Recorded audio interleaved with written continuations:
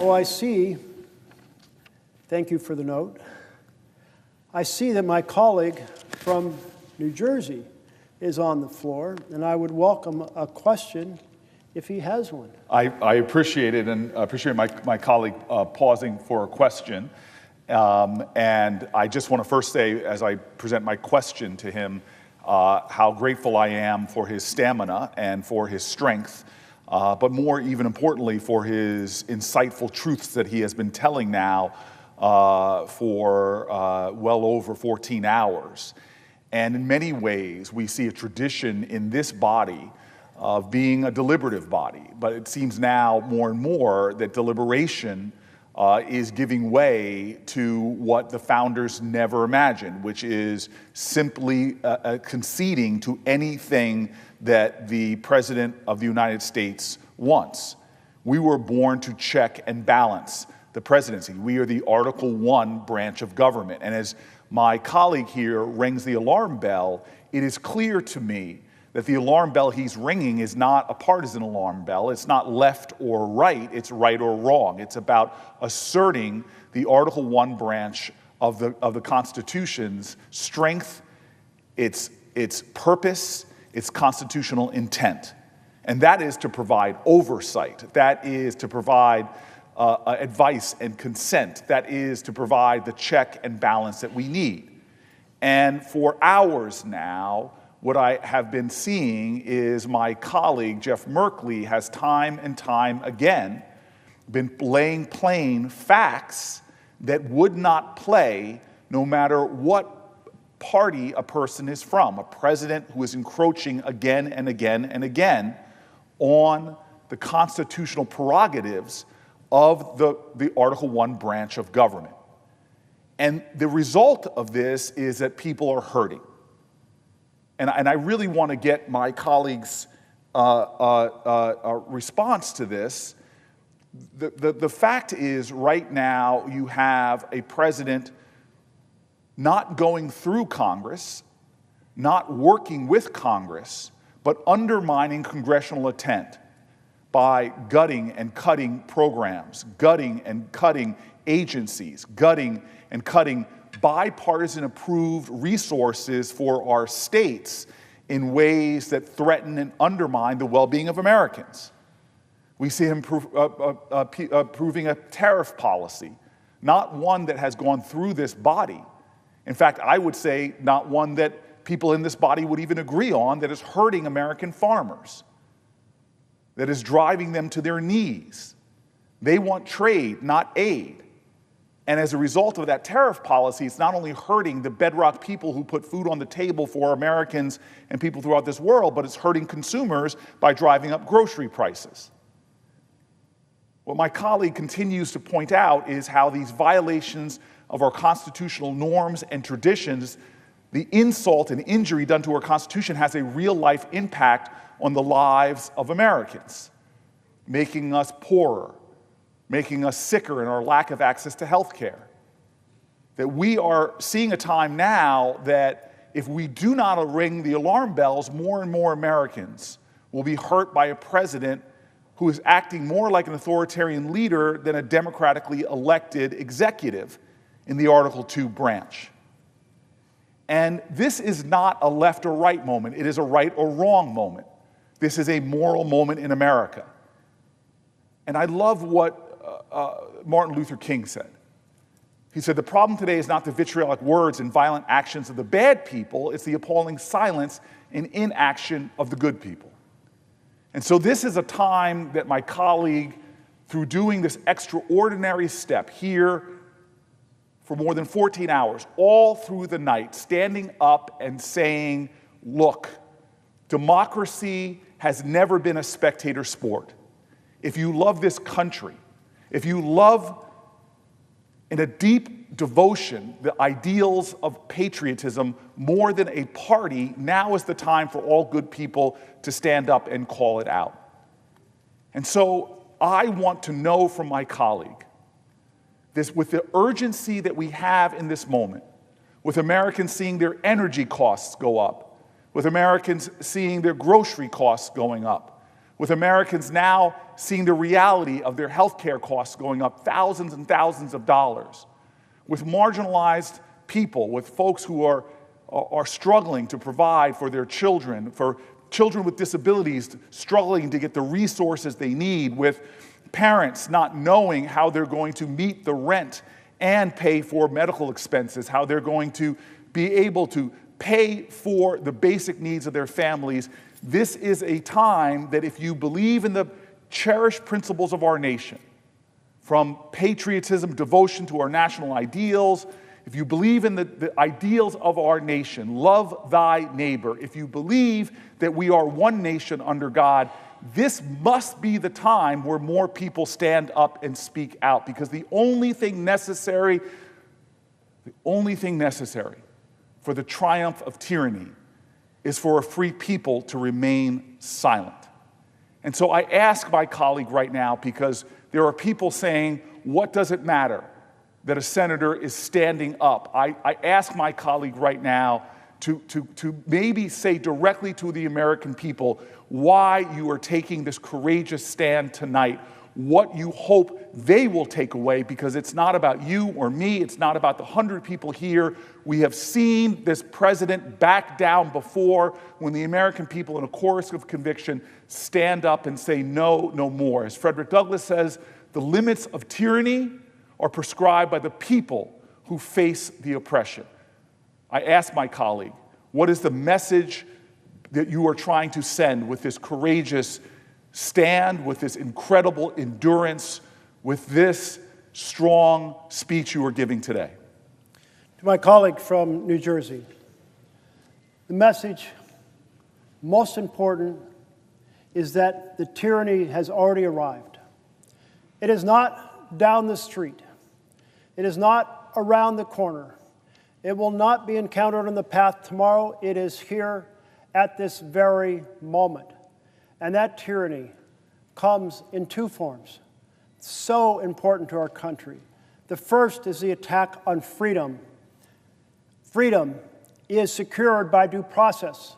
So when an authoritarian president runs over due process, he threatens freedom for all of us. When an authoritarian president says, I will dictate through research grant control what universities teach, he's stealing the academic freedom of our independent universities and really gutting the vision that people go to universities to explore ideas and to learn, not to receive propaganda written by a government. If you want that version of the world, that's not freedom. That's found in tyrannical governments. That's found in China, not here at our universities in the United States of America. When he proceeds to say we are going to control law firms by suing them and taking away their security clearances and extorting them to put $1 billion of free law into causes the president wants, that is a form of tyranny against the free enterprise of law firms to have the clients they want and serve the people they want. I read an article sometime in the middle of the night that was about the profound impact on nonprofits that are out of favor with the president, and therefore they're not getting the legal help that they had in the past, and how that affects their largely impoverished clients. So there's damage that ripples through the universe from these attacks on freedom. And now is the moment where we have seen the fundamental separation of powers disappear. No, I thought of these robust branches of government, the executive, the Congress, the judiciary, each valiantly defending their role in order to preserve the checks and balances of this beautiful document we call our We the People Constitution. But what happens if the Congress is controlled by a party that says, our goal is to do what the president tells us? Suddenly that check and balance, the president is gone. What if the court, the Supreme Court, says we want to, regardless of what's written in the Constitution, hand more power to the president? And they say, you know what, we'll make the president above the law, which they did in a law case last year. And suddenly you have the three elements that create tyranny in place of freedom, or authoritarianism in place of a republic. And those are a rubber-stamped Congress, a deferential court, and an aggressive, authoritarian personality with a good plan. And he came in with a good plan called Project 2025. And the chief engineer on that Trumpian tyranny train is Russell Vought at OMB. So every essential element of the authoritarian takeover of the United States is here right now. Now, you mentioned a reverberation about how the president's policies are making people sicker and poorer. And here is the connection. When you have an authoritarian government, it basically operates to the power of the billionaires.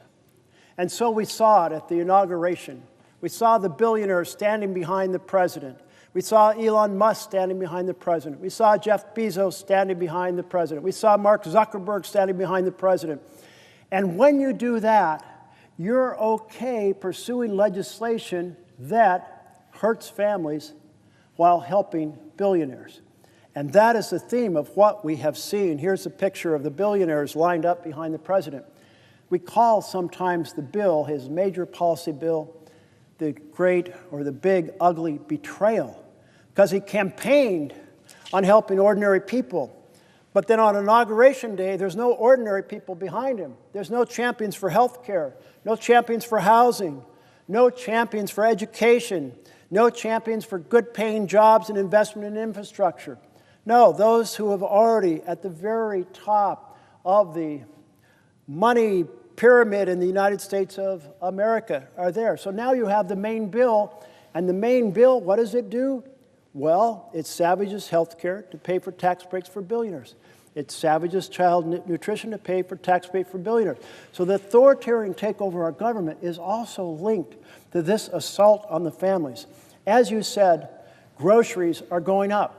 The president's employing tariffs that drive up the cost of groceries. If he was looking to help families, he wouldn't choose to do tariffs that drive up the cost of families. And in fact, the president doesn't even have authority under the law to do tariffs to begin with, which he just took it because that's what authoritarians do until the courts stop him. And the courts, moving slowly, have not acted. And you mentioned health care costs going up. Well, I don't know about what the new costs are in your state of New Jersey. In Oregon, the projection was a 68% increase in costs on the exchange. But nationwide, 114% average, meaning Oregon, well, as much as we're shocked by 68% inflation in health care policies, well, nationally, it's more than doubling. So think of all the people who will be unable to acquire insurance. And that's just a piece of the big, ugly betrayal bill, because then you get into the fact that they gutted Medicaid, the Oregon Health Plan. 70% of the children in rural Oregon are on the Oregon Health Plan. Think of the devastation when 235,000 Oregonians are projected to lose health care. And what happens when they get sick and they don't go to the hospital because they don't have insurance? So then they get sicker, and when they do go to the hospital, it's the emergency room. And maybe the modest health problem has become a major health problem. Maybe the diabetes that easily controlled has become a foot amputation or an eye problem, an eyesight problem. Maybe the cancer has grown or spread around the body. So not only is an illness more expensive to treat, but the odds of recovery of worse, and it's being treated in the most expensive part of a hospital, the emergency room. And then, because there's no insurance to pay for it, the hospital or clinic gets less revenues, and then they have to shut down programs or shut down completely, and then we have less health care for everyone in the community.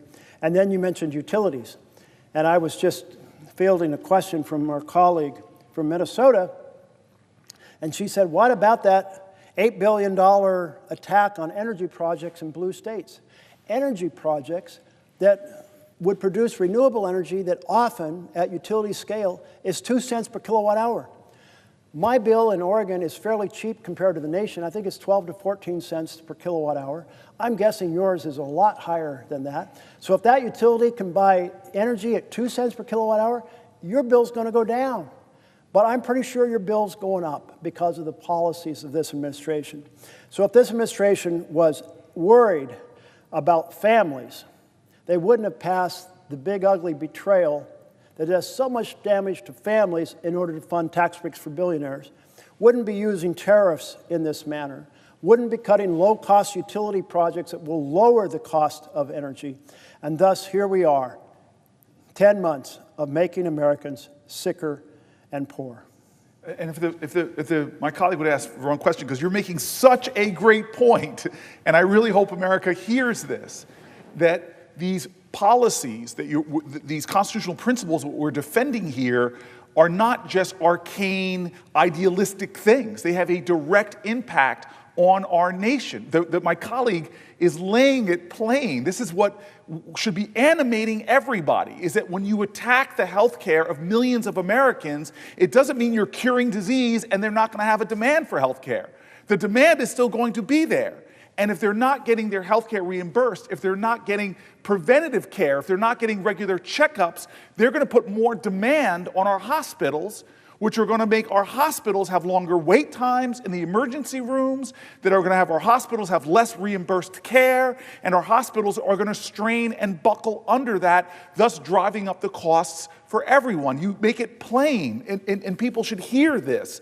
When the president lies to the American people and says he's about all of the above energy costs, he's not. He's about advantaging certain energy over other energy, and it's actually the lower cost energy that he's attacking. Those projects are actually going to lower people's bills. So here he is raising the healthcare costs for everyone, hurting the hospitals that we all rely on, and driving up energy costs for everyone, and giving an advantage to our competitors like the Chinese, who are racing on energy projects in the renewable energy space. But it's even more than that, as my colleague knows. When you have boneheaded attacks on our Constitution, as opposed to going through Congress where there's deliberation and debate, you are actually raising costs in other ways too. As my colleague knows, Americans right now are seeing the investments that we make that return for the taxpayer significant returns in science and research. We are a nation that has exploded industries that the rest of the world is trying to catch up to us. We are the nation that invented so many great things by funding research, basic research and technology. And so attacks on universities, where they are now reporting less postdoc programs, less PhD programs, less research going on in America, you are ceding the pathway to human endeavor. You're closing it off. As my colleague was saying, attacks on universities, making them come and bend a knee. Those universities are saying, no, I will not bow to you. You are not my king. And then that king, wannabe king, cuts fundings to our greatest research institutions, not in America, the greatest research institutions on the planet Earth that have spawned new innovations, from quantum computing to fission and fusion, to robotics, to medical sciences. When you cut off the resources to those things, you are starving the goose that has been laying the golden egg for human endeavor, for industries and more. It has a cost when a president goes rogue and does what he wants to do. It has a cost, not just to our liberty, when you make universities, when you make businesses, when you make law firms bow before you or be punished by you. It has a cost to our liberty, but it also has, as you are saying so plainly, what most Americans are saying over and over again, is it has a cost financially to American families who are right now struggling. As you have said time and time again over these last dozen plus hours, Americans are hurting. Americans are afraid. Americans are worried that they're going to get a diagnosis from a doctor that's going to drive them to bankruptcy. Americans don't know how they can take care of a sick child and pay the rent.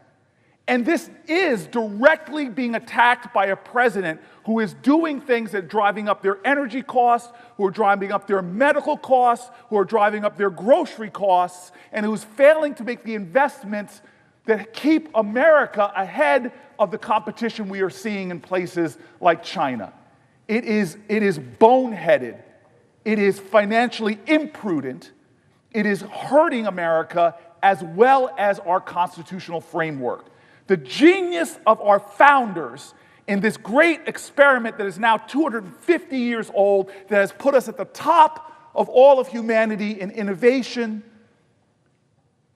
in human success, is now being jeopardized after 250 years by a president who is claiming authorities that the Constitution and our framers never intended to rely to be in the executive. And so, God bless America, my colleague from Oregon is giving a master's class today. A master's class now for 14 plus hours, closing in on 15. A master's class in helping people understand not just constitutional principles, but how all of us are invested in this Constitution, how all of us are invested in making sure that nobody steps outside of those constitutional authorities, because when it does, we have seen what has happened when McCarthyism rose. We have seen what's happened when demagoguery trumps common sense, common cause, common purpose, and a shared devotion to that flag. And so I ask my colleague right now, we haven't even had a year of this president, and we have watched things happen where this body has not even called an oversight hearing, when our very national security was in jeopardy, when you have Americans at the highest level of our Defense Department using a commercial app with reporters on it to release classified information. We didn't hold one oversight hearing. When we took the extrajudicial step to blow up speedboats, there has been no oversight into that claimed attack on people that were allegedly smuggling drugs. We are constantly not doing our job, which is not a partisan one. It is to hold this president in check, that no one operates without accountability and without transparency, because power is corrupting. And when you let someone do what they want to do, when they want to do it, without a check or a balance, it is corrupting. And we know that because we have the most corrupt president, dollar for dollar, of any president we've ever seen, through his crypto schemes, from him exchanging his authorities for compensation that makes him a richer man. Unchecked power leads to corruption. Our founders knew it and designed this system thusly. And so I ask my colleague now, that sense of urgency of a president who has been in office nearly 10 months, if my colleagues in this body do not start standing up and doing their job, holding hearings on his tariff policy, holding hearings on his agricultural policy, holding hearings on his healthcare policies, and I say that generously because they're not policies, they're not thoughtful, they don't reflect the wisdom on both sides of the aisle. They are hurting people. If we continue to let this president proceed unchecked, if we continue to let him flaunt the rules of our Constitution, if we continue in open eyes to do things like he is doing right now by ripping apart the White House, not going through any of the process whatsoever, that is literally contrary to the laws of what the people's house, not Donald Trump's house, the people's house, if we continue to let him go in this way without checks or balances, I ask my colleague, what are the consequences that you fear might happen in the next 10 months where this president, who wants to be an autocrat, is in the White House? The consequences of the failure of oversight are enormous. This is not one of the checks and balances people often talk about. They talk about Congress having the responsibility to define which programs will be funded and how much, under what rules they'll operate on, and the president has to execute those programs, therefore a separation of powers. And by holding on to that responsibility, we serve as a check on the effort for an authoritarian to be the force that decides which programs are funded and how much they're funded at and how much rules or what the rules will be they operate under. And we're seeing that transfer of power right now from the Congress to the president, because the president's deeply engaged in essentially the equivalent of a line item veto by slow-walking funds, by freezing funds, by impounding funds, by slowly getting to the end of the year, and then by filing a rescission request at the end of the year, watching them magically evaporate when the last day of the fiscal year comes. This fancy term called a pocket rescission. Absolutely, all of these are part of a line item veto strategy, and the president just implementing the programs willy-nilly the way he wants, as opposed to following the instructions from Congress. So in 9 months, we have seen not just an attack on the freedoms, we've seen not just an attack on the cost of living through utilities and through food and through health care going up and up and up, but we have also seen this fundamental collapse of oversight that you've pointed to. If this much damage to the checks and balances can be done from January to October, if this much damage is be done to costs that Americans experience from January to October, if this much damage can be done to American freedoms from January to October, then that next 10 months, that's amplified, because the administration's in full gear now. They're not diverting attention trying to get a Secretary of Defense confirmed. They're not diverting attention trying to get the head of the FBI confirmed. No, they're in full gear now with this set of instructions that flow from this plan, Project 2025, developed by our current director of OMB, Russell Vought. And he is one capable individual who has a belief in the supreme primacy of the executive branch, calls it a unitary executive, and that the president should make the decisions about what's funded and how it's funded. The president should make the decisions about the rules for those programs. And that means the collective knowledge of these 100 senators, bringing their diverse life experience, their diverse education, their diverse knowledge of different parts of the country. All of that diverse experience is tossed out. The diverse experience from our 400-plus members of the House of Representatives is tossed out because, no, it's the president and his team saying these programs at this amount of money under these rules, that is what the authoritarian rule is. And one way we can exercise a check on it is through oversight, is by holding those hearings to investigate in public and doing it in partnership, full partnership with our Republican colleagues. I mean, that should be a collective goal of us all together who believe in the vision of the Constitution, of this check and balance. And out of that information flows action items. When you oversee and see what's going on, then you get together and say, what's going wrong? Let's fix it. But you can't get to the point of saying, let's fix it, if you've got your eyes covered up, your hands over your ears, your head in the ground, and saying, I don't want to look at the administration. I know a lot of bad shit is going on over there, but man, that's the president of my party, and if I dig into that, he's going to be very upset. And we have seen how he is personally directing criminal investigations about people who have criticized him. There is concern by some of our colleagues, rightly so, that if they be the ones to speak up and say this is wrong, they will be next on the list, the enemies list. And when you think about the fact that on that enemies list is even our own fellow senator, like this is people who he was unhappy with because they said that the 2020 election wasn't stolen. And so now he's going after them. In one case, he lifted the security clearances, not just for the person who spoke up and said the president, Trump, is wrong about the election being stolen, but he took the security clearance from all of his coworkers. So a collective punishment strategy.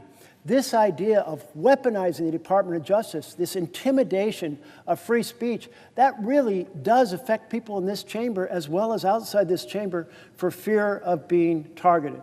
And indeed, one way they can be targeted is through their own folks back home. So when one of our senators said, this big, beautiful bill is a train wreck for health care, and I'm not voting for it, within hours,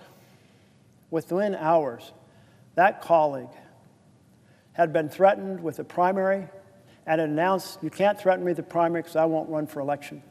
Everyone else looks at that and goes, that's the power that is being brought to bear to create a failure for there to be oversight, for there be people speaking up, because I know across the aisle as many people care about the vision of our Constitution and our responsibility to sustain that framework for our freedom, for our financial success, far into the future, for the generations to come. I know they care about it, but right now, they're looking, we've got a powerful executive who can bring the world down on me. And I'm hoping somehow we will have a few courageous folks to be at the front of the line and say, I'll take the hit. I'll stand up and say what everyone else is saying privately, that this is outrageous, an outrageous attack on freedom, an outrageous attack on the structure of our Constitution, an outrageous increase in the cost for ordinary families, that the vision of families lose and billionaires win is wrong for the people that I represent in my home state, regardless of it being blue or red. That the idea that health care is being slashed for tax breaks for billionaires is wrong. That nutrition programs are being cut for tax breaks for billionaires is wrong. We need our colleagues to join us in this effort so it is not partisan, it is bipartisan, and we're standing up for the core principles on which our country was founded. I thank so much my colleague from New Jersey. And I see my colleague has arrived from Illinois. I want to thank, through the chair, I want to thank the senator from Oregon for his leadership in bringing this issue before us. We have something in common. Both of our states are facing militarization from the federal level of government. Nominally in Chicago, the president argues that the city is unsafe. I watched this last Saturday as 100,000 people gathered for the No Kings rally and parade, a peaceful, nonviolent gathering of Americans expressing their constitutional feelings and right to express themselves in this republic. I know that you're facing the same threat in the state of Oregon, and recent court decisions seem to suggest that there's more time in the courtroom ahead. I would just say to the senator from Oregon, thank you for leading this conversation.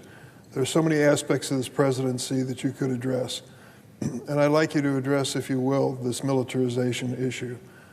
We have carefully crafted in our existing laws prohibition against the use of military force for law enforcement. It makes sense on its face because these men and women, as good as they are in National Guard units around our country, are not trained primarily in law enforcement. Theirs is a much different type of training.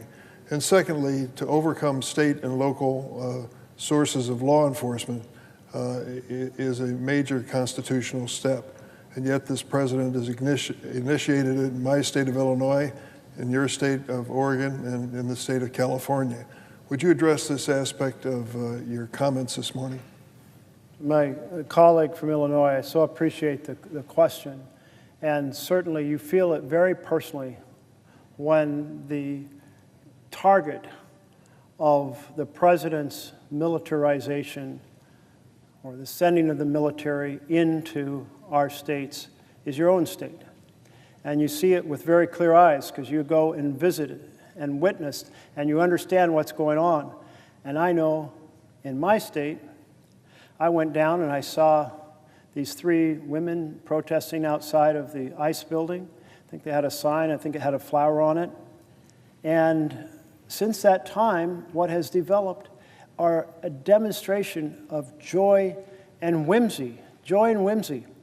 And what I mean by that is I mean the protesters understood that Trump was trying to start a fight and then a riot and then have that riot be a justification for federalizing the National Guard. And so we had many steps in this process. The first is he said, I'm going to federalize the Oregon National Guard, and Oregon Attorney General appealed it, and the district attorney, not the district attorney, the district circuit judge, district judge, proceeded to say, wow, administration's description of what's going on is untethered to the facts. This is not a rebellion. There is not an invasion, so no, you can't federalize. That's a test in the law. And a very similar decision, I think, was reached by a district judge in Illinois. And then it went to the circuit court. And the circuit court in Illinois, my understanding, is they backed up the district judge and said, yep, no rebellion, no invasion, you can't federalize. Well, in Oregon, the administration took another tack. They said, well, okay, we can't federalize the Oregon troops, but we will send in troops from Texas, or National Guard troops from Texas and California that have already been federalized. And the district judge in Oregon said, no, I'm sorry. Once federalized, it's not like you can just travel through the countryside doing whatever the hell you want. You have to have a rebellion or you have to have an invasion, and you have neither. So no, you can't come. But here is what really worries me about this. When you have an authoritarian president, they have a playbook. And that playbook was carefully crafted for this president under Project 2025. It involves so many pieces of stealing the power purse from Congress, overriding due process, attacking the power of universities and law firms, attacking the ability of free press, including lawsuits against the Wall Street Journal and pressure created against our networks on what information they can air. And an additional part of this playbook is to be able to use the military to suppress domestic dissent. And to create the path for that, you want court decisions that say it's okay, and you want the military to get accustomed to being deployed, so when you tell them to go and suppress domestic dissent, they'll do it. And so here we have the fact that the president was stopped, but there is now 2 more steps coming that I'm really worried about. One is that in California, the Ninth Circuit, a 3-panel set of judges said, one of them said the district judge was just right. There is no rebellion, there is no invasion. But the other 2 said, well, you know what? Even though the district judge used the definition of rebellion that was considered at the time, basically that there has to be a sizable group that is well organized, that is weaponized, seeking to overturn the government. And we think maybe you should apply a looser definition of rebellion. And then, instead of looking at the facts on the ground at the time that the president wanted to federalize the troops, look back a few months when there were a few more arrests, and maybe that's a justification to say there's something like rebellion. But most importantly, you should give high deference to the president. And this what terrifies me, because I'm afraid that the Supreme Court may issue a decision even soon on a shadow docket on the Seventh Circuit decision, and they'll say, yeah, it's a rebellion if the president says so. And that is insane. That opens the door to using the military anywhere the president wants, anytime, against our citizens, violating the fears of our founders who didn't want a standing army to begin with because they felt that it threatened freedom, because they knew chief executives are tempted to use standing armies against their own people. That's what kings do, and that's what authoritarians do. So they were terrified of having those standing armies. And then we had the whole concept developed after the military was used in Reconstruction, that's enough. Military needs to defend the nation, not be used. So we have the Posse Comitatus Law, and the Posse Comitatus Law says you can't use the military for domestic action, but there's an exception to it, the Insurgency Act. And who knows what's going to happen with the interpretation of that act. So I really appreciate your bill that says the military cannot be used for law enforcement, because right now the courts could give the green light to the president to use troops and federalized National Guard in exactly that fashion. And we need to close that avenue down and do it fast, because we got an authoritarian president bent on being able to use military against the people of the United States. If the senator from Oregon would yield for another question, you recall, as I do, how many times candidate Trump and even President Trump spoke before rallies supporting his cause and railed about the murderers, terrorists, rapists, criminally insane, and sexual predators who were coming across the border and threatening us. And his argument was that it was that fear of criminal activity by them that warranted his federal intervention in many states, including our own. I just wanted to give one example that is timely and tells the story. First, let me say that fewer than 30% of the people who are being detained by ICE, fewer than 30%, have any criminal conviction whatsoever. These people may be here out of status. For example, they came in on a student visa and stayed when they should have left, or came in here in a tourist visa and stayed when they should have left. But to brand these people that are being detained now in the streets of Chicago, for example, as criminals, violent criminals, as the president described them, is totally unfair. I tell the story of a church that I visited just a few days ago in Chicago, Christ Lutheran Church on Wilson Avenue in the Albany Park section, which is a largely Hispanic section of the city of Chicago. The pastor of that church, Tom Terrell, told me that after his service a few days before, it ended at noon, and as his parishioners were leaving to walk home in the neighborhood, as they do every Sunday, ICE arrived in an unmarked truck and stopped this gathering of his parishioners and started questioning them and asking them for identification and papers. This is becoming common in Chicago. When others noticed it, they came to their front porches and out their front doors and started blowing whistles to let people know that ICE was in the neighborhood conducting this. ICE panicked and as a result of it threw down a tear gas canister in front of these people who'd just come out of church and then got in their unmarked vehicle and left. This kind of activity is far beyond protecting us from the most dangerous criminals who might have come across the border in times past. It is an intimidation and an effort to have people so afraid that they will either not participate in the economy, that they will not be going to church, and many of them are afraid to send their kids to school. Where is this leading and why? I'll tell you, I think you share from what you said, the senator from Oregon, my feelings that this is not the end of it. It isn't a temporary thing. It is a long-term commitment by the president to militarize neighborhoods, particularly those in blue states and cities like Chicago. And what is the purpose? Not just to spread fear, but when the election comes, which is another few months away, of course, but when the election comes, to discourage people from voting in those neighborhoods, if not disqualify them.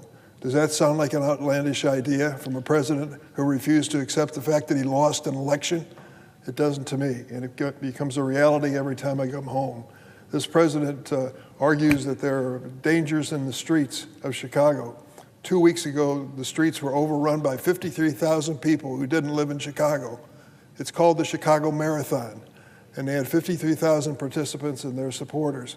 A calm, peaceful, quiet, great day in the history of Chicago. And for him to characterize this as a criminal city and one that needs military occupation is totally unfair and doesn't reflect the reality. This last Saturday, as I mentioned, over 100,000 people gathered without violent incident. And a reminder that cities like that are being besmirched by the president are still solid places to live, with their challenges and problems, of course. But beyond that, it certainly doesn't merit the military presence the president is suggesting. So I'd ask the senator from Oregon, do you feel that there is a long-term plan to this militarization by the presidency?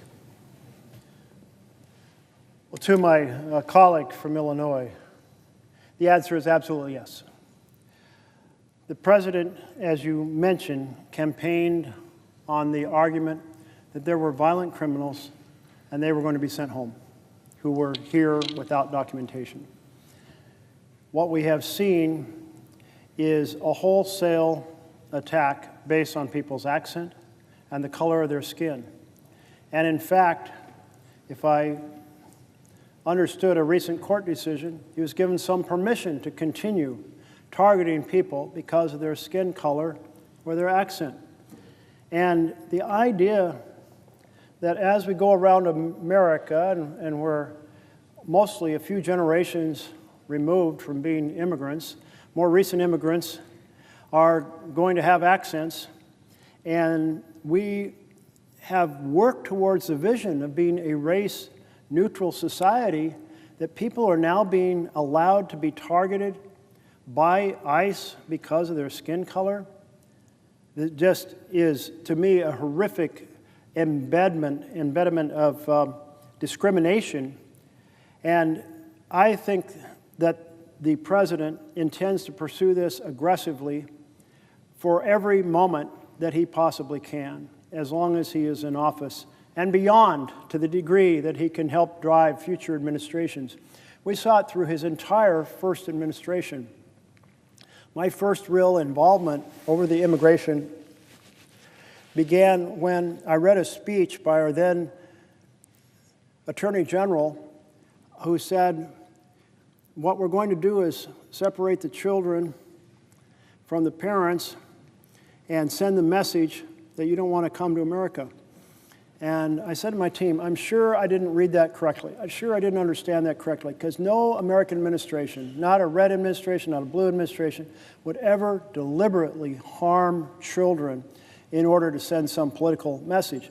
And a member of my team said, well, there's one way to find out. You can go down to the border. And I thought, I've got this weekend free. So I went down to the border, and it's how I became the first member of Congress to go into a warehouse at the border and see the children being taken away from their parents. I will never forget this wire cage with about 8 or 9 kids in it, lined up by height because they were about to get a meal and they'd been told to line up by height. And the youngest was just knee-high to a grasshopper, basically tiny little guy, maybe 4 or 5. And I could see these kids looking through the wire screen, trying to see if they could see their aunt or uncle or their father or their mother or their sister in some other cage in this big warehouse. And I walked outside and talked to the press about it and was just stunned. And I think the nation was stunned. And the president formally reversed that policy a bit of time later. But he never reversed the drive to attack people based on their skin color. Who do we see he wants to allow a free pass into the United States? Basically, a wealthy white population from South Africa. And they're some of the most privileged population in the world. But the president says those are the folks. And remember his comments from his first term, where he said he really wanted people from those kind of Scandinavian-style companies. So I do feel that he wants to pursue this aggressively throughout his administration, and we are going to see a lot more terrorized neighborhoods. I thank the senator from Oregon. Thank you. I see that my colleague from Washington State is here. Would she consider, I would welcome a question if you have one. Mr. President, I rise to ask the senator from Oregon a question. I appreciate my Northwest colleague being here to bring attention to these important issues. And so much has transpired in the last few weeks, and so I just appreciate the fact that you are trying to bring part of the awareness. If we made a long list, there'd be many, many things here in this list of authoritarianism that we do not like, and appreciate you bringing specific attention. Although I do find some musings that people find a bicycle protest somewhat threatening, which it's just not we're kind of famous for our bicycle events in Northwest, so don't know why somebody finds that threatening when the authoritarianism is really the threat. So, but I have been so involved with my colleague Senator Grassley in making a really important point, and that is the president is abusing his power on tariffs. When you think about the actions of proposing tariffs, this is exactly why people said we don't want kings to have this authority. Why? Because it's such an important constitutional authority given to Congress.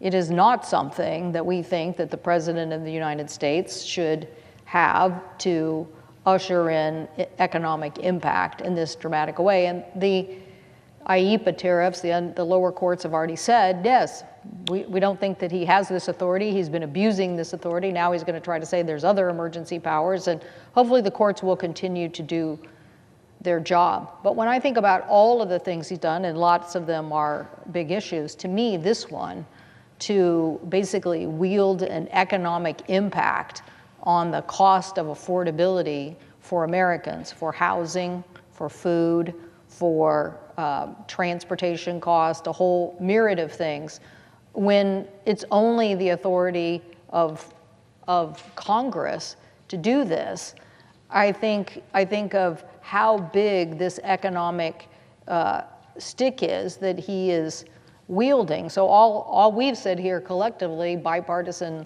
group of senators, is that you should, if you think these things are so great, you should come to the Congress. But the constitutional authority is that only Congress has this authority. So I think it's a very dangerous precedent. I think it, in a global economy with a lot of economic activity to be had, I don't think it's a good idea to have somebody in the office of the presidency acting as if these tariff policies are their domain. And clearly, the cost of this on goods and services, particularly those that are really, really hurting us, like I said, affordable housing and things of that nature, are really the impacts. And I don't know to what degree, sorry to say I didn't stay up with you and watch all night, so I don't know what degree you covered tariffs, but I don't know what you think about this particular point in this debate of yours about the authoritarian power and how much is being abused on tariffs. I so appreciate the question from my colleague from Washington. I can see it.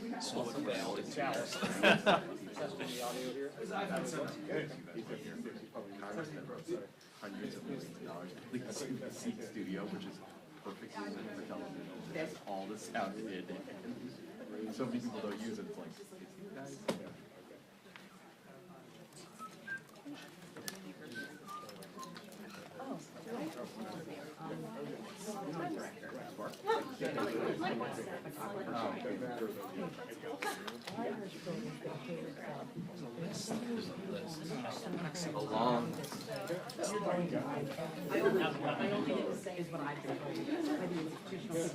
like, what's up, buddy? Easier for capital.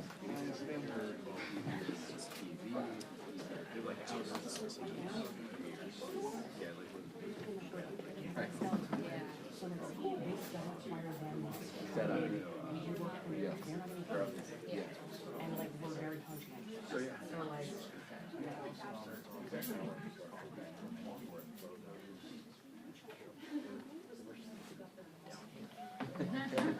you can see better, obviously too. Lauren, can I ask you to give this to John? Yeah. It's for a makeup artist's son who did his makeup on Sunday. It's like a journey, but I was like, I'm just going to give it to my little ABC friends to get it back to the note to get her son. I love this. Son is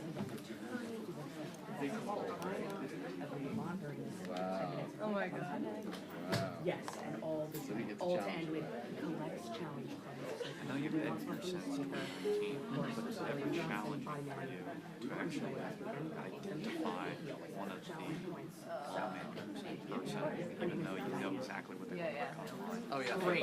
I was Disparity. It happens sometimes, and especially once midterms happen, or like a presidential election, there's like a swing up. I'm like, I spent all that time to get everything down. Yeah. You gotta start over again. Senators is much easier. But there's only 100 of them. But the House, really challenging. We'll never love Like, that stuff. No. Yeah, come on. That's the big question our president always asks. He's like, are they on so-and-so committee? I'm like, maybe. You tell me. Yeah, maybe. Is it the green hand that they have? That you can always have I agree that's a member of Congress. Yeah. And then depending on like what year they came in, it's a different color. Yeah, sometimes they want to keep the pins that they got when they were freshmen, and then other times they just get the new pin. So, But it's always circular, the same sigil. same thing as those, they have a different That's the deal. Because I always see people with pins. I'm like, I don't know, man. I don't know if that's a stacks. It's like very confusing sometimes.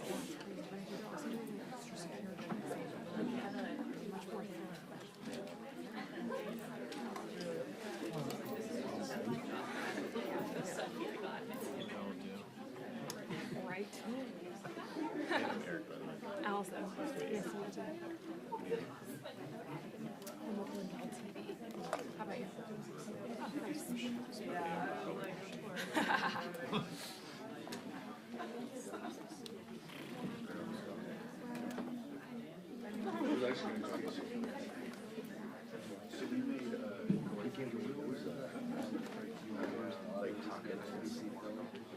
So yeah, so you do the wrap. Yeah. So you get the wrap. I think you would know. And you should see. He said he wanted to do it around it up. He was saying She do like the in-game broadcast. She does like side. Yeah. But she did that. I think she did that. She did, yeah. I thought about I do want to go to we did, yeah. When did you talk to her about that? Before I like 60. How old is that? They actually did last night. I actually got out of town. There's kind of a lot going on today, so I don't know if we have time to get it done. We said we were going to air it on today. But yeah, they did it. They did all the schmear. I do, really simple. So I would call it. It's already. Yeah.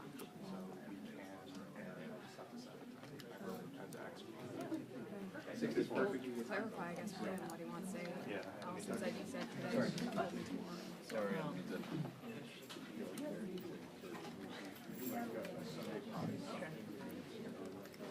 She has the job that we've all been fighting for her all life.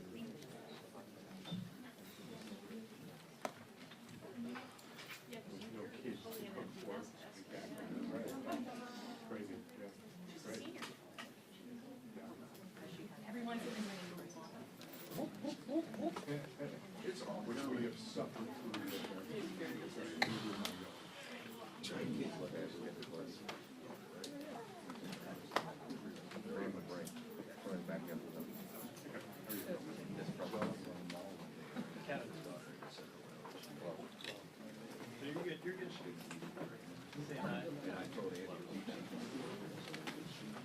Very nice way of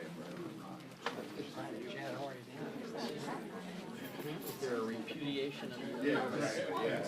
I think there was conversation on that. Yeah, that's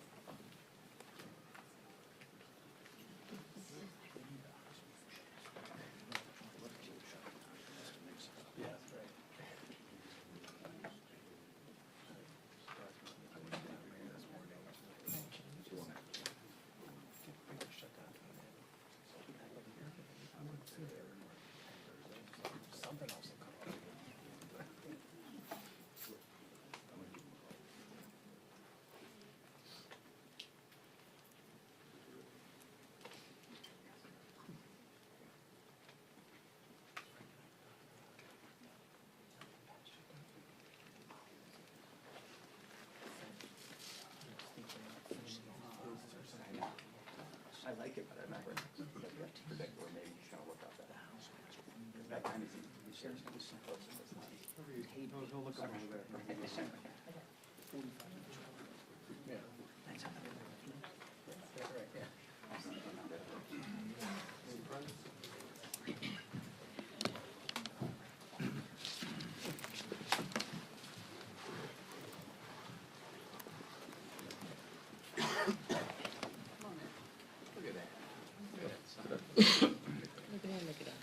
Good morning, everybody. Welcome to day 22 of the Democrat shutdown.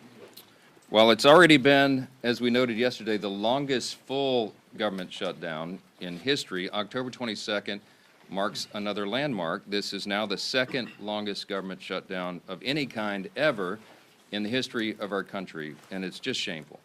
Democrats keep making history, but they're doing it for all the wrong reasons. The contrast is the split screen, and I've referenced that at this podium a few times already.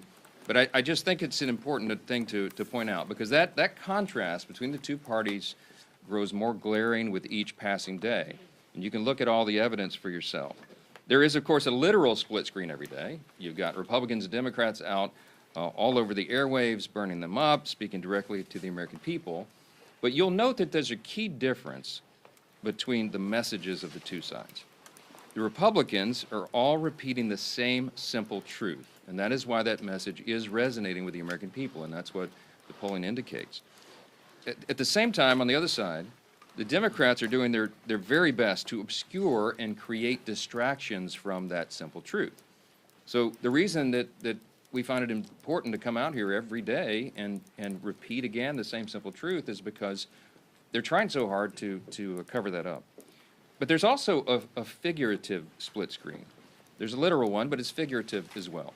And I just wanted to spend a moment this morning and talk with you about that. On one side, you have the Republican Party, the party that controls the White House, the Senate, and the House. We call that unified government. It's the party that won the popular vote in every single swing state and made deep inroads with voters new to the Republican base. And we received that mandate gratefully, and we went immediately to work. So since the election in November, just in the last 9.5 months of this Congress, which began in January, Republicans have delivered incredible results for the American people. And we could stand up here and spend an hour going through just the bullet points and highlights of all that, but we put a few on the handy chart over here. But just think of what's been accomplished in the last 9.5 months. A couple of things listed here. We passed the historic working families tax cut, one of the most landmark pieces of legislation ever passed by the U.S. Congress for the benefit of the American people. We slashed taxes for hardworking Americans, geared for the lower and middle class earners who needed that assistance. We cut hundreds of billions of dollars in fraud, waste, and abuse from government. We solved the border crisis. We are working now to solve the crime crisis in major cities around America. We strengthened Medicaid. We improved health care access, and we lowered premiums with our legislation. We have restored peace through strength, thanks be to God, and we are ending wars around the globe. And we've restored common sense to a government that sorely needed it. That's part of the mandate that was given to us by the American people in the fall. And most recently, we did our jobs, and we passed a clean, nonpartisan CR to keep the government open for the people. Now look on the other side of that figurative split screen, as demonstrated here. The lights are out. It's all dark. Why? Because what the Democrats have accomplished in 9.5 months is a government shutdown. A couple other things sort of related to that. You know, they have made a lot of TikTok videos. We give them credit for that. They've also assaulted law enforcement officers. One of them's on trial for that. They've openly embraced and rallied with communists and socialists, most recently across the country on Saturday. They voted to raise taxes on millions of hardworking Americans at the worst possible time. They have voted against reducing fraud, waste, and abuse in government, and they have now voted, collectively, Democrats in Congress have voted 12 times to keep the government closed down. But it doesn't stop there. The Democrat shutdown is a glaring example of just how far the Democratic Party has strayed from common sense. Remember the simple truth here. It was over a month ago now that we passed the Republicans passed the clean, short-term, continuing resolution. It's nonpartisan. No gimmicks, no tricks, no riders, no partisan Republican policy priorities added to that. It's 24 pages in length, as we've discussed so many times, and it is very, very simple. Why? Because it was a very simple good faith effort on our part to preserve our ability to keep negotiating on the full-year funding bills and, of course, the other big issues facing the American people. So we wanted to keep the lights on. But what did the Democrats do? Instead of receiving that, voting for it, as they have always done in the past, they broke from history, and they rejected that. And they offered a counterproposal. Ours was a clean CR. We call theirs a dirty CR, and you all know why. Because they added $1.5 trillion in new spending that would be a mandate, including hundreds of billions of taxpayer dollars for health care for illegal aliens. Go to page 57, section 2141 of what they filed. They want to restore funding for left-wing pet projects in foreign countries. And I've given you a list of some of the crazy things that they would include in that. $500 million for liberal news outlets like NPR and PBS on the backs of taxpayers, and the removal, remember, they wanted to eliminate the $50 billion that Republicans got signed into law by President Trump on July 4th to to prop up our rural hospitals. And here's the kicker. The Democrats can't even agree on what they want right now. If you polled congressional Democrats on what it would take to reopen the government, you would not get a uniform answer. Every reporter in the room, by the way, should be asking them that question. Democrats put together this haphazard grab bag of crazy leftist policy proposals when they knew that it would not be agreed upon, and they knew that it was clear that Republicans were working to do the responsible thing and offer a clean CR to fund the government. That's our most basic job here. In their desperation now, they're trying their very best to somehow blame Republicans for the forthcoming health care crisis that they themselves created. By way of just very quick review, for the record, because they're trying to obscure this as well. Let's remember the true origins of the boondoggle that is American health care under Obamacare. Democrats wrote that bill. They passed it into law without a single Republican vote. During the COVID pandemic, Democrats created temporary Obamacare credits, again, without a single Republican vote. Democrats then voted to extend those credits. They set the expiration date on it. And then when they held the majority in the Senate, it was Democrats who chose not to extend those credits beyond this year.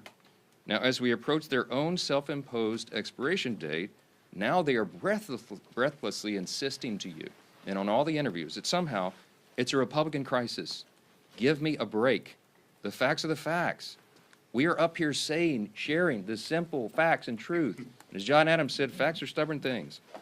Democrats are the ones who manufactured this entire situation without a single Republican vote, and now, when the chickens are coming back home to roost, they're trying to blame the other team. It is utter nonsense, and you should call them on it. That's the job of the press, and continue to do that every single time. Clearly, this is a complicated issue, this whole healthcare subsidy thing, and there's hundreds of different views on it, as I've explained. So Republicans cannot and will not solve it in a backroom deal. Chuck Schumer has been suggesting that 4 leaders should go into a smoke-filled back room like they used to do in the old days and create this solution. It's not a possible thing to do. It was never appropriate. It's not possible to put on a continuing resolution because it's such a complex issue. Issues of this magnitude deserve deep thought and deliberation. That's how this system works here. And as soon as Chuck Schumer reopens the government, all of our members will have an opportunity to engage in the very important discussion of how to make Obamacare affordable.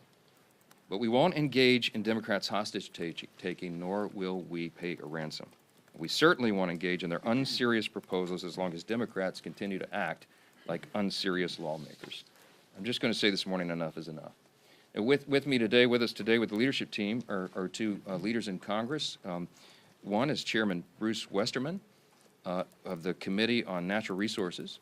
And we also have with us Congressman Mike Simpson, who's our lead appropriator for the Department of the Interior, which funds and oversees our beautiful national parks.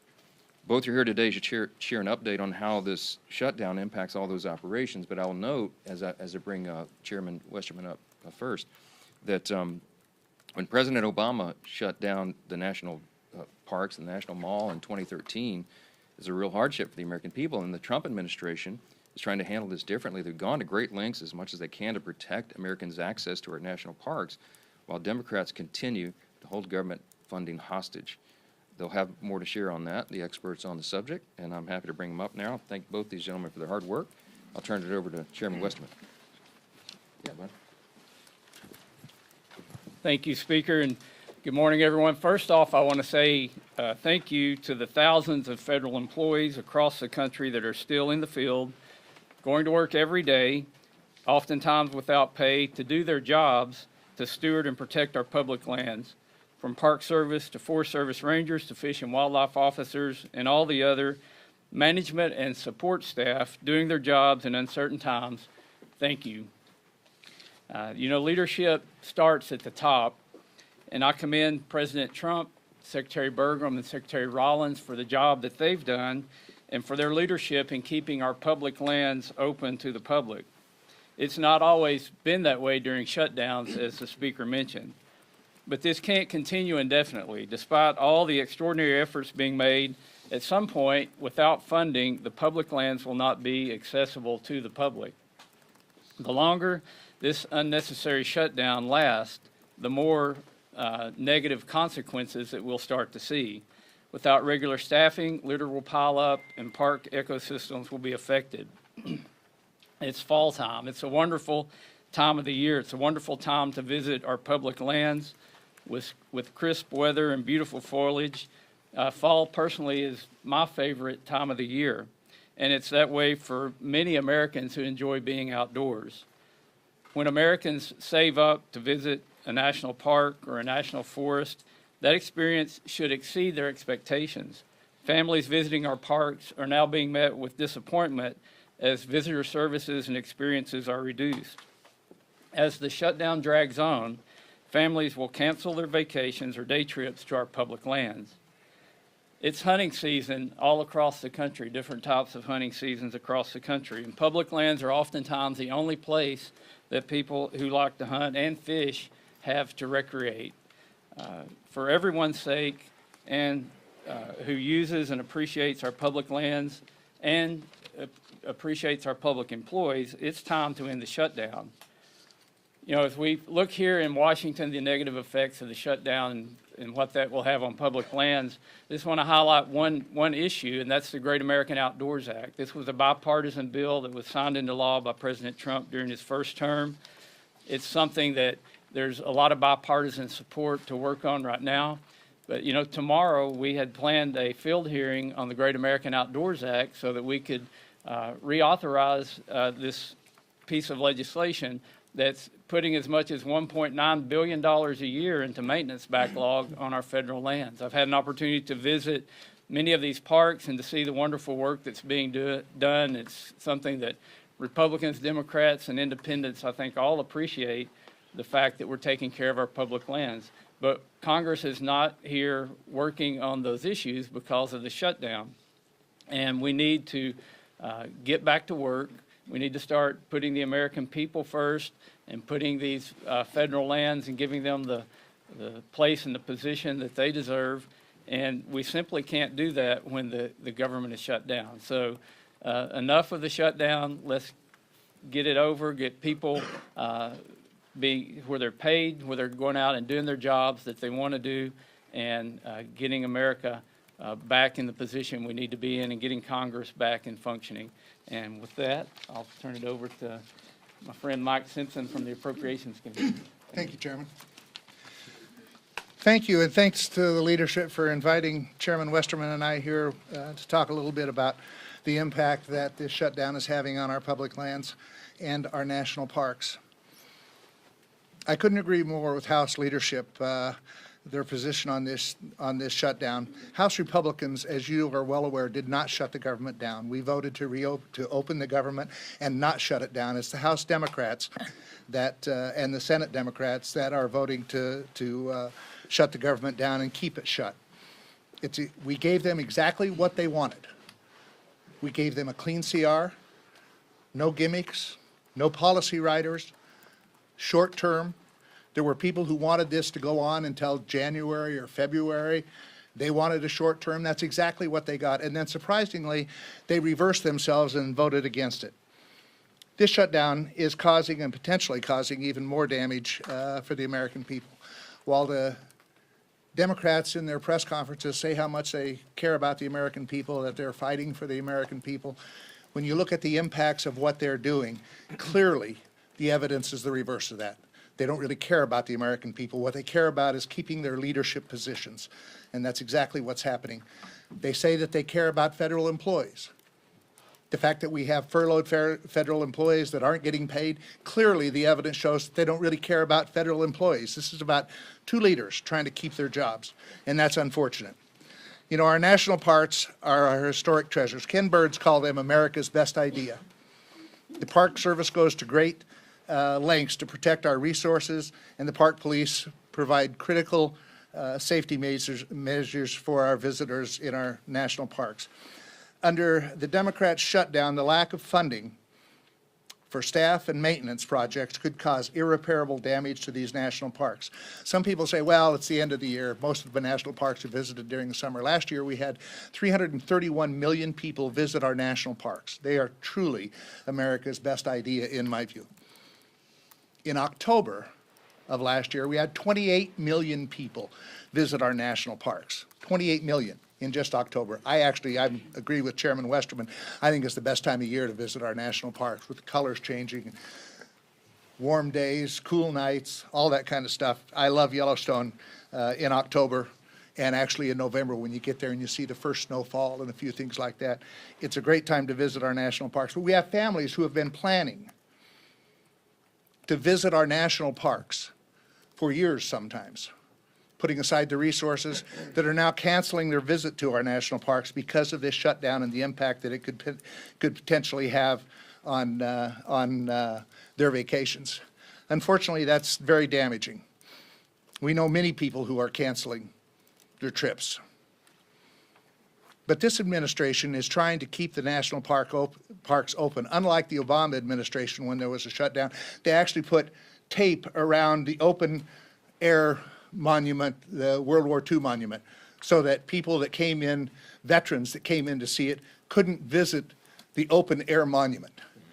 They tried to make it as painful as possible. This administration is trying to do just the reverse. They're trying to keep the parks open, they're trying to keep our public lands open, and trying to make it as least painful as possible. But it's going to get more and more painful as time goes on. I applaud this administration for their efforts to mitigate the impacts that this is going to have on our national parks.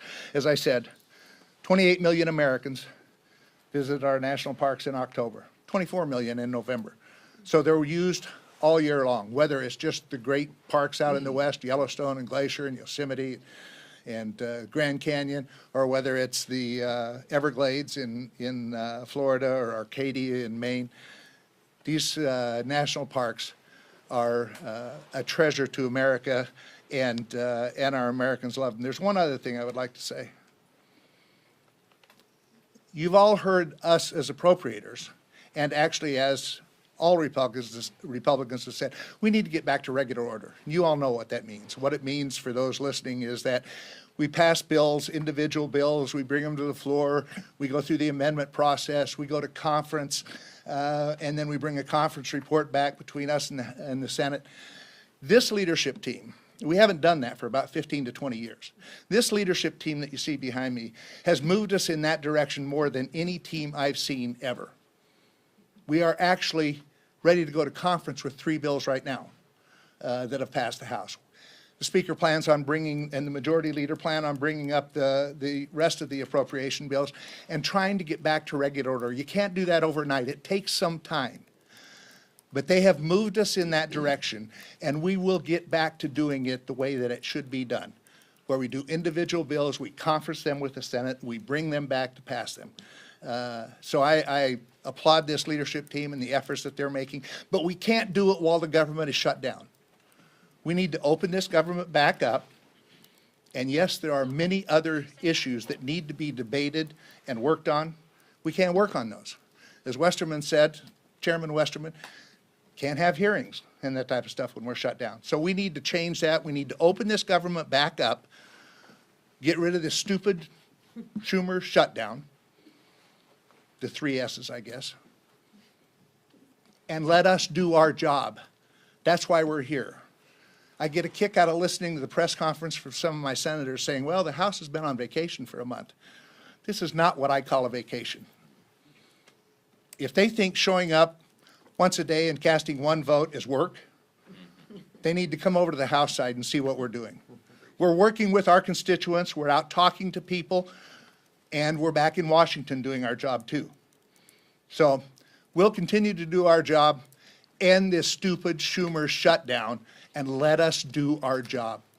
And now I'd turn it over to the great Majority Leader of the House, Steve Scalise. Thanks. Thank you, Chairman Simpson. Preach it. Appreciate as well Chairman Westerman and the work that these great chairmen continue to do to try to keep government functioning as best as possible in the midst of very difficult circumstances that Democrats themselves created. I do think it's important, as we're at this point, that we look back over the last 9 months and really look at the difference between the 2 parties in Washington. And Speaker Johnson laid a lot of this out. You can see the poster. But just think about what happens every day here. Republicans wake up every day working with President Trump to try to get this country moving forward, to address and fix problems that frankly were created by Democrats. And what does the Democrat Party do every single day? Every day they wake up and just see what President Trump is doing and find a way to oppose it. Doesn't matter what he wants to do. President Trump came into office day one, said he's going to secure America's border, was actually elected on it overwhelmingly. 80% of the American people agreed with President Trump and House and Senate Republicans who said that should be a priority. And we actually set course to do that. And we have done just that, secured America's border. And what did Democrats do every step of the way? They said no. They voted no to secure the border. President Trump said, we're going to try to get our economy back on track. We're going to stabilize the tax code so that no American family has a tax increase. Every American family was facing, on most cases, a 30+% tax increase. President Trump said no family deserves that. Let's stabilize the tax code and have no tax on tips, no tax on overtime, so blue-collar workers can actually have more money in their pockets and empower them to do more for their families. President Trump said that. We agreed. What did every Democrat in Washington say? No. They didn't just say no. They all voted no to that. President Trump said we ought to produce more energy in America. Chairman Westerman was at the heart of a lot of those policies. You actually had to change policy to do it. So Congress and President Trump worked together to lower prices at the pump. Every American family today is benefiting from those great policies because they're paying less when they fill up their car every single day. And you would think, gee whiz, that would be a good area where all people in Washington, Republicans and Democrats, come together. But because President Trump said yes, what did every Democrat say? No. Every Democrat voted no to lower your energy costs, just because President Trump said he was going to do it. President Trump also said, I'm going to do something that no president in decades had done, and that is modernize our air traffic control system. It seemed like at least once a month at some airport in America, big, medium, small, there was a near miss where an airplane almost ran into another airplane. In some cases, did tap or run into another airplane. And it was happening because our air traffic control system is still based on 1980s technology. I was actually a student of computer science and learned how to program computers in the 1980s when we had floppy drive disks. You have to Google what that is today because we don't even have them anymore, except where? At all of our major airports across America. LaGuardia running on floppy disks from the 1980s. And President Trump said, we ought to do something about that. We ought to fix it. How about we modernize our air traffic control system? Now, this isn't a new idea. You would say, well, gee whiz, why wasn't that done in the 90s, in the 2000s? For goodness sake, the computing technology on this iPhone is more modern and capability and competently technologically advanced than what a lot of our air traffic control systems are using, except it cost money. It cost billions of dollars. And so previous presidents, Republican and Democrat alike, just didn't have the time or the priority to find the money to go modernize that system. And so some days flights across America would get canceled. It was happening over and over again, at least once a month, anywhere in America, disrupting the lives of American families who just kind of figured, I guess that's just the way it is because government's in charge. Well, Donald Trump said, all right, we're going to change things because that's what Donald Trump does. He finds a problem and he works to fix them. And again, you would think everybody would come together and say yes, except because Donald Trump said it, every Democrat had to say no. And in fact, when we put it in the bill, every Democrat voted no against modernizing our air traffic control system, just because it was Donald Trump's idea. This is a sick and twisted and lost, rudderless ship of a political party. That's who we're dealing with. When the press asks, gee whiz, is there something else you can offer these folks in a negotiation to try to get this off a ramp and find a better way to get the government open?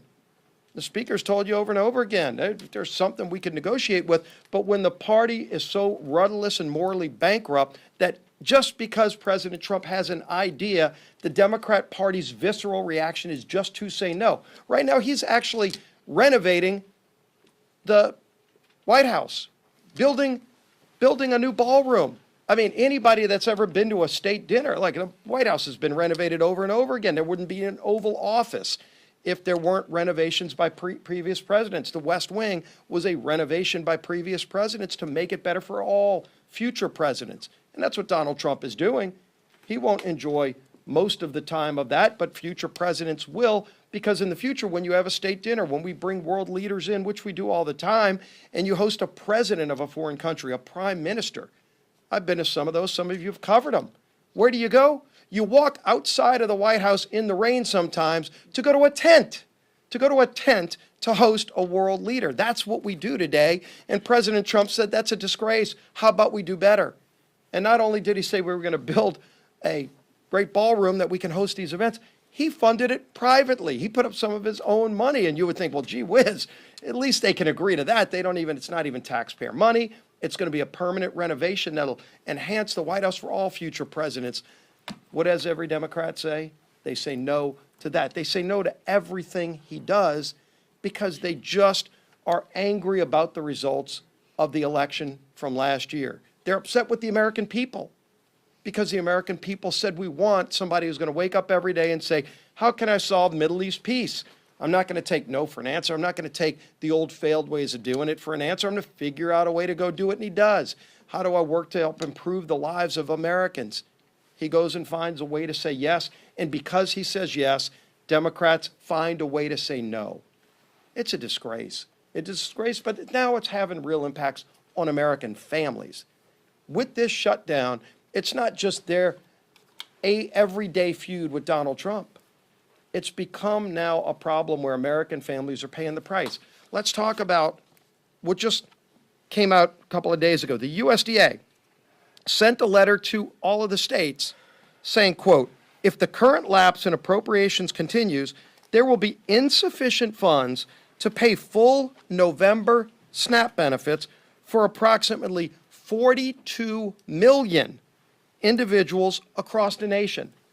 42 million people across America are going to suffer from those SNAP benefits that they count on right before Thanksgiving because Chuck Schumer and Democrats are so angry with President Trump that they just want to find a way to say no. And when they say no, now they're saying no to 42 million families who will go without food so that Democrats can show their far left radical base that they're fighting President Trump. As if they've got to show off to some radicals who come march on the mall and hold up effigies to murder the president, 8647, you saw the signs. Over 800,000 people in my home state of Louisiana get food benefits through the SNAP program. Yesterday we talked about Senator Ossoff, who one Senate aide said on the record to The Hill in that article, said that he's more afraid of if he votes to open the government, he will lose the clicks he's getting from foreign states and the small donor donations that add to about $3 million. That's what he's afraid of. Well, let's look at Senator Ossoff's state of Georgia. 1.4 million people are going to face losing SNAP benefits just in his home state. Now, does he want each of them to send about $2 each to him to make up for the $3 million he's getting from California, in Illinois, in New York, in Minnesota? Is that what it's going to take? Because he's causing pain on people in his home state by voting no. Maybe he needs to go on vacation instead of showing up every day, as Senator Simpson said, showing up to vote no to inflict pain on 1.4 million people in the state of Georgia. That's what he's doing. So this is having real impacts on real families. We're here working, and the House has passed the bill, despite 99% of Democrats voting no. Again, President Trump said yes, they say no, doesn't matter what the issue is. And the American people are sick and tired of it because now it's affecting them. Over 40 million low-income Americans are the ones who qualify for SNAP benefits. They're going to be denied food starting in November, according to USDA, because these guys just want to show their far left radical base that they hate President Trump. It's disgusting, and it's having a devastating impact on millions and millions of Americans across the country. Our whip, Tom Emmer.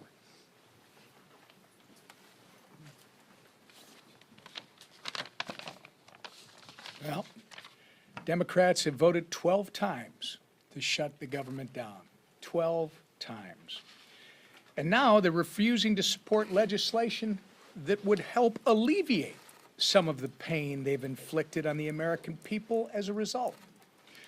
Earlier this week, the minority leader in the House said he opposes legislation that would pay our troops and essential federal workers during the Democrat shutdown. This includes Border Patrol agents, air traffic controllers, TSA agents, and more. All of whom, by the way, as these speakers have pointed out, are showing up to work without receiving a paycheck while the Democrats play their shutdown games. Some would say the soon-to-be former House Democrat leader went so far as to call this legislation, quote, a political ploy. Well, I'll tell you what a political ploy is. Holding the American people hostage just so you can avoid getting the guillotine from your far left base. That's a political ploy. The good news is this madness can end immediately if 5 Senate Democrats would grow a spine, stand up to the radicals in their party, and pass our clean CR and reopen the government. It contains no partisan policy riders, no gimmicks. In fact, it's the same spending levels that Democrats supported just 6 months ago and that you've heard repeatedly they passed 13 times under the Biden administration. We have made this plain and simple. We have made the process as plain and simple as possible. To our Senate Democrat colleagues, it's not too late to do the right and reasonable thing. Pass our CR and reopen the government for the people that you are actually elected to serve. Let's get it done today. With that, Lisa McClain. Thank you, and good morning, everybody. And I think the leader said it best. I think you're right. President Trump could have the cure for cancer, and the Democrats would vote no because it came from President Trump. We have to start looking at the policies, and I think right here explains everything. I mean, Democrats have been playing political theater for 3 weeks with Republicans continuing to work and deliver some results. And here are, again, some examples, some facts. Right? Just a few days ago, Congressman Ryan McKenzie visited a Head Start program that relies on federal funding and delivered food to TSA agents. Congressman Mark Alford visited multiple rural hospitals and healthcare centers. And Congressman Jeff Crank met with credit unions to ask for flexibility with federal employees who are actually missing paychecks. Real families are paying the price for the Democrats' shutdown. And what are the Democrats leveraging the shutdown to get? Ask yourself, what is their leverage? More wasteful spending? While Republicans are working at home, Democrats are fighting for weird programs, like halfway across the world, right? Think about it. Just think about it for a minute. They're sacrificing Head Start right down your street to produce Iraq Sesame Street. So they'd rather spend money on Iraqi Sesame Street than fund your Head Start programs. But President Trump is, the bad guy for putting America first. Scratch your head on that one. They're risking the safety of American skies for LGBTQI programs in the Balkans, right? Putting the Balkans over the safety of our skies. They're jeopardizing millions of paychecks to Americans to support woke programs in Honduras, Zimbabwe, Mexico, Venezuela, and Lebanon. Okay. I don't know about you, but I think that is absolutely shameful. Let me be clear. A shutdown should never be used as leverage for more wasteful spending, and especially when that spending isn't here on American soil. But that's what Schumer's dirty deal is doing. You heard me talking about it the other day, and you heard our speaker talk about it, the split screen, clean CR to work for the American people, Schumer's dirty deal CR to work for everybody but the American people. Wasteful spending at the expense of American people is not what this shutdown is about. But I want to let the American people know Republicans will not cave to Schumer's dirty deal. We will not cave to their wasteful spending. We will hold the line, and we will. I promise you, we will continue to work for the men and women and families who serve, protect, and build our great nation. Thank you. Questions? Chad, go ahead. Good morning, thank you. Sir. Can you characterize some of the dissonance inside your conference about the strategies that Republicans have? There was some criticism on the call yesterday saying that this shutdown strategy is old and Republicans need to have a new tack. That was the word that was used. There was one member of the Republican conference. These are supposed to be, confidential off-the-record calls among colleagues, but some of you guys listen in, and I make a pleading at the beginning of every call that you wouldn't do that and wouldn't characterize it, but whoever the leak did, whatever. Beth Van Dyne was quoted. Beth is a dear friend. We've had lots of conversations about this. She was not complaining. It was not dissonance, Chad. She was pointing out that we have a lot of important work to do before the end of the year, and it was a very pleasant, constructive comment about strategy. You all have heard me say from the podium a few times, we're not pursuing a political strategy here. We're not. We're just simply trying to get the government open, and that's why the nonpartisan clean CR was the obvious vehicle to do that. And so we're not making political calculations here. We're making calculations on behalf of the American people. How can we get the government operating as soon as possible so they can get all these vital services and paychecks restored? And that's what this is about. So, I mean, if you called each individual House Republican right now, we're almost 100%, probably 99.8%, okay, of every House Republican understands exactly why we're in the situation we're in. Are we all anxious to get back to work here for regular legislative session? Absolutely. And she wanted the House to come back in the session. No, that's not what she said. If you had listened in directly on the phone, you would know. You can ask her about it. No, she said the message is feeling old, and I said, you know what, Beth, you're right, because we come out here and say the same thing over and over every day, but there is a method to that madness, because as I explained in my comments here, we have to repeat the simple truth over and over. Why? Because the Democrats are in an all-out assault on the truth. They're trying to obscure and distract, and you see all the different shiny objects they're trying to make everyone look at every day.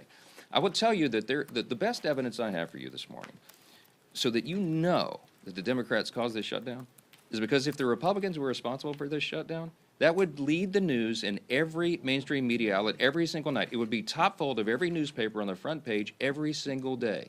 Some of the mainstream media outlets aren't even covering it right now. Why? Because they're trying to give cover to the Democrats who have caused this. I mean, look, everybody knows the facts. The American people are not stupid.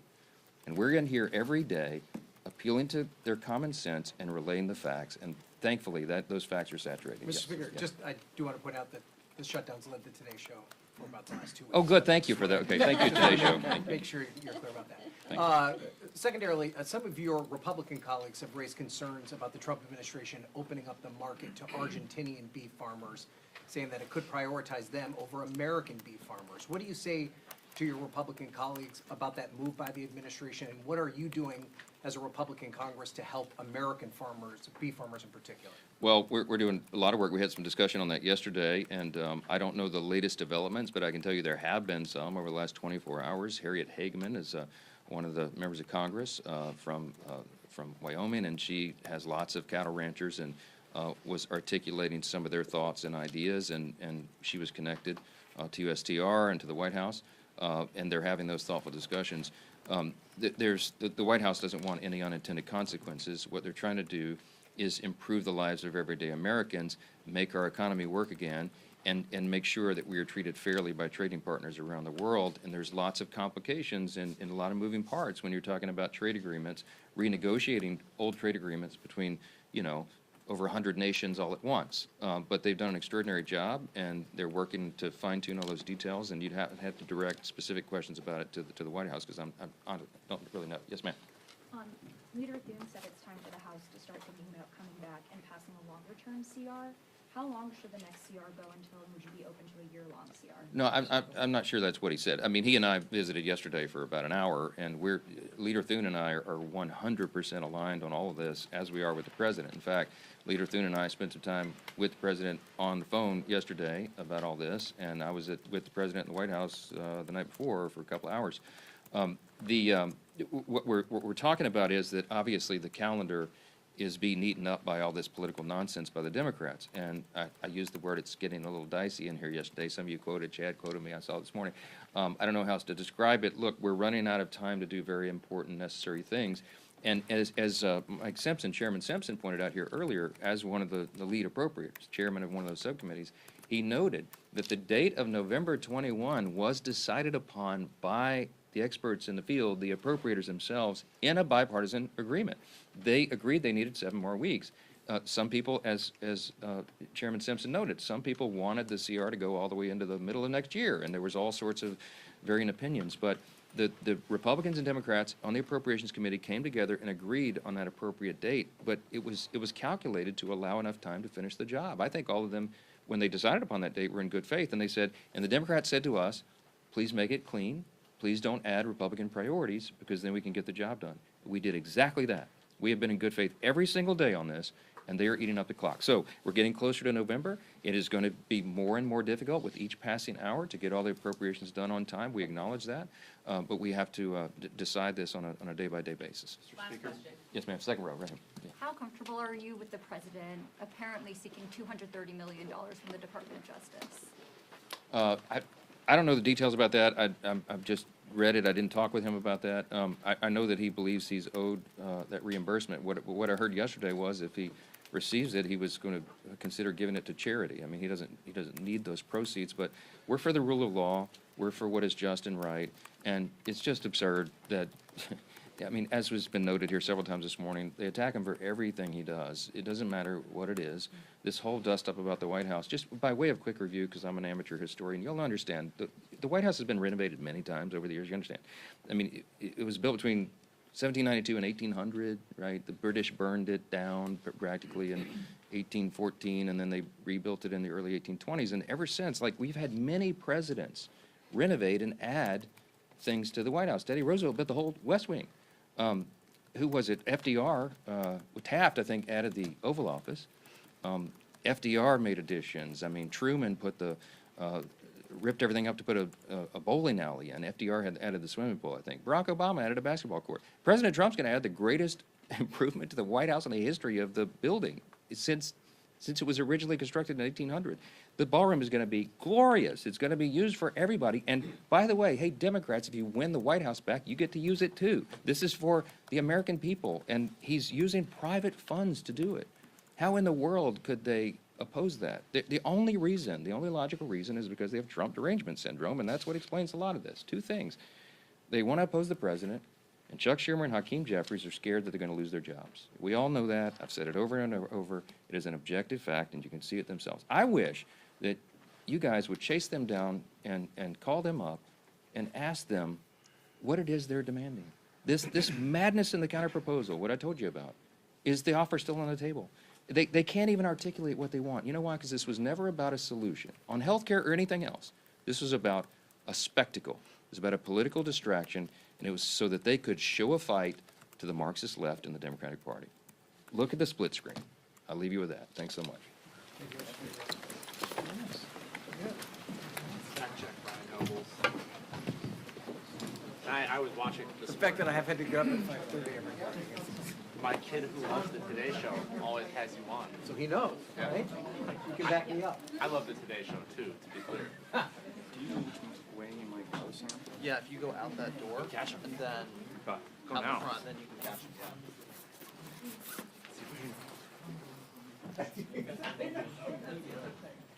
No one's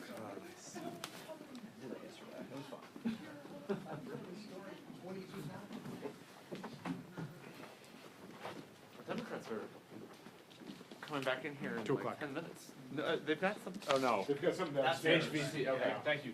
November of next year. While there are troops in Washington, D.C. right now, they aren't inside the Capitol building. We are still operating. While many of Trump's critics have been taken down off the air, like Jimmy Kimmel temporarily and Stephen Colbert soon to be permanently, there are still plenty of people who oppose the president's policies who are on television and are talking openly about their disdain for his policies online. And so I understand many of my colleagues say, well, this still looks like a democracy, maybe different than it was a few months ago, but it's not authoritarianism. And I guess what concerns me is that there's not going to be this day when democracy turns off. There's not likely going to be a cancellation of elections because President Trump is following a playbook that many other would-be autocrats have used successfully to transform democracies into either autocracies or deeply illiberal democracies in which the opposition party never wins. That's what happens in a place like Hungary or a place like Turkey. They still have elections. There are still critics of the regime. In fact, the opposition party can still win a mayoral race or a local election. But the rules are rigged such that the opposition party never has enough oxygen, never has enough support, never has enough ability to air their case that they ever win at the national level. And you can see, as you have articulated overnight in this heroic effort, you can see this very detailed plan to constrict the space that the opposition, which is from an organizational standpoint, the Democratic Party has to operate. And it is a plan that Donald Trump didn't create himself. It is a plan that has been midwifed in other nations that he is copying. It's first and foremost about punishing dissent, targeting individuals who have been critics and using government power, whether that be the Department of Justice or the FCC, to silence those critics. It's about commandeering the spending power of the federal government to say, if you criticize me, you are not going to get federal spending.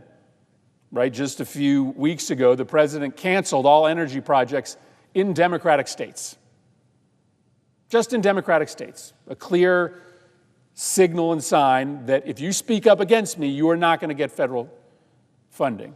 It's about using the military to try to disincentivize protest and mobilization, especially in places like American cities where there are a lot of folks that oppose the president. And then it's about rigging the rules. The president has been openly targeting Act Blue, which is the primary way that Democrats raise political contributions. It seems as if he may try to shut down the vehicle by which people make contributions to Democrats. He is instructing Republican states to do something exceptional, which is to change congressional boundary rules outside of the normal schedule, so that even if he's deeply unpopular, even if Democratic congressional candidates get the majority of votes nationwide, that his party will still control Congress because they have rigged the rules of how these boundaries are set. And so whether it be the seizure of spending power, the use of the military, the manipulation of federal regulatory and law enforcement powers to quash political dissent, or the rigging of the rules to make it much harder for Democrats to be able to win in elections, it's a comprehensive plan. And I guess my question to you, Senator Merkley, is this. How do we know when we've lost our democracy? Do you agree with me that it is very likely that we are still going to have elections? They just aren't going to be free and fair elections. That not every single opponent of the president's will be thrown in jail, just enough so that it quells the interest of the public and of corporate leaders and of civic leaders to speak out.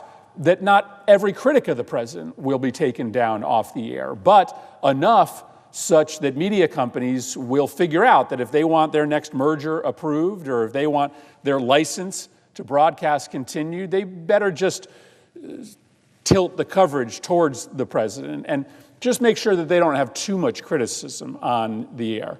This is my worry, that there are a lot of, frankly, our colleagues, and there are a lot of Americans out there who believe that our democracy is still alive until the day when it dies. But we're not going to know that day. There is just going to be a moment at which the president has successfully rigged the rules, punished dissent, seized so much power that the minority party doesn't have the ability to win a national election. We'll still exist as a Democratic Party, but just like the opposition parties in Hungary and Serbia and Turkey, we won't be in a position to engage in a way that gives voters an actual choice. So my question to you is, do you share that view of how his campaign of repression of political speech is happening? And do you worry that people are just waiting around for that epiphany, that conflagration where the democracy disappears, when that may not be how this plays out? My colleague has described very well the way this works. In the past, in general, you had military coups. People with guns stormed in, took over, shredded the Constitution, tossed it out, had command of the armed forces, and indeed, it was an observation even at the start of our country. I had this quote from Madison during the Constitutional Convention in 1787. A standing military force with an overgrown executive will not long be safe companions to liberty. The temptation to use that military. The means of defense against foreign danger have been always the instruments of tyranny at home.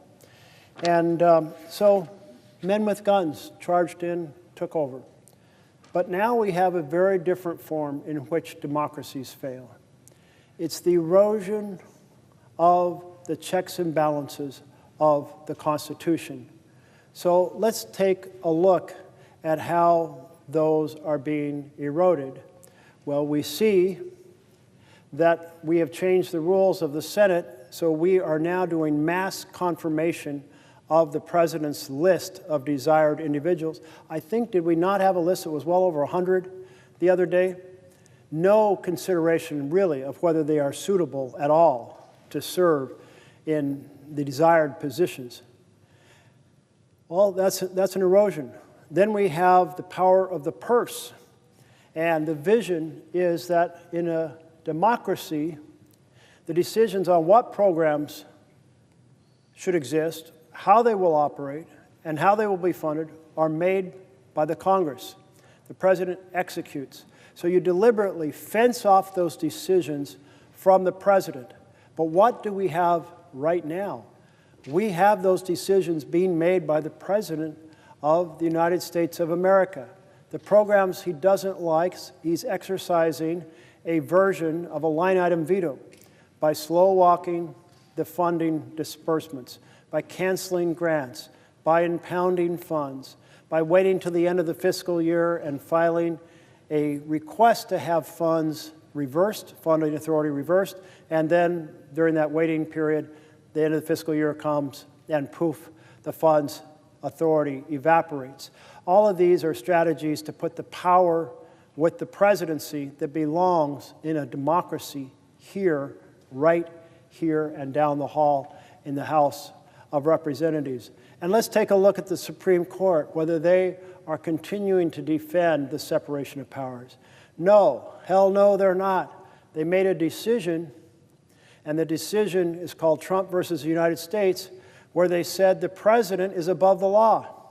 There is no clause in our beautiful Constitution, our We the People Constitution, no clause at all that says the president is above the law.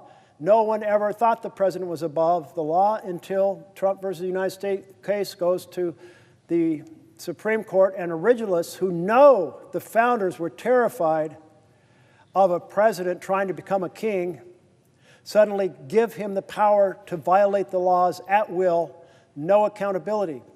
And with pardon power, meaning the whole executive branch is above the law. That's another erosion. The liberal use, the use of the pardon power to essentially give a free pass to hundreds of people who stormed this Capitol while you and I were sitting here in this chamber and were calling for the execution of the vice president. Those are all erosions. And then we can look at the freedoms. Are the freedoms deteriorating? Well, one freedom is to criticize the president without the power of the state coming after you. And yet the power of the state is now coming after the people on Trump's enemies list, and he's telling in public tweets his attorney general to go get them. Go get them fast. Now I want action. They couldn't have gotten off. Let's get them. Well, that's the tone of those tweets. And we have one of the people who's high on that enemies list is a fellow senator. If you have the whole power of the executive branch coming after you, targeting you, not because you've done something wrong, but because they want to take you down, that's an authoritarian state, and it's happening right now here in the United States of America. When you have a president who is telling the universities, we will cancel your research contracts, millions or even billions of dollars, if you do not teach the way and operate the programs the way we want, well, that is tyranny. If you proceed to have a president say to the networks, if you want that merger or you want that broadcast license to be sustained, you better get that program off the air or that comedian off the air who insulted the president. That is tyranny. When you have folks being shipped out of this country because they express an opinion on policy in the Middle East, and it's being done with no due process, that is tyranny. So I would say yes, authoritarianism is here now. Let's ring the alarm bells. Would the gentleman yield for one additional question? Yes, I would. Thank you. I wanted to ask you about, and I'm sure you've talked about this many times already, but what is happening, what has been happening in your city, what is happening in Chicago. I wrote a book a couple of years ago about the story of violence in America, and in it I talked about the founders' worry about a standing army. And I did that because, while I actually believe there's a common law right to private gun ownership in this country, I do think that's guaranteed in the United States of America. I know the real history of the construction of the Second Amendment. The Second Amendment actually was written to make sure that this country could muster a militia, given the fact that our founding fathers were very specific about their desire for there not to be a standing army. Now, of course, a lot has changed since the founding of this country. We now have the biggest standing army in the world. But you've spoken a lot about the conversation our founders had, having watched the experience, having lived the experience of British monarchical rule.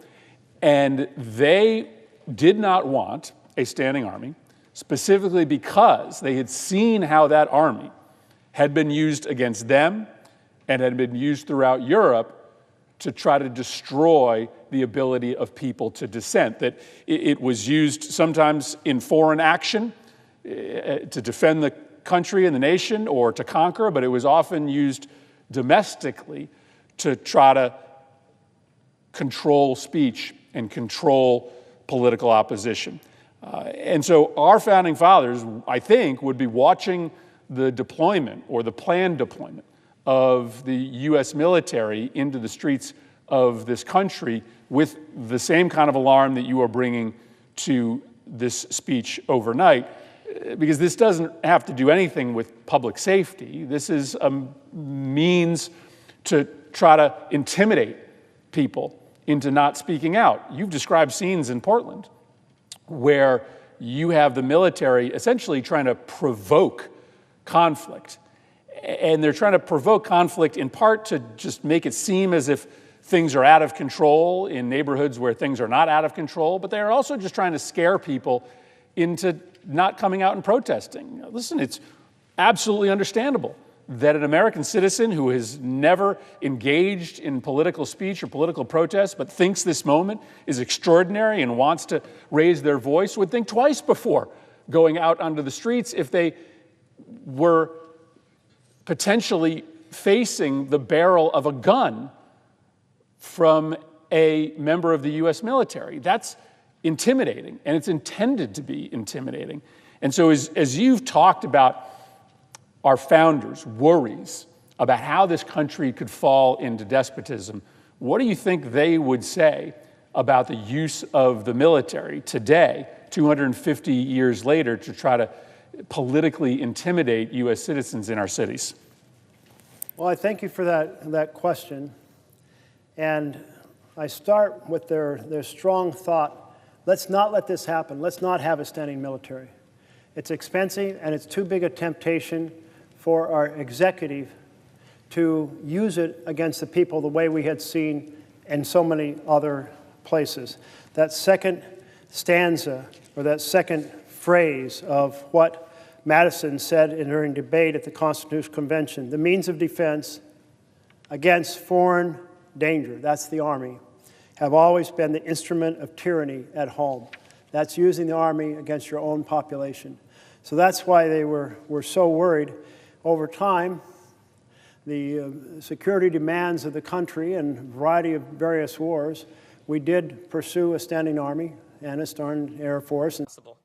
Right now, congressional Republicans are vacationing poolside and dreaming up talking points to defend Trump's mafia-style shakedown of taxpayer dollars to give himself a $250 million holiday bonus in the form of reimbursement for lawsuits, reimbursement for criminal cases that he was convicted of. In the middle of a government shutdown, Donald Trump really is floating having the Department of Justice give him a $250 million settlement while he is the sitting president, with his own private lawyers now working for the Justice Department and being the ones in position to make that decision to say yes. Speaker Johnson is right now limbering up for his next round of verbal gymnastics to explain why he refuses to swear in Congresswoman-elect Grijalva. But you know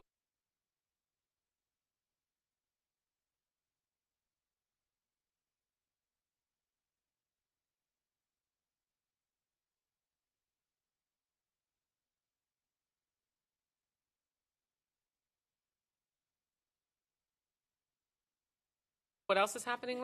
Over 80,000 people in my district are staring each and every month over his family of 5.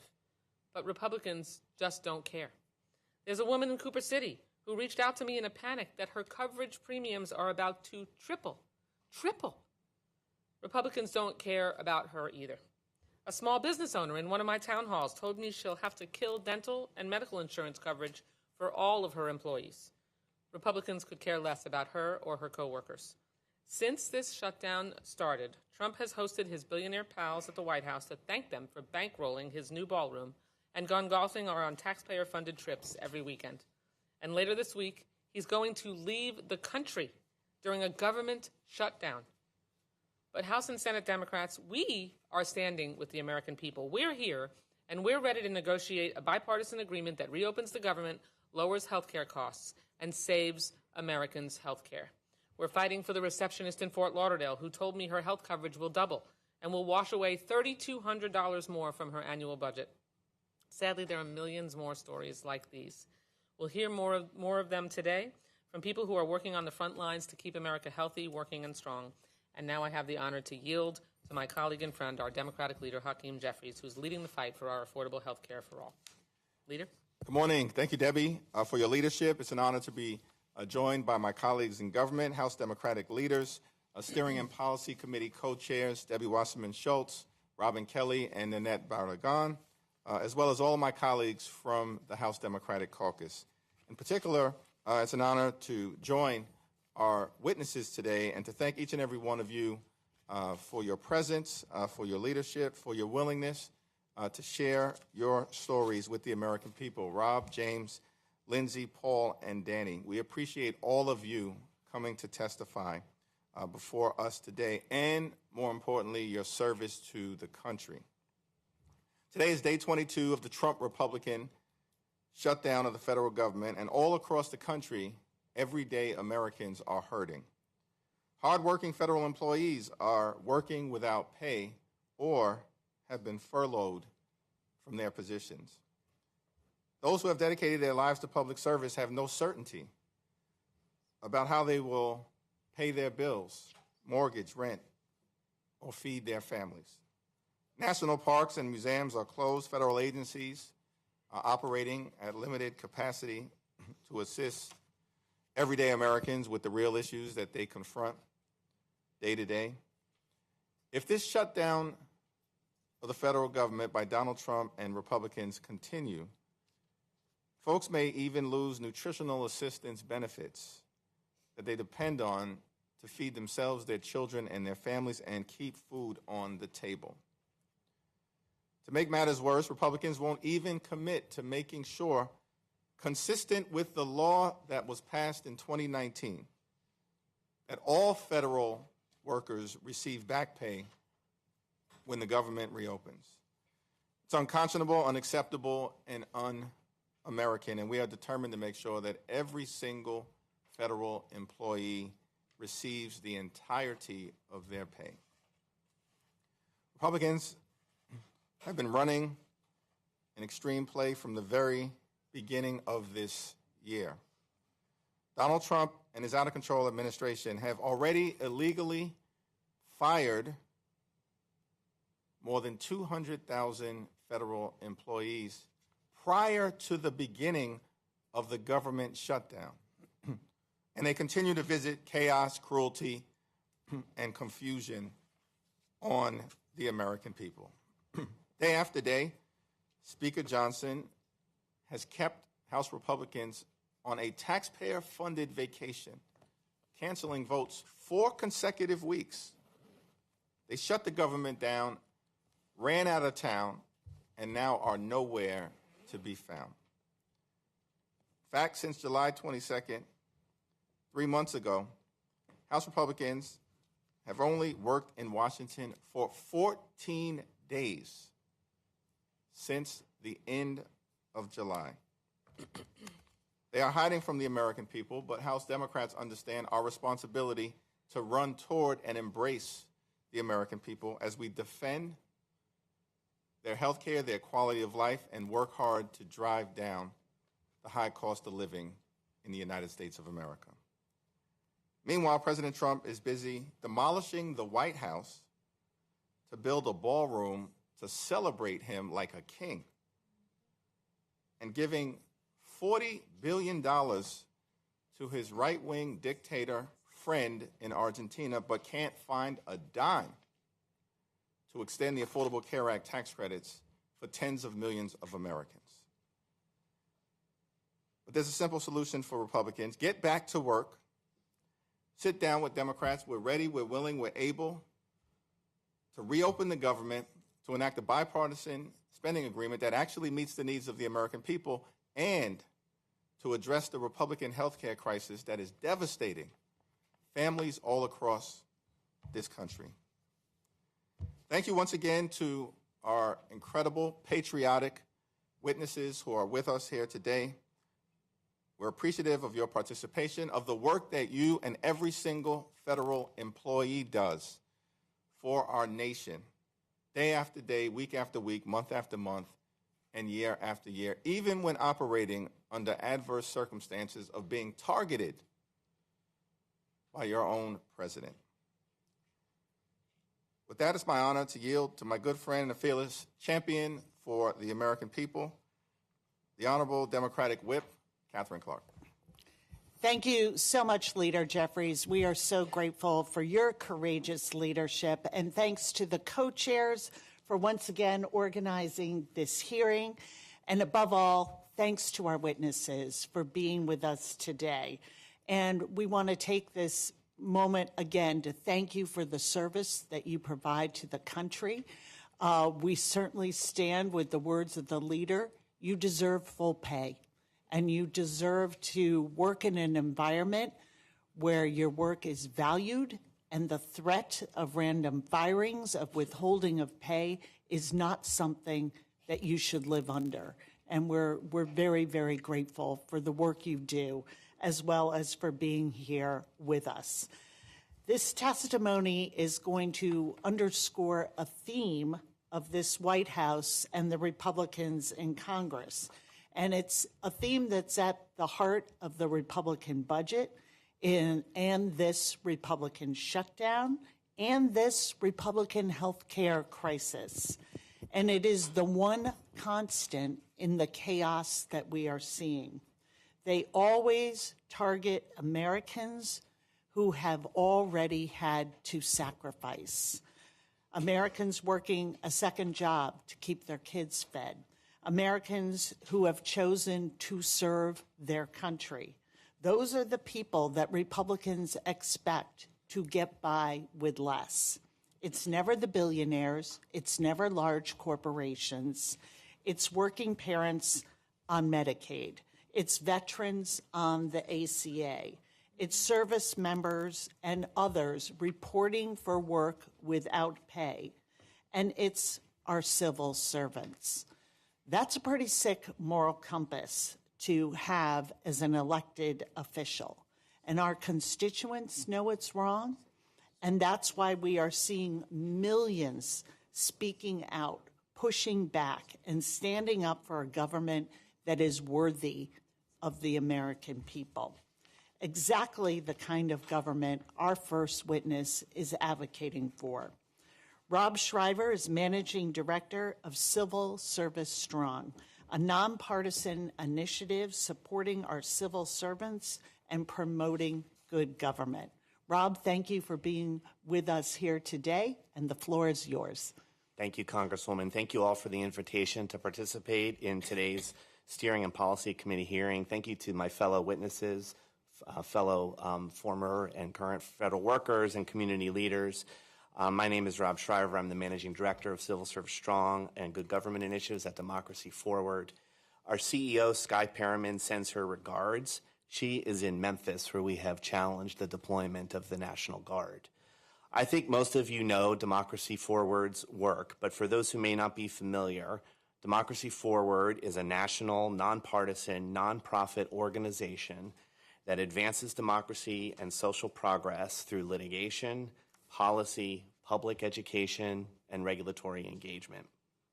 In particular, Democracy Forward provides legal representation to people and communities across the country free of charge. Since President Trump's inauguration, we have filed hundreds of legal actions and launched more than 150 investigations, securing significant victories that protect people from a diverse range of harmful policies. We are still winning nationwide orders, including orders that vindicate the powers of Congress that this president is seeking to take away. We believe our efforts and the efforts of the pro-democracy community have resulted in the largest and most successful affirmative litigation effort against an excessive executive branch in U.S. history. As many of you know, in anticipation of and in response to the unprecedented attack on federal workers by this administration, we launched multiple initiatives to support federal employees. The main pillar of these initiatives is our Civil Service Strong program. Civil Service Strong has been incredibly effective these past several months in building infrastructure and support for federal workers around the country and in the court of public opinion. But we also know there are important battles that continue to need to be won in the courtroom. There are two that I want to highlight for you today. First, when the administration attempted to use reductions in force to illegally fire federal workers during the shutdown and exert pressure in the shutdown negotiations, Democracy Forward and our co-counsel filed a lawsuit on behalf of the AFGE and AFSCME, the two largest public sector unions. Last week, the court issued a temporary restraining order blocking the shutdown RIFs for federal employees in any program, project, or activity that includes any bargaining unit or member that's represented by AFGE or AFSCME during or because of the federal government shutdown. In order to expand the coverage of this temporary restraining order to more federal employees, we filed an amended complaint that added more union plaintiffs, the SEIU, NAGE, and NFFE. And we have now filed a second amended complaint adding several additional unions, NTEU, AFT, and IFPTE. The court has thus far expanded the TRO to the first set of new unions and we have requested that the court expand the TRO to include the second set of unions as well. We will continue to provide Congress and the public information on this case as the proceedings continue.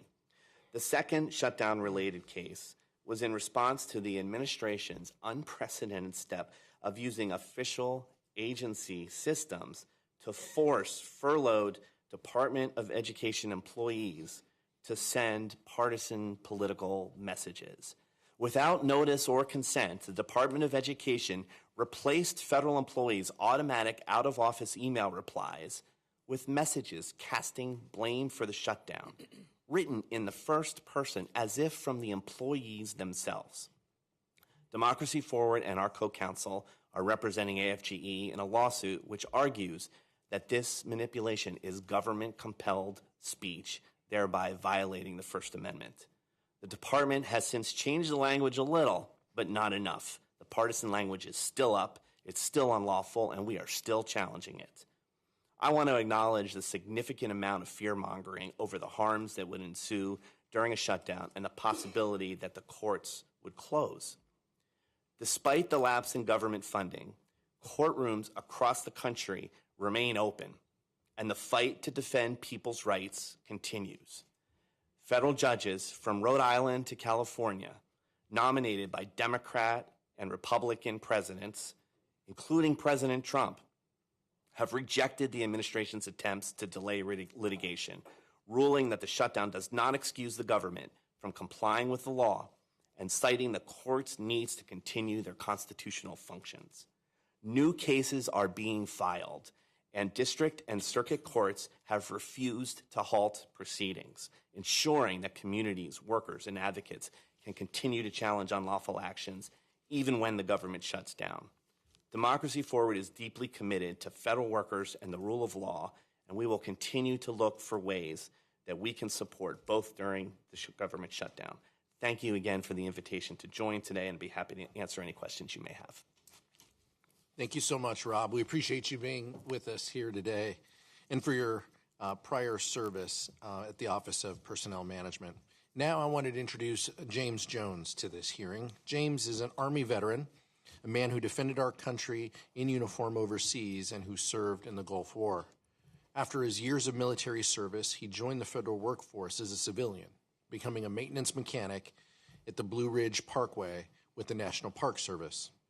His work helped make it possible for millions of Americans to visit the Parkway's many trails, roads, and campsites every year. James served his country in the military and now works for the public good. As a result of his deployment, he has chronic health conditions that require treatment. He deserves the best care that the VA has to offer, and he deserves a government that works for him. But that is not what we are seeing from Donald Trump and congressional Republicans. Trump froze hiring at the VA, pushed extreme cuts to veterans' health care, and has made it harder for veterans to see a doctor and receive care. And now, on top of that, Republicans in Congress have shut down the government, forcing hundreds of thousands of federal workers to go without pay. Furloughing workers like James. Let me be clear. Republicans are turning people away from their jobs and without pay, disrupting services for American families, all while they stay away from Washington, D.C. on vacation. You deserve better.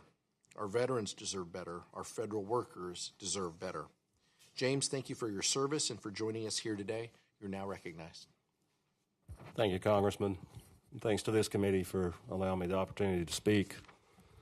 As you mentioned, Congressman, I am James Jones. I'm from North Carolina. I'm from District 5, Virginia Fox's district, to be clear. I'm also a steward with AFGE Local 446, and I'm an organizer with the Federal Unionist Network. I'm a maintenance mechanic with the Park Service. I work at the Blue Ridge Parkway in Blowing Rock, North Carolina. I am a veteran. I was a combat engineer during Operations Desert Shield, Desert Storm. I served about 9 months in country during that conflict. I'm here today speaking on my personal capacity and as an organizer for the FUN, the Federal Unionist Network. And I'd also mention combined service. I have over 28 years of service between the military and my service to the Park Service. So one of the reasons I'm speaking here today, and probably one of the most important ones, is over this healthcare battle that Leader Jeffries mentioned earlier. I live in a red state. It's sort of a swing state, as you all know, but I do live in District 5, which is Congresswoman Fox's district. It's a poor area, you know. Her district is made up of hardworking folks that rely on the ACA subsidies. I know many folks that are on the ACA. Most of them are either self-employed or they work for an employer that doesn't offer health insurance, or if they do, they're still on the ACA. I was told by some of these folks, if the subsidies expire, they're going to be in a mess. They won't be able to afford the premiums to go to the doctor. Some of these folks are on Medicaid as well. They're so poor they have to have the Medicaid recipients so they can go to the doctor because they don't make enough money to even afford the rates for ACA now. If they lose this, it's going to be bad for this whole district, the counties that are within her district and other counties in North Carolina. Approximately 30% in my county, Watauga County, of these residents are on these programs, and that's a big chunk of the population to rely on those programs. VA access, I'm a veteran. Like I said earlier, I served my country in Desert Storm, Desert Shield. I've accessed the VA. I suffer from ailments from that conflict, mainly burn pit issues with breathing, respiratory issues, and some other issues as well. I rely on the VA for my health care. I use the VA for everything, my vision care, my dental care, my primary care. I love the VA. I really do. It's a great place to get health care. The Asheville VA, where close to Boone, where I live, is one of the top-rated hospitals in the VA system. And the Hickory Clinic as well, where I usually go sometimes to get vision and dental work done. VA health care is not a handout. Veterans earned that care, especially veterans that served in open conflict that suffers from their ailments by fighting for this country. But every week this shutdown drags on, the promise gets weaker. Clinics are short-staffed. They're even getting more short-staffed due to the VA cuts. Doctors and nurses are leaving. The VA, they try to bring in new doctors and nurses, but it's hard because most of these folks feel like they're not going to have a job in 6 months or a year. So it's hard to hire people and replace the folks that are leaving. Claims are delayed. Folks that file disability claims, they're seeing huge delays. It was already delayed roughly around 120 days when a person filed their claim. Now that's increased. And then this administration is talking about cutting another 30,000 positions from the VA. That's unacceptable. That's not making the promise to these veterans that this country made to them back during the Civil War, after the Civil War. But it seems like this administration can find money for other things, as the leader mentioned earlier, $40 billion to Argentina, $200 million for a ballroom, $400 billion, I think, for the jet from Qatar. I mean, I can't keep up with all the money that this administration is wasting, and not a dime for the American people.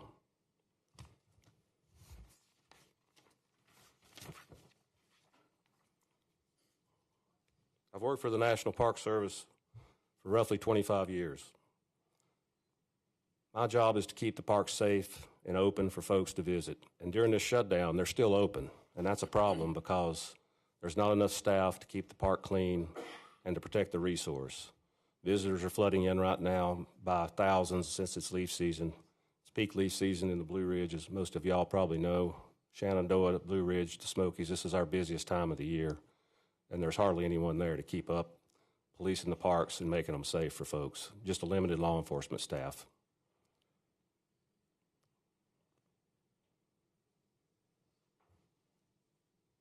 I know what public service means. It means you show up and do your job for your country, not for a party or a president.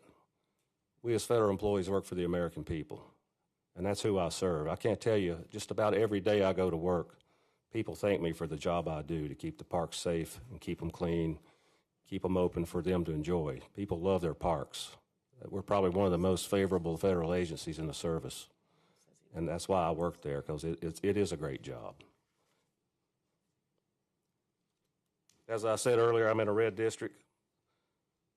Trump said he's getting rid of these Democrat programs, and these programs these programs that we have, like Medicaid, the ACA subsidies, and others, help everybody in my district. If they're gone, it's really going to affect them in a negative way.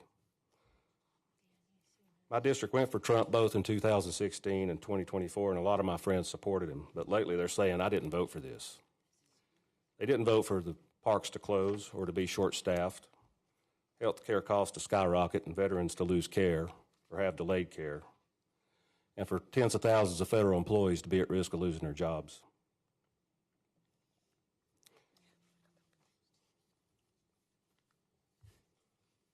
Another thing I want to address is the unconstitutional executive overreach of this administration. I asked the Democratic Party to defend and support public services through adequate funding established by Congress and ensure those funds are spent efficiently and wisely and protect the power of the purse. As I said earlier, I'm an AFG member, Local 446. I would love this party to defend our unions and our collective bargaining agreements that this administration has sought to destroy and eliminate. In fact, it's even in the law. 5 U.S.C. 71, Congress found that collective bargaining safeguards the public interest, contributes to the effective conduct of public business, and facilitates and encourages the amicable settlement of disputes between employees and their employers concerning conditions of employment. Congress has determined that labor unions and collective bargaining in the federal service are in fact in the public interest. I ask that we could pass legislation that reverses Trump's executive order terminating collective bargaining agreements with agencies as the VA, such as the VA, the DOD, EPA, and so on. Protect official time and the use of agency facilities for union officials to represent employees as outlined in many collective bargaining agreements, and protect payroll dues deductions that this administration has eliminated. In summary, Congress must hold the line for health care for workers and democracy. Federal workers are standing up for the people and the programs and services we provide. We will forego paychecks if it means saving the vital programs and services that tens of millions of Americans rely upon. We are federal workers, union members and public servants who have devoted our lives and careers to administering government programs and services. This shutdown is a test of who the government serves, billionaires or the American people. People like me, dedicated federal workers and veterans of combat, took an oath to serve this country, and we're still keeping it. Now it's time for Congress to hold the line for us and for every veteran and working family that's been left waiting. Thank you.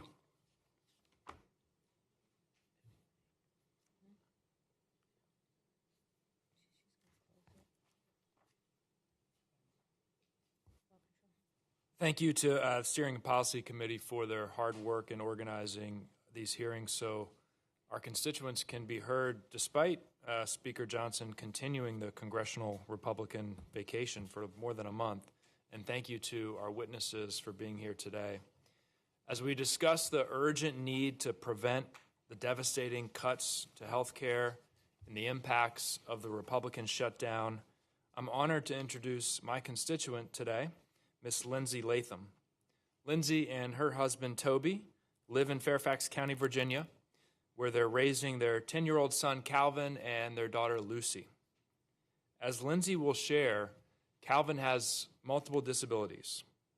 And like so many families navigating disabilities and complex medical challenges, Lindsay and her family rely on Medicaid coverage and support from the Department of Education's Office of Special Education Programs, both of which Trump and Republicans are trying to slash. During his campaign for the presidency, Donald Trump looked into the camera and promised he would not cut Medicaid. Then, he proudly signed into law the largest cut to Medicaid in history. He lied to Lindsay and her family. He lied to millions of Americans who rely on Medicaid.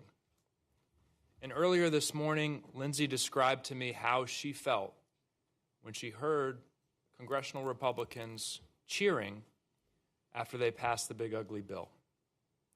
She told me that she sat in her car in her driveway and she sobbed. Adding insult to injury, Donald Trump and Rust vote are using the shutdown to, in their words, punish Democrats. On October 10th, the Trump administration and Rust vote announced the illegal firing of 4,000 federal workers. On October 11th, we had a fall festival in Fairfax.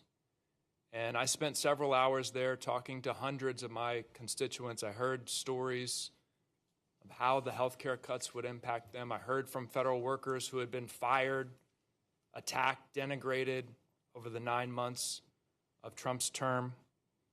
But there's one conversation that has stuck with me. A gentleman came up to me and he told me that he received the RIF notice the evening before. This was Saturday morning. He received the RIF notice Friday evening.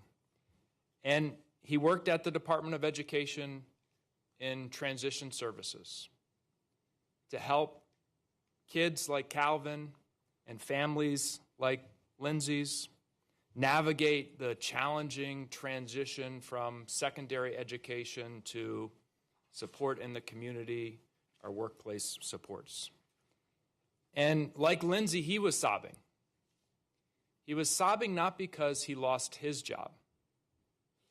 He was sobbing because he knew that kids like Calvin and families like Lindsay's would no longer have the services that he and his colleagues delivered to them in the Department of Education.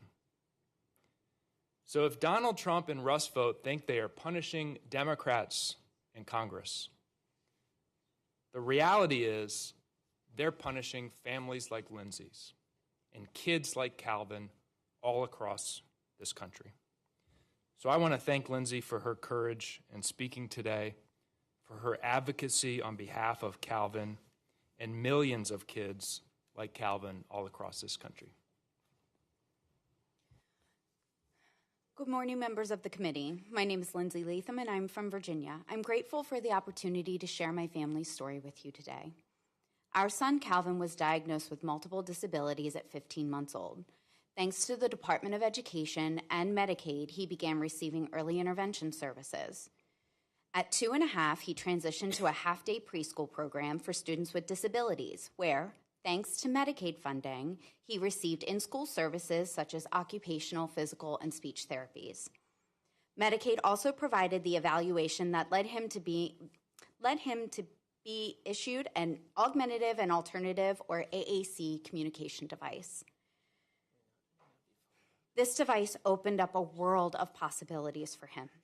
These services are currently benefiting nearly 1 million children. In those early years, we were naive. His school team cared deeply, but their resources were limited, and Calvin's language development began to lag behind his typically developing peers. The tools and training needed to implement AAC meaningfully in the classroom were and still are being developed in our school systems. Grants from the Office of Special Education Programs, OSIP, provide funding to bring special education professionals and paraprofessionals evidence-based practices to the classrooms.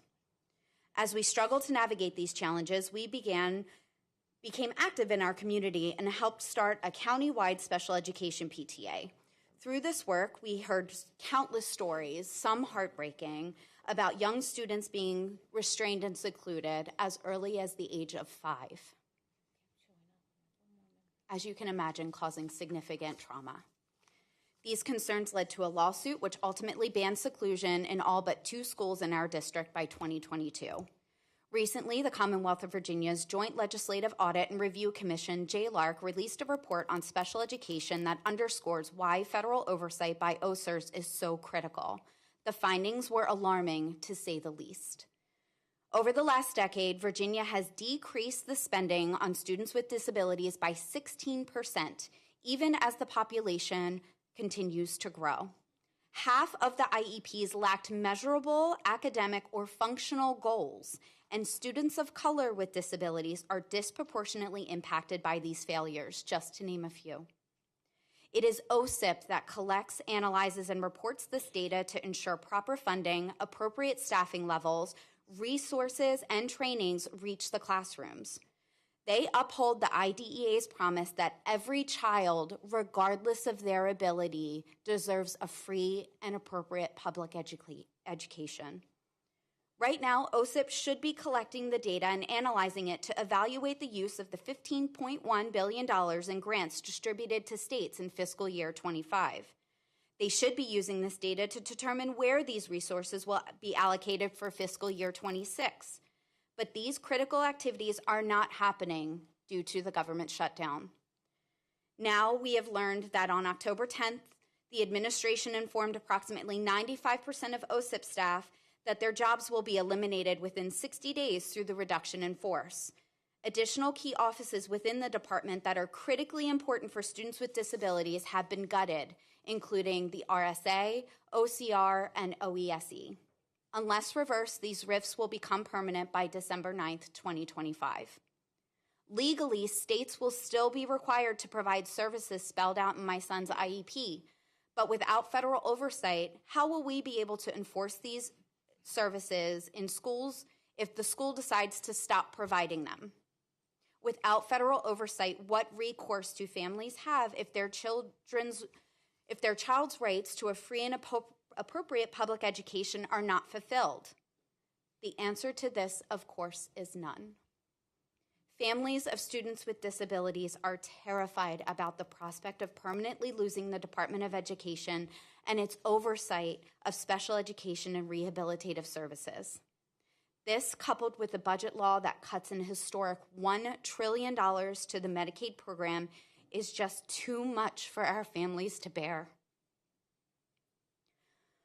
Please do everything you can to stop dismantling our civil rights. Thank you for your time and your commitment to protecting the rights of students with disabilities. Thank you, Lindsay, for sharing your story about what's at stake if children like your son, Calvin, cannot access special education services during a government shutdown. House Democrats will keep fighting for you, for Calvin, and for your family. That's why we're here. Republicans cut Medicaid, and now they shut down the government. Donald Trump and Office of Management and Budget Director Russell Vought are taking advantage of the Republican shutdown. They're firing federal workers, they're punishing political opponents, and they're shutting off essential services that Americans need to survive. Their actions undermine our hardworking civil servants and screw over American families. Now I get the honor to introduce our next witness, Paul Asidebi. Paul understands the stakes of this moment. He's a civil rights attorney and a dedicated public servant who has been directly impacted by the Trump administration's attacks on federal workers. In September, Paul was terminated from his role at the Department of Housing and Urban Development. Among other responsibilities, he worked to enforce the Fair Housing Act, which ensures equitable housing access, and holds landlords, lenders, and real estate agents accountable for discriminatory practices. Paul was terminated for speaking out against changes to HUD under the Trump administration. The administration has infringed on Paul's whistleblower rights and failed to meet its legal requirements to enforce the Fair Housing Act and guarantee meaningful housing access for all. Paul, thank you for joining us today. You are now recognized.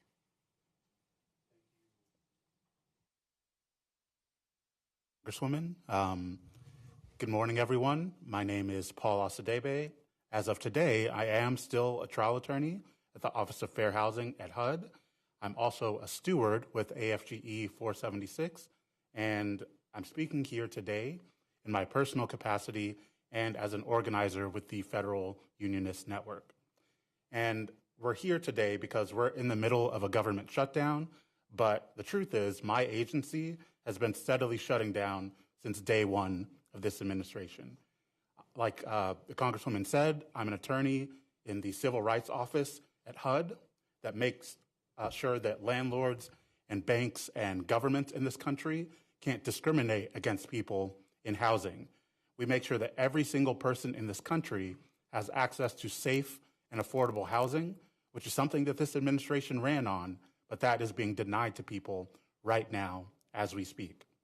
And even before being furloughed, our ability to do our work was being dismantled piece by piece and worker by worker. We've dealt with gag orders that stop us from talking to you, the American people, the people that we're trying to serve, when you file a case, or stop us from talking to the landlord to stop them from retaliating against you, or just to get you housing quickly. We're not allowed to do that anymore. We've had political appointees block us from investigating cases, not because those cases weren't valid or that they had any type of reason, just because a political appointee doesn't like that type of case. It doesn't fit with administration priorities. And so people are denied justice, just like that. We've had political appointees block us from, after we find that discrimination probably happened in a case, we're supposed to send that to the Department of Justice, or we're supposed to prosecute it ourselves. But instead, they just block those cases illegally with no basis at all. They just stop it. They illegally canceled settlements that parties already agreed to.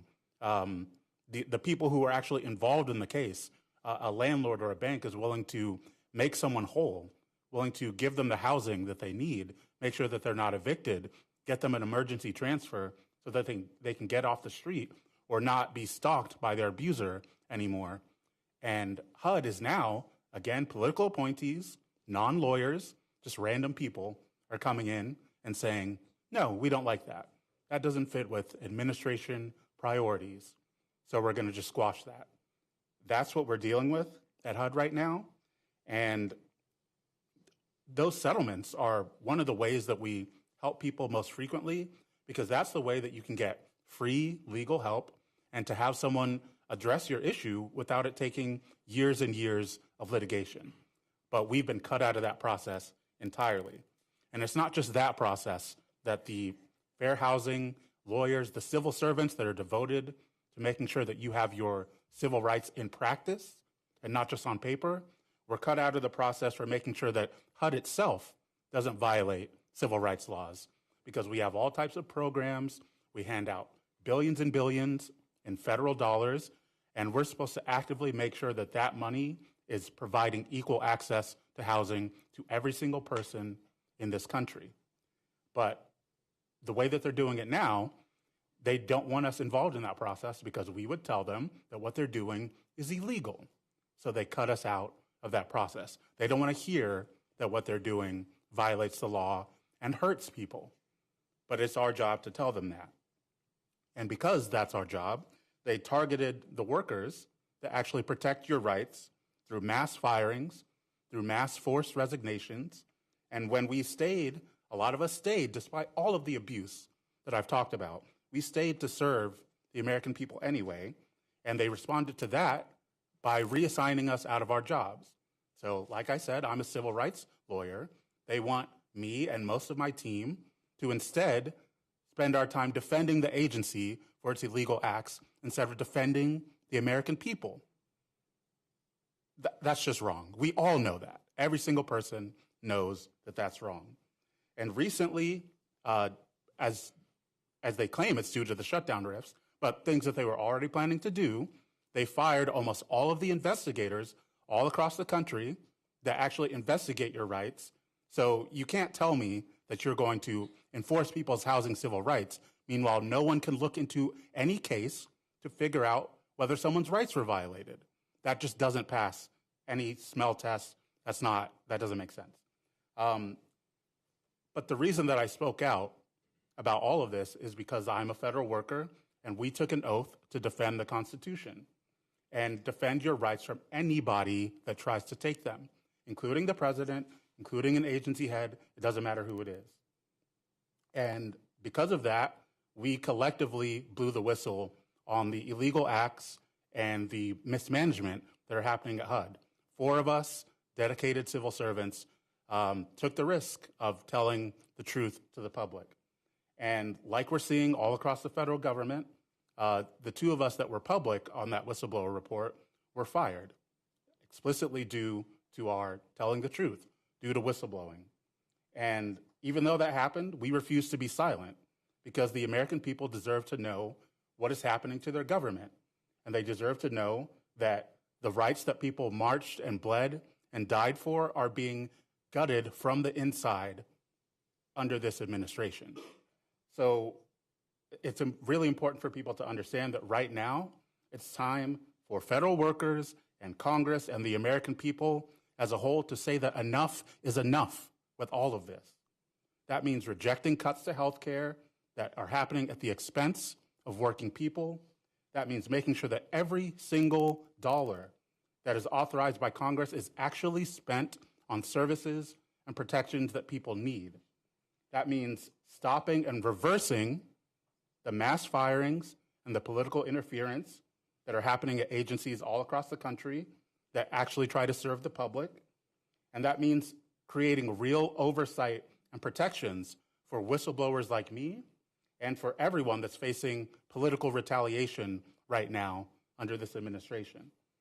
And that also means, as I'm here with the Federal Unionist Network, and I'm a steward, that means ending the union busting that we're seeing, because those unions are the ones that gave me the strength and the backing to be here telling you the truth right now.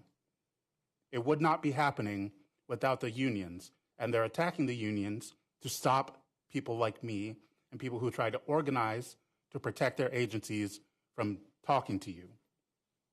So lastly, I want to say to everyone here and to everyone who's watching this at home, I need you to understand that what's happening right now to your government is not normal.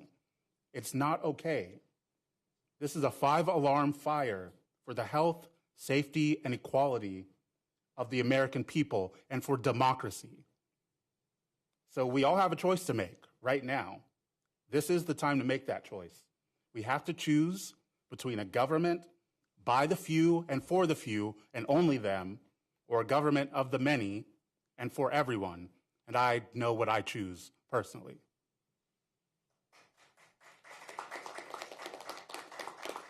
Well, Paul, that was just fantastic testimony. Is it on? Is it on? No. I want to just thank you, Paul. That was awesome, and thanks for having the guts to stand up and to make your case, to be a whistleblower and to make the case here today. We're just very grateful to you. We're grateful to the Steering and Policy Committee for setting up this hearing to try and tell people what's going on. And we're grateful to all the witnesses that are here today for being here to help us to educate the public as to what's happening here in our country. That's why we have these hearings. That's why we're going through this process right now. We're trying to break through all the noise that's out there and talk about what's really going on. If you ask the American people right now, what's the biggest issue you're facing?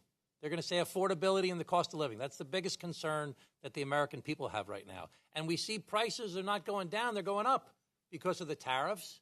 We see energy prices going up because they cut all these green energy projects that were ready to go forward, and they cut all the subsidies for it at a time. There's rising demand for energy because of all these data centers. They're cutting projects that are ready to go online. They're seeing interest rates are still high. Even if you see a 0.25% here, 0.25% there, interest rates are abnormally high right now. One of the reasons there's upward pressure on interest rates because there's so much debt that was created from the big, beautiful bill, as they call it. And we see this upward pressure on interest rates. It makes it hard for you to buy a house or get a loan. And the big issue of the shutdown, which we are trying to tell the American people about and to get this administration and our colleagues on the other side of the aisle to recognize, is that people's health insurance premiums are about to skyrocket. And they're going to hear about it all over the country on November 1st when open enrollment starts, and it's going to take place on January 1st when it hits, and people are going to see their bills go up literally thousands of dollars. Not hundreds of thousands of dollars. And so we're doing this to try and educate people as to what's going on. That's why we're doing a hearing like this today. So it's breaking through. It's starting to break through. 13 Republicans yesterday sent a letter to the Speaker. They did their obligatory praise of the Speaker, and the Democrats are no good, and what they're supposed to do on their side, I guess. But they said in this letter from 13 Republicans, they said when the government reopens, we should immediately turn our focus to the growing crisis of health care affordability and the looming expiration of the enhanced ACA premium tax credits. Millions of Americans are facing drastic premium increases. The message is getting through. That's from 13 Republicans. They said allowing these tax credits to lapse without a clear path forward would risk real harms to those we represent. We're breaking through. They're starting to get the message as to what's actually happening here today. And I want to recognize, though, that a lot of people are suffering right now because of the shutdown. A lot of people are being hurt. We have to figure out how to address these rising premiums, these rising costs of health insurance, and get the government reopened. But in the meanwhile, people are suffering like my constituent that's here today, Danny Choi. Danny, thank you so much for being here today. I'm so grateful to you. I just want to introduce you to everyone that's here. Danny's worked for 3 years at the Centers for Medicare and Medicaid Services, also known as CMS, serving as a health care insurance specialist. He's a member of AFG Local 1923. And Danny's furloughed, as is half of his department is furloughed. His last pay period, he received only 80% of his paycheck. And this week, he's going to miss his entire paycheck if we don't reopen the government. And Danny's having a hard time paying his bills. Danny's parents are immigrants. My father was born in Italy. His parents were born in China. He grew up in Queens. Danny is a veteran. And we should recognize that 25% of the employees of the United States federal government are veterans. So we certainly thank you for your service, and we recognize that we have an obligation to look out for you. And right now, keeping this government closed is not looking out for you. So Danny served for 5 years as a Marine from 2008 to 2012.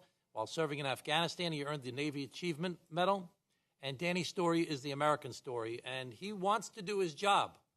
And he also deserves his paycheck. We've got to end this shutdown. So, Danny, tell us some more of your story, please. Good morning, members of the committee. My name is Danny Choi, rank and file union member of AFGE Local 1923, proud federal worker at the Department of Health and Human Services and U.S. Marine veteran, collective 7 years of federal service, speaking in my own personal capacity. I'm also speaking today, similar to my colleagues to my side, as an organizer with the Federal Unionists Network, a broad coalition of unionists striving to protect the federal workforce and saving our public services. Like my colleagues next to me, I am here today to advocate for the protection against mass terminations impacting agency missions, protecting scientific integrity of our health and research agencies, and to support the federal workforce in continuing to do our jobs serving the American people. We have to remember that this shutdown crisis is a culmination of events starting with the mass illegal terminations and resignations earlier this year, in the spring and the summer, to the partisan spending bill that resulted in healthcare cuts, cuts in funding for food assistance, and now further cuts for federal agencies, further threatening our civil service. This is not making our agencies more efficient, and America will not be healthier from these changes.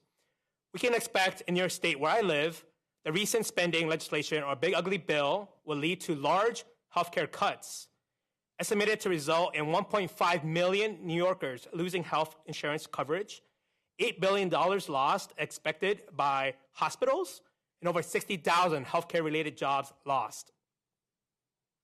By cutting civil servants and lowering budgets, there are federal agencies that are no longer able to effectively carry out their missions and comply with the statutory requirements.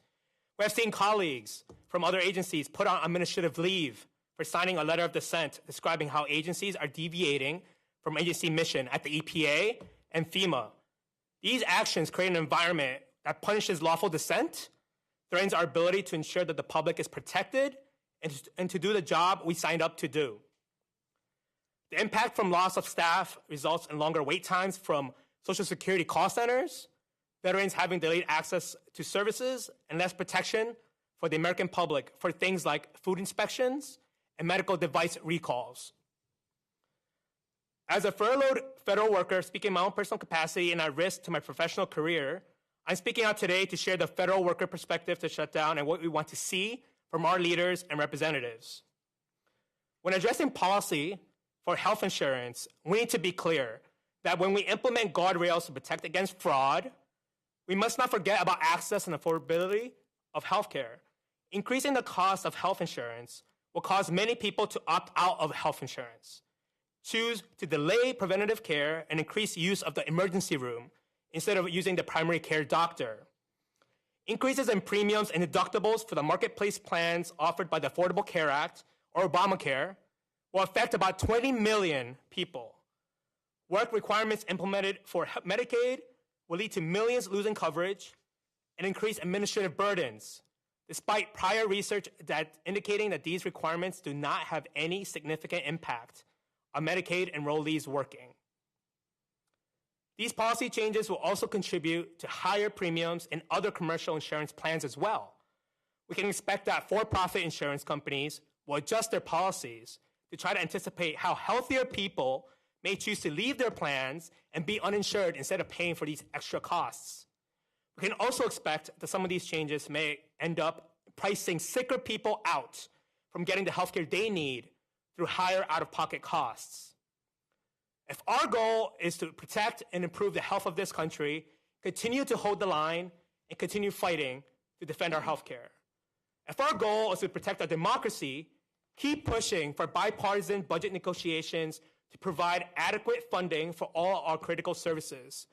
We must include protection to ensure that funds previously appropriated by our Congress are spent to provide those services. No more pocket rescissions or impoundment. Protect the congressional power of the purse. If our goal is to protect the working class, continue to stand with labor. Protect our collective bargaining rights, protect our rights as federal workers, and let us do our jobs. Federal workers are proud to serve the American public and want to continue to performing our duties with integrity. Thank you. You, Mr. Choi. Rosa DeLauro for a few remarks. Thank you very much. And really, it still is morning. It's not exactly noon yet, so good morning to everyone.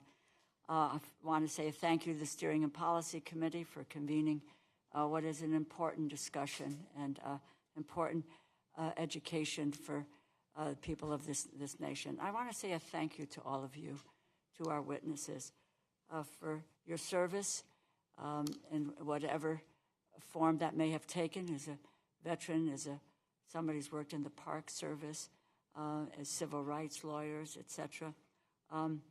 But thank you for not being afraid to stand up, and to use your word, Danny, to fight back, because that's where we are. We need to fight back. We have the courts, yes, they are our friends, and we work with them. We have legislation that we can be engaged in, but we are in the minority as Democrats in the House, and we can make the fight over the legislation, but we don't have the numbers to win the battle. But the third pillar is public outcry. Public outcry is what is going to tip the balance, and you are engaged in that, and I'm grateful for that. Your stories are stories that we need to tell, and that you can help us to tell, because you do have just not your own stories, but those of others. And that has got to be the order of the day for us, is to let the American people know what is happening. I serve as the ranking member of the House Appropriations Committee. And if I can take an opportunity to step back a moment and offer some broader context for President Trump's shutdown and how we got here. Since the moment that they took office, President Trump and the Office of Management and Budget Director, Russell Vought, have launched a scorched earth campaign to decimate the federal government and the programs and the services the American people depend on. Their goal is to dismantle the federal government. Make no mistake. From the beginning, their approach has been burn it down, extremism. Russ Vought himself wanted this shutdown, and he has publicly said that his goal is to make sure that federal employees are, quote, traumatically affected, end quote. President Trump has said he is targeting layoffs at, quote, Democrat employees. These are not just policy differences, For them, it is clearly personal. Since the beginning of this year, 200,000 federal employees have either been laid off or left the workforce. 200,000 federal employees. President Trump and Russ Vought right now are actively trying to lay off thousands more workers across the Department of Health and Human Services, Education, Commerce, Treasury, Energy, Housing and Urban Development, Homeland Security, and Interior. They have canceled energy projects in Democrat-led states. They have frozen public infrastructure funds in Democratic-led cities. They had just recently terminated a series of Army Corps of Engineers contracts in New York. They have boasted that their goal is to lay off upwards of 10,000 more federal workers. It has nothing to do with a shutdown. It has all to do with they wanting to dismantle the federal government. This assault is what they have always wanted. It is what they were already doing. It is not a new pressure tactic. It is not a strategic maneuver. It is a corrupt abuse of power that they have chosen to carry out because they are corrupt and they are illegal. The administration does not want to be held accountable for these actions, and so they are trying to blame them on President Trump's shutdown. Meanwhile, President Trump's refusal to prevent health care costs from skyrocketing for 24 million Americans is bringing more harm to communities every day. But people are getting the messages. Connecticut's premium costs went out on the 20th. All over this country, they are getting the notices that tell them what they are going to have to pay and what they will not be able to pay. The NIH, the National Institutes of Health, has been forced to freeze all new grants and contracts, interrupting crucial research into debilitating diseases like cancer, Alzheimer's, ALS, heart disease, rare genetic conditions, countless other health issues that impact families all across this country.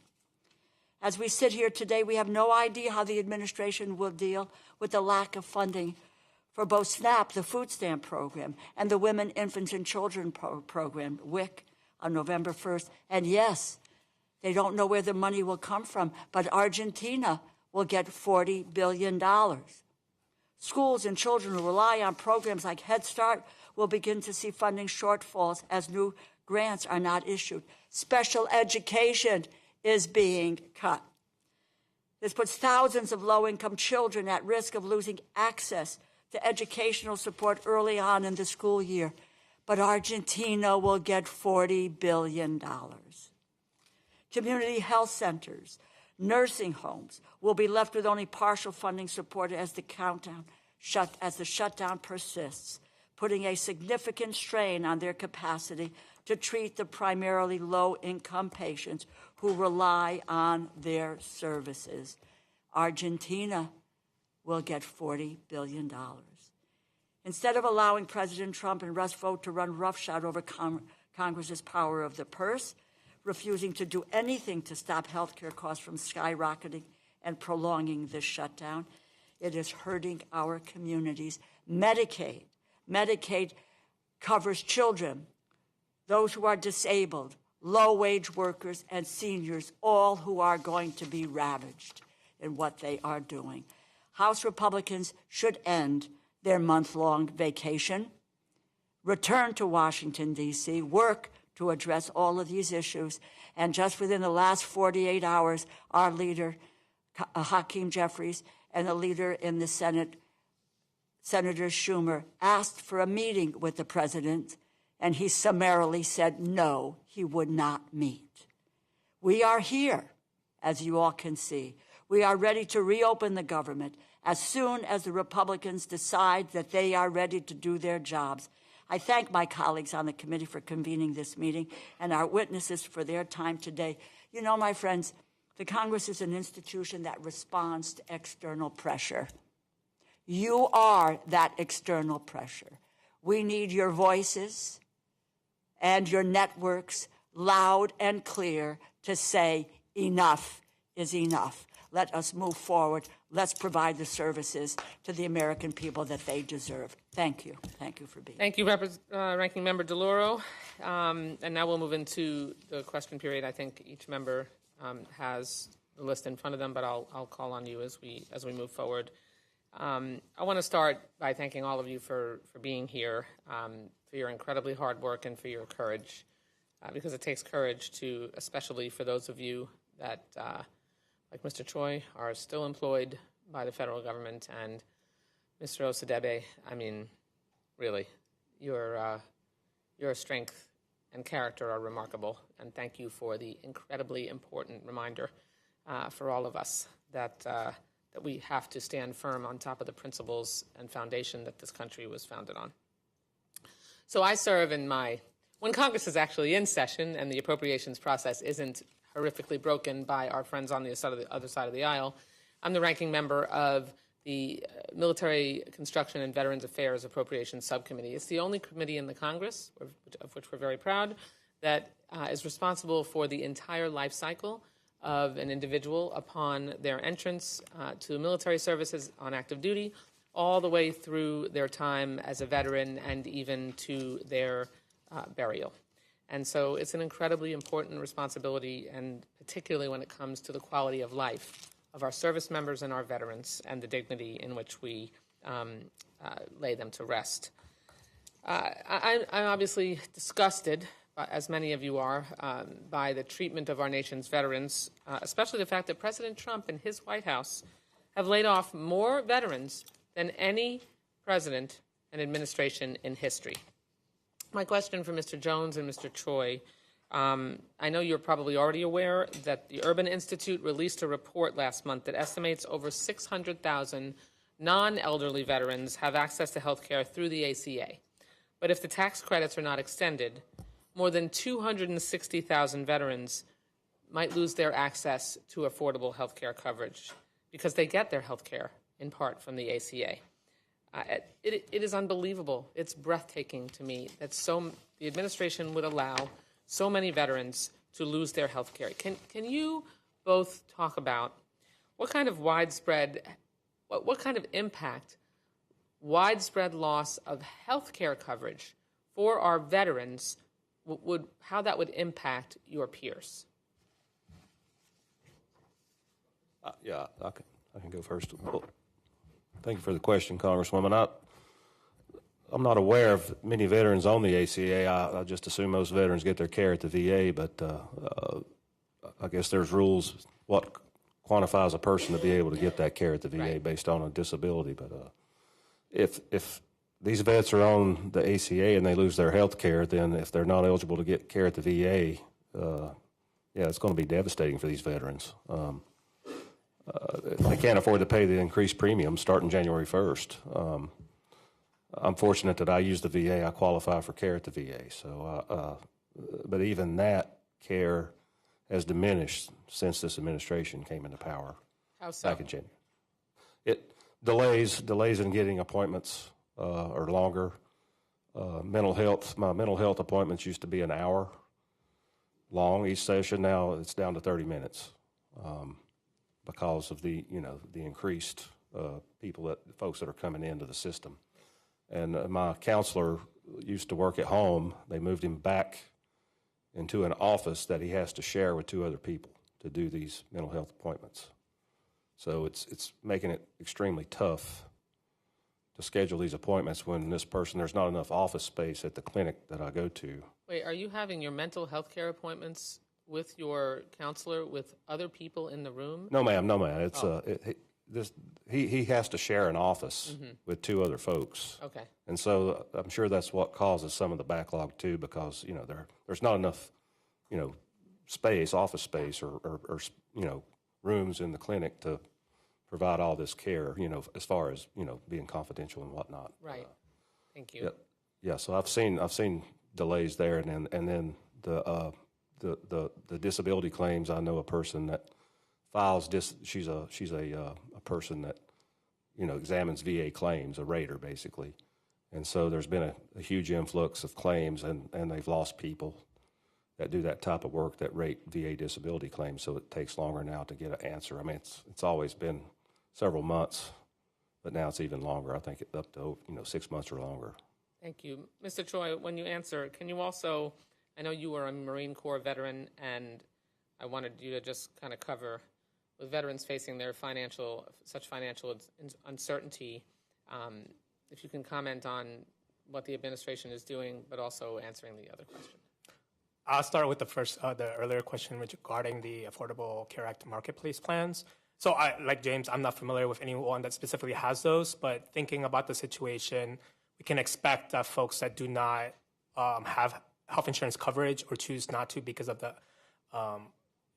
ridiculous premium and deductibles and being unable to pay for it, would most likely get their care through emergency care, and most likely will have delays of care. So for folks with chronic disease, folks that have certain disabling conditions that they would not be able to necessarily get support at the VA, would find other ways to get that resource, typically through emergency care. So this is kind of at the most emergent type of dangerous situation will folks probably have that touch point with healthcare and cause that delays. So that is a... Particularly for veterans, though. I mean, given the needs that they have that are so urgent, and the risk if you're going through PTSD and so many other complexities, if you have the ACA even as a supplement to coverage at the VA, what kind of impact disproportionately would that have on veterans? I can't say for sure, but I can see impacts in getting access to behavioral health, for example. Like if you were using, if your disability rating didn't cover all the full range of services, you would use the ACA to supplement your services. That may be some of those type of services that would get delayed or may have to be paid out of pocket, which causes issues for folks having access to those services.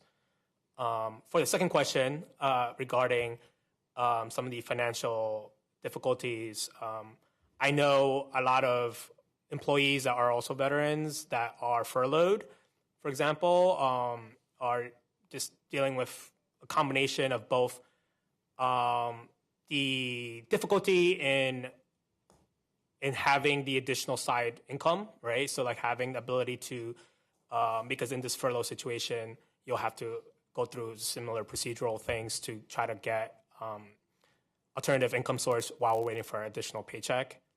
And I think some veterans specifically would have some challenges with that because of the flexibilities are offered as a federal worker. So for example, folks that have certain disabling conditions that cause it really difficulty to do certain jobs, right? So the federal government is one of the bottom employer because it used to have reasonable accommodations to support folks from a broad range of different conditions that may affect how folks would get jobs in the traditional employer.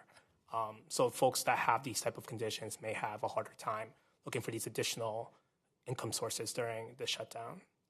Thank you very much. Congressman McGovern. Thank you very much, and good morning. I'm Jim McGovern. I represent the Massachusetts 2nd Congressional District, and I first just want to thank all of you for being here, and I want to thank you for all that you do. And I want to thank you for your courage, and I want to thank you for coming here and putting a human face on what these cuts are all about. Republicans have put us in a pretty shitty situation. I was trying to think of a nicer word, but I couldn't. Trump has said that he was going to fight inflation and lower costs. Instead, Republicans have cut almost $1 trillion, $1 trillion from Medicaid, and $200 billion from SNAP. The average SNAP benefit is a little over $2 per person per meal, and most of the people on the benefit are working people. And that's what they're going after. Yesterday I sent out a message to my constituents asking them to share with me if they had received notices that their health insurance premiums would increase next year. Within the first 20 minutes, I had over 100 responses. People are terrified, and it's already hard enough to afford food and housing, and now people are worried about not being able to afford their health care as well. Donald Trump and his lifestyles of the rich and famous cabinet don't worry about the cost of health care. They have concierge health care. These things don't ever enter in their thought process. But for the people I represent, for the people, for those of you here, and for the people that you're also speaking on behalf of, this is a huge deal. And as was pointed out, we could find $40 billion to bail out this right-wing cuckoo clock in Argentina, but we can't find the resources to make sure people don't see their health care premiums double? Like, I don't get that. I mean, if you think helping that crazy man in Argentina is more important than people in this country, then we don't share the same values. And I'm also deeply concerned about the corruption. So much, millions and millions and millions of dollars going to enrich this president, his kids, his family members, and the people in his cabinet. I mean, it makes me nostalgic for Richard Nixon. That's how bad it is. I mean, for years I've said that Donald Trump is the most corrupt U.S. president in recent history. But after these last few months, I want to amend that statement and remove the word recent. I mean, this is unbelievable.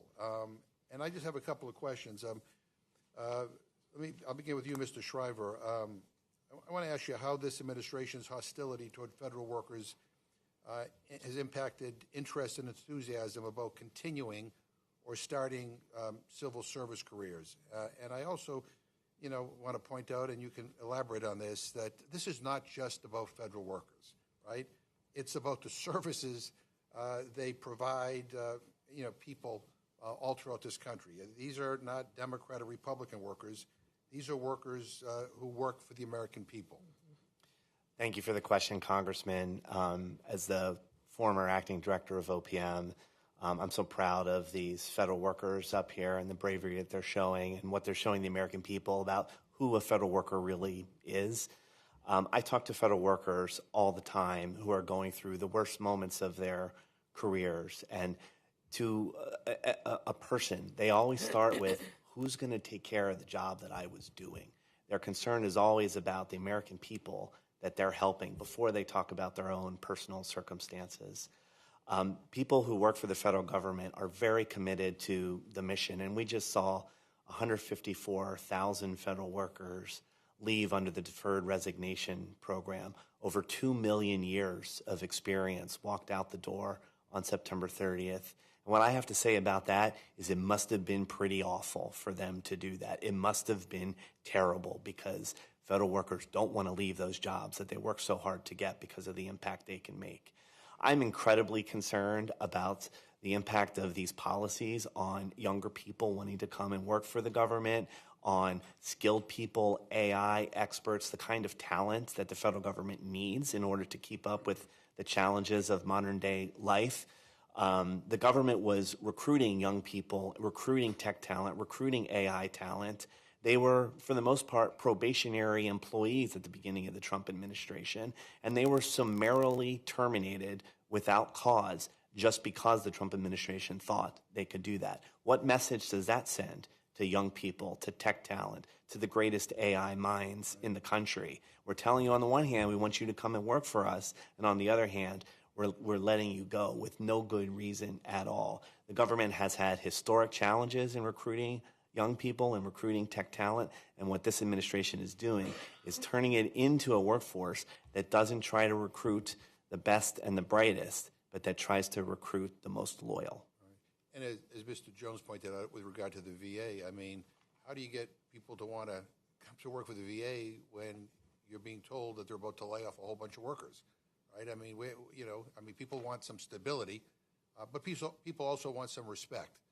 People deserve respect. I mean, our federal employees do everything from helping our veterans to helping protect our national parks to providing people Social Security. I write down the list. And I'm sick and tired of the demonization of our federal workforce and the attack on federal unions as well. I just have one other quick question, and that is to Ms. Latham. Medicaid and the Department of Education support individuals with disabilities through adulthood. And how have you envisioned these services would assist Calvin as he gets older?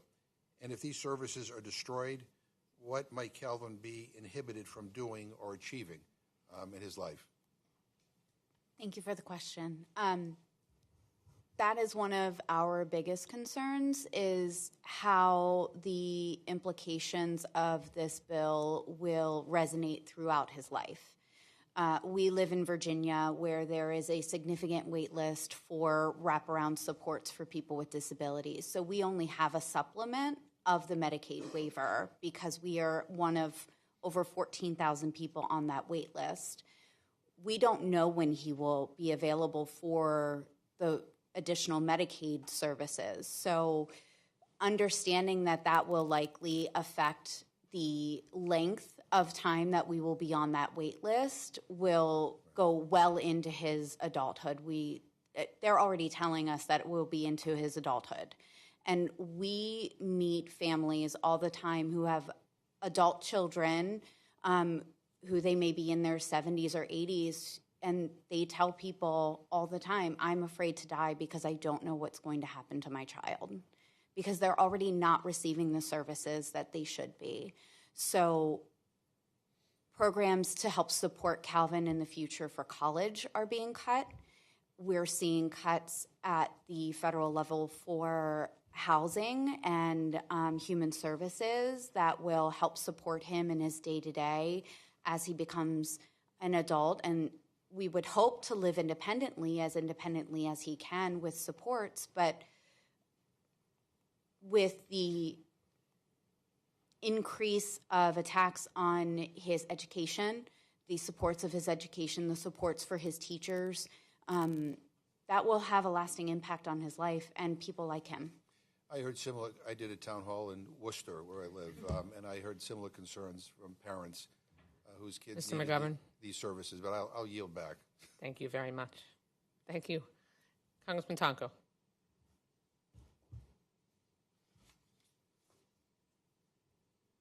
Okay. Yeah, it's on now. Thank you. Thank you, Congresswoman.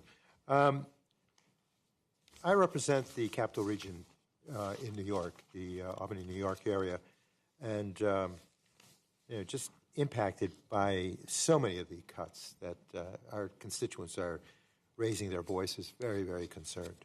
And Donald Trump and his GOP allies are purposefully making this shutdown as painful as possible for the American people. They have made it no secret that they are attempting to entirely eliminate federal agencies. Seems to be their underlying goal. And the Department of Education is one of their top targets. This is illegal. The president cannot eliminate entire federal agencies without approval from Congress, but they continue to go forward with this agenda. He attempted to illegally fire thousands of federal workers, something that no previous president has done during a shutdown. These cuts are unnecessary. Trump has proposed steep funding cuts across the federal government, including the Department of Education, which would have a devastating impact on our children and our communities. In fact, compared to this time last year, the Department of Education has been reduced by more than one-half, as thousands of staff have either departed or been fired. This has been going on since day one of this administration. Now he's using the shutdown that he caused to go even deeper. In the most recent rounds of cuts, 466 employees were fired at the Department of Education. That was a fifth of the remaining staff at the agency. These firings affected those who oversee Title I grant funding, which is designated for low-income schools, the Office for Civil Rights, the management of the 21st Century Community Learning Centers, which facilitate summer and after-school learning programs. There are 3 employees left at the Office of Special Education Programs. 3. That's 3 employees left at the office that oversees more than $15 billion worth in funding under the Individuals with Disabilities Education Act, IDEA, and ensures that students with disabilities are receiving the same opportunities as their peers. 3 people. Who is going to answer the call when a family is desperately trying to get the resources that are necessary for their child? Who is going to look after the promise that children of different abilities in this country are supposed to be guaranteed the same opportunity as their peers? Who is going to assist every school in the nation with this monumental task? That seems like a pretty big task for just 3 people. We must confront the reality that when we cut education, we cut opportunity, we cut innovation, we cut our nation's future. Depriving students of resources today increases the risk of leaving behind an entire generation of students who are unable to reach their full potential. The Trump administration does not have to do this. They are deliberately choosing to inflict as much pain on the American people as possible. Families across our country are now getting hit on multiple fronts. First, the Republicans' big, ugly bill made the largest cut to Medicaid in history while refusing to extend tax credits that make health care affordable for millions more. Now they're gutting access to special ed and resources that millions of schools and families rely upon all across our great nation. Lindsay, I heard your responses to my colleague, Representative McGovern. But are there other things you would tell us about in terms of the devastating cuts, what they mean to your family, what they mean to Calvin, what they mean to families like yours? In the state of Virginia, as I mentioned in my remarks, the JLARC study showed that there were instances, vast instances across the Department of Education in Virginia where they found that students were denied a free and appropriate public education. In those situations, they are supposed to be given compensatory services to be made whole. What the study found is that VDOE does not follow up to ensure that those compensatory hours are being met and that those children are made whole. So our next step would be to go to the Office of Civil Rights, which is no longer available. So the backstop for families like mine is there is none. We just don't have a voice now to help support these students who are being denied access to an appropriate education. And if this is the trend in Virginia with the budget that we have, I can't imagine what that looks like in states like Alabama or Louisiana, where they are also, disability doesn't discriminate. Everyone will have disability in their life at some point. It is not partisan, it is not a party. Disability will touch every single person, and it can happen at any single time. So there are people who are really going to suffer. There are children who are very much going to suffer, and there are teachers. The teachers need our support. Special education is the most critical area where we have a deficit in teachers. And the resources that come out of OSIP to help support those teachers are no longer available. So we're making it harder for people to enter the profession, and that's very scary. Well, thank you to the panel for being in this fight, each and every one of you. And with that, Madam Chair, I yield back.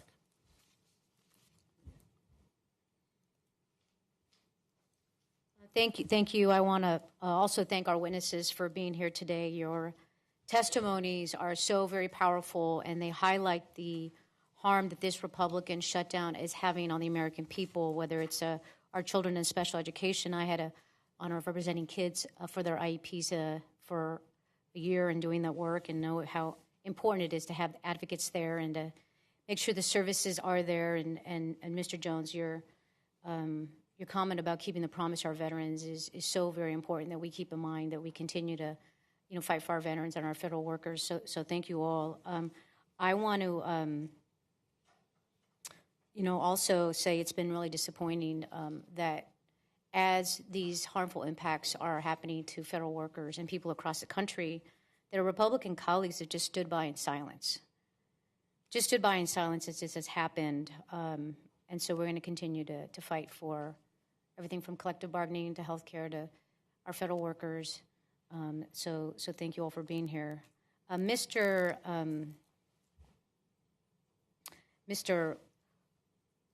Asadabi, I just want to thank you for your powerful testimony and highlighting what's happening. The American people need to know what is happening at HUD and the rollback of what I see as civil rights enforcements and programs. And you said it so eloquently, you know, what people fought and the blood, sweat, and tears for. So my question is to you. I serve as the co-chair of the Congressional Caucus on Homelessness. I work with my colleagues on legislation and policies to ensure everyone has a safe place to call home. And the Trump administration has, you know, threatened to use this shutdown to attack programs it doesn't like, some of which you've mentioned and you've spoken about. He's already made cuts to funding and to staff, people like you who are willing to speak out, and that this is going to really impact programs and make sure there's equal access to housing. Do you see these moves by the administration and the current HUD leadership during the shutdown as part of a plan to undermine the long-term enforcement of civil rights protections for housing? Thank you for the question. It's hard to see it any other way. We actually did try to give them the benefit of the doubt at the start of the administration. They won the election. They have the right to set priorities, to take things in a different direction. But what we've seen is the removal of any capacity to do this work at all.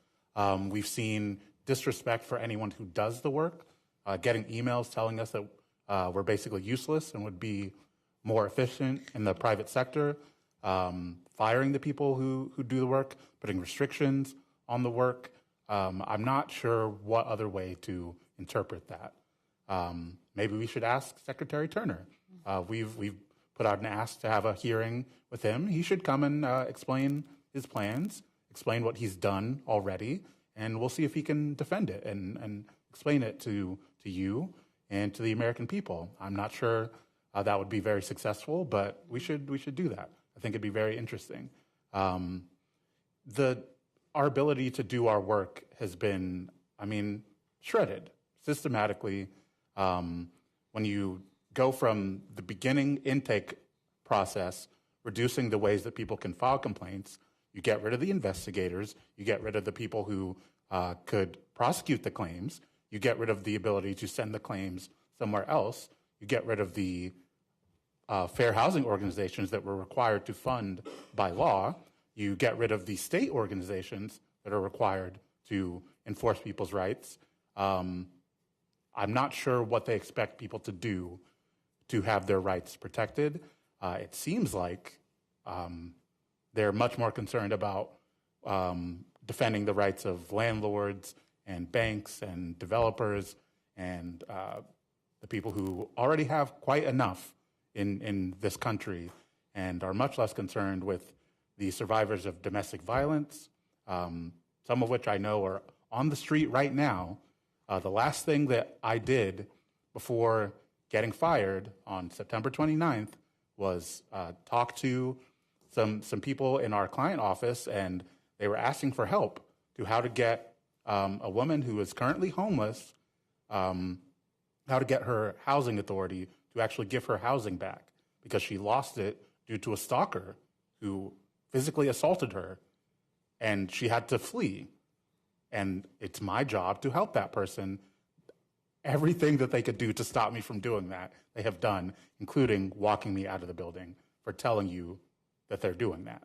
So that's the situation. And it's a critical situation. We need to do something about it. Well, thank you. I apologize for how you and federal workers have been disrespected, not valued. And that's, one of the things Democrats are here to do. It's to stand up and stand with our federal workers, making sure that there's ability to have oversight, as you mentioned, bringing in the secretary, asking questions. That's all going to be very critical work for us to continue to push for until we have the ability to have the gavels to call in and do that oversight and call in these witnesses. And we implore our Republican colleagues to do that, to stand up for their constituents, for their federal workers, for everybody, and to have accountability regardless of who is in the White House, and making sure we're continuing to fight for lowering costs and saving health care. So thank you all for your service and for your courage here today. I'm out of time, Mr. Choi. I wanted to ask you a question, but I will have to yield and have an opportunity another time. With that, I yield back. Thank you.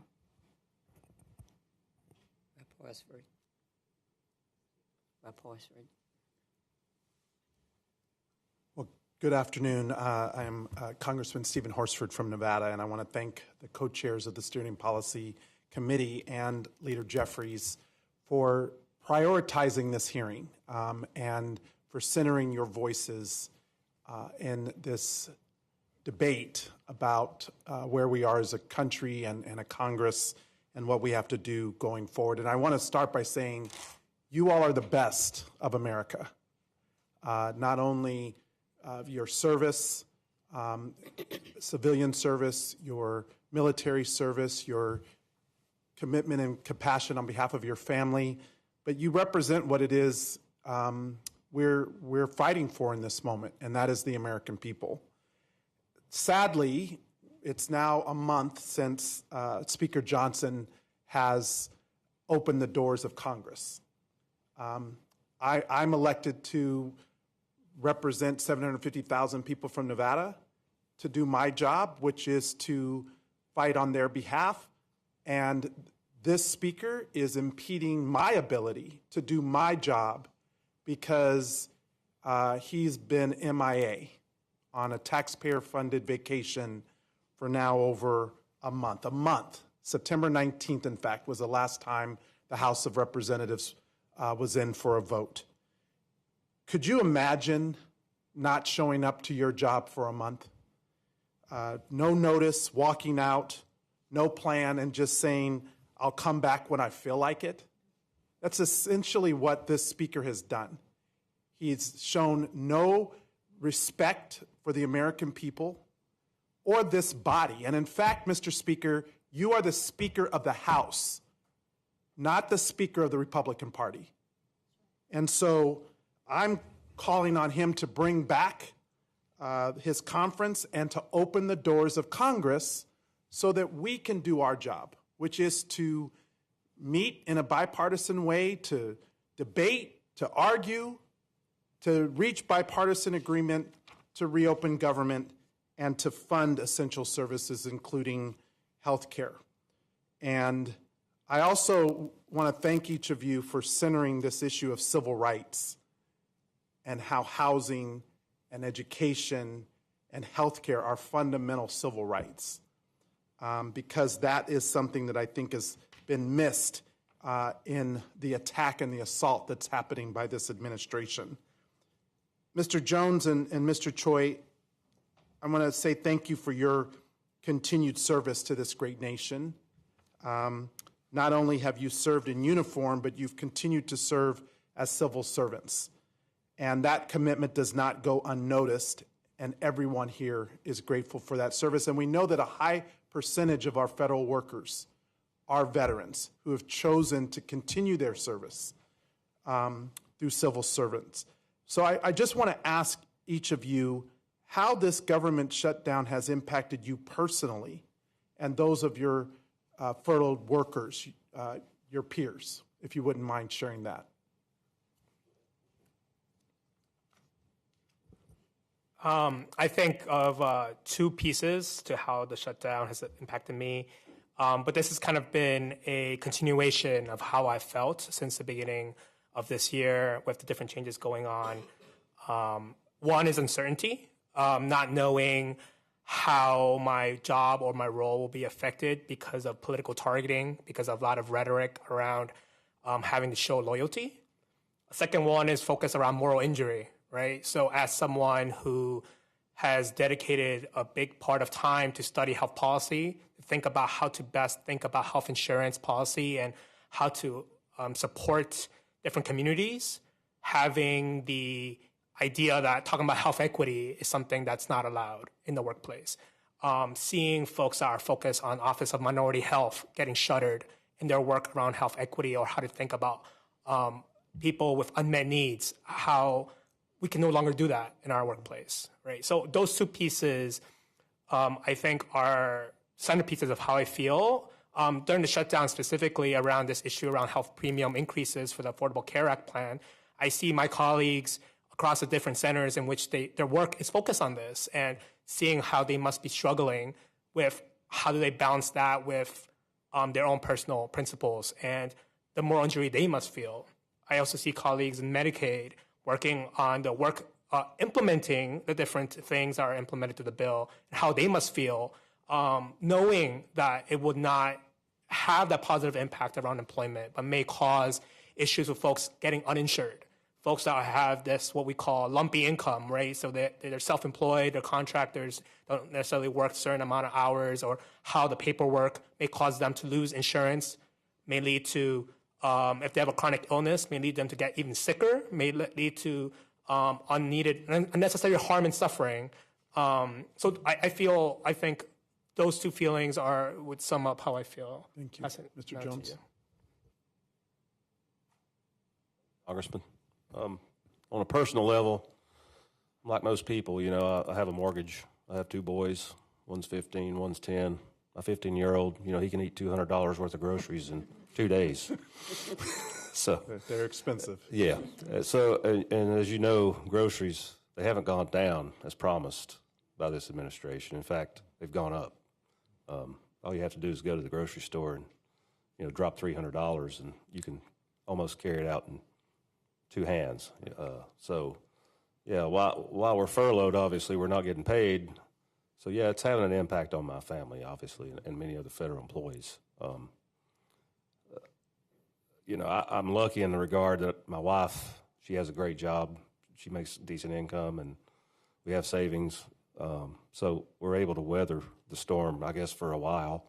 You know, we have to tighten the belt. We've been very frugal on what we spend, but I have friends in the Park Service and other federal agencies that aren't as fortunate as me.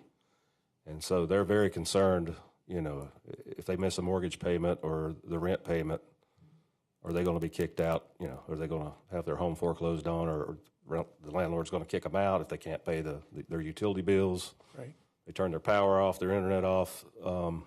So these are real world problems that a lot of people are facing as federal employees.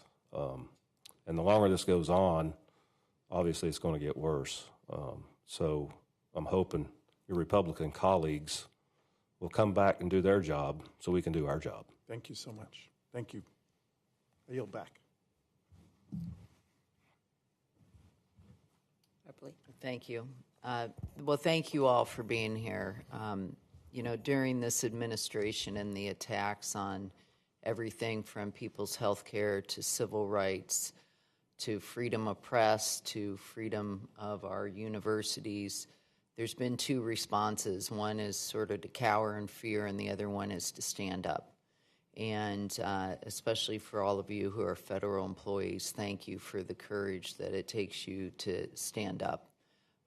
Because without people like you, the American public really cannot understand the vastness of the attacks on everything from healthcare to our basic civil liberties. And so I appreciate all of you being here.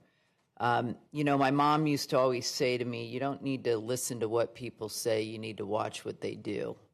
And that tells you what their priorities are and what they value. And, you know, I sort of, we're now in day 33, and we haven't had a gavel. We haven't seen our Republican colleagues here. Mike Johnson has not gavelled in the House of Representatives.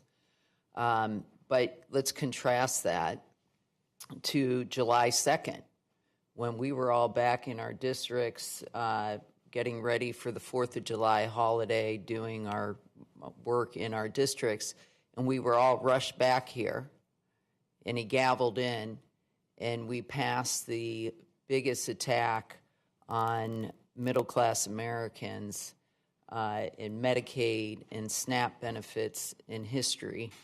The passage of this big bill, I don't call it beautiful, I have another B word for that, that really ripped health care away from 15 million Americans. Also, they could go and give tax breaks to the wealthiest Americans. And so it's sort of in this backdrop that we're here today, having this hearing. I keep thinking about the tearing down of the east wing of the White House so that Donald Trump can build a $250 million ballroom while federal employees are being being forced to skip their paychecks, being forced to, Congressman Horsford and I met with many of federal employees back in our district, don't even know how they can afford to get gas so they can even turn up for work that they're not getting paid for. And so it's just really the discrepancy in priorities is just astonishing to me. And, what we heard from the federal employees that we talked to was this is just a continuation of everything they've been under from the get-go, from the very beginning with the Doge cuts to, having to write your 5 things you accomplished in the week, to seeing the firings and the disregard for family leave, and now the executive order attacking basic collective bargaining. And so my question I'm going to ask Mr. Shriver, Mr. Jones, Mr. Ozadibi, and Mr. Choi, what I've noticed with this administration is they try to achieve their priorities by attacking the people who implement our laws. And so, it's a sinister attempt, whether you're talking about the rollbacks to the Department of Special Ed. Now, these are the individuals that make sure that the decades-long promise from Congress that, that ensures that disabled students receive free and appropriate education and protects the civil liberties. Or you see the Bureau of Land Management rolled back, Park Service rolled back, the VA rolling back the benefits. And so my question in HUD, seeing the rollback of protections, is just very quickly, because I'm running out of time, can you tell us when employees get cuts and when these attacks on employees happen, what does that mean for the ability to deliver the services that you're called to do? It's devastating, Congresswoman. It's devastating. And I don't think the American people quite understand the far reach of the services that the federal government provides day to day. And I don't think this administration gets it at all. I don't think they had any plan for how they were going to continue delivering services when they did these cuts. So we might be talking about wildland firefighters. We might be talking about safety inspectors that go into meat and poultry plants and make sure that our food is safe. We might be talking about nurses at the VA. The largest occupation in government is nurses who serve our veterans in VA facilities. We might be talking about people that handle customer service on benefits programs like Social Security. What are you going to do when the people that answer those questions are no longer there and somebody needs their check? It goes on and on, the kinds of services that the American people depend on every day that can't be performed like this. Thank you. Just quickly, one example from the VA. Thank you, Congresswoman. Yeah, the VA, obviously, if the staff is cut, it hinders the ability to provide care to veterans. That's overhead staff, and that's where they're targeting a lot of that, of those cuts. But there's also doctors and nurses that are leaving as well. And so the fewer staff, the fewer medical staff that are there, obviously, it's affecting our care.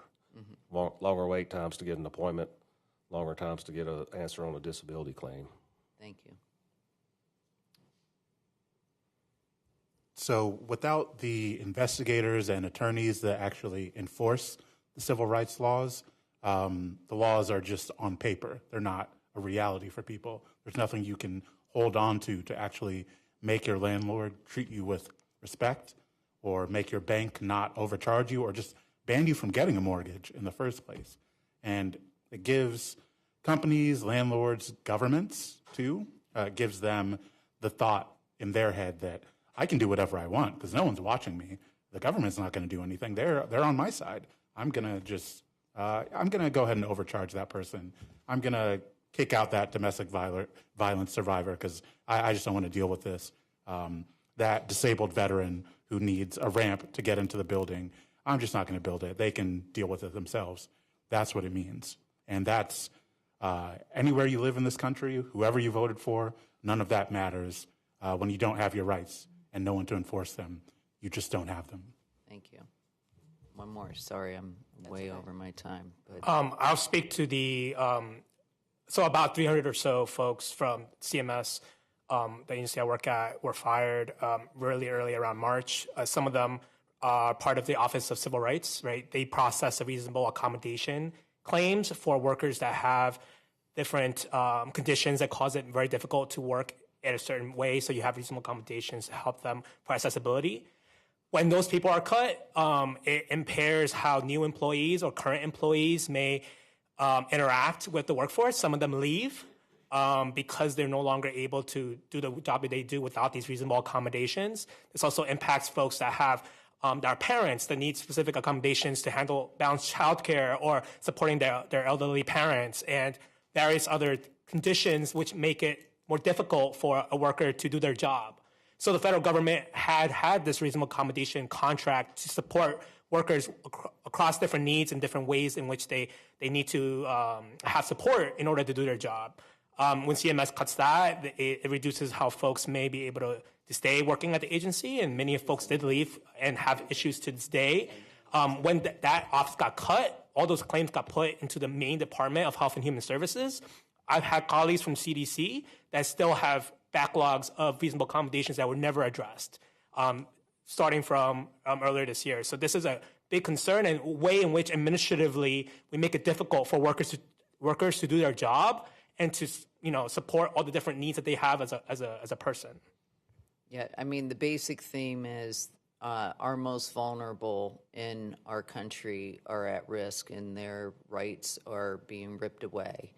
And at the same time, while the wealthiest Americans are enjoying the largest tax break in history. Thank you. I yield.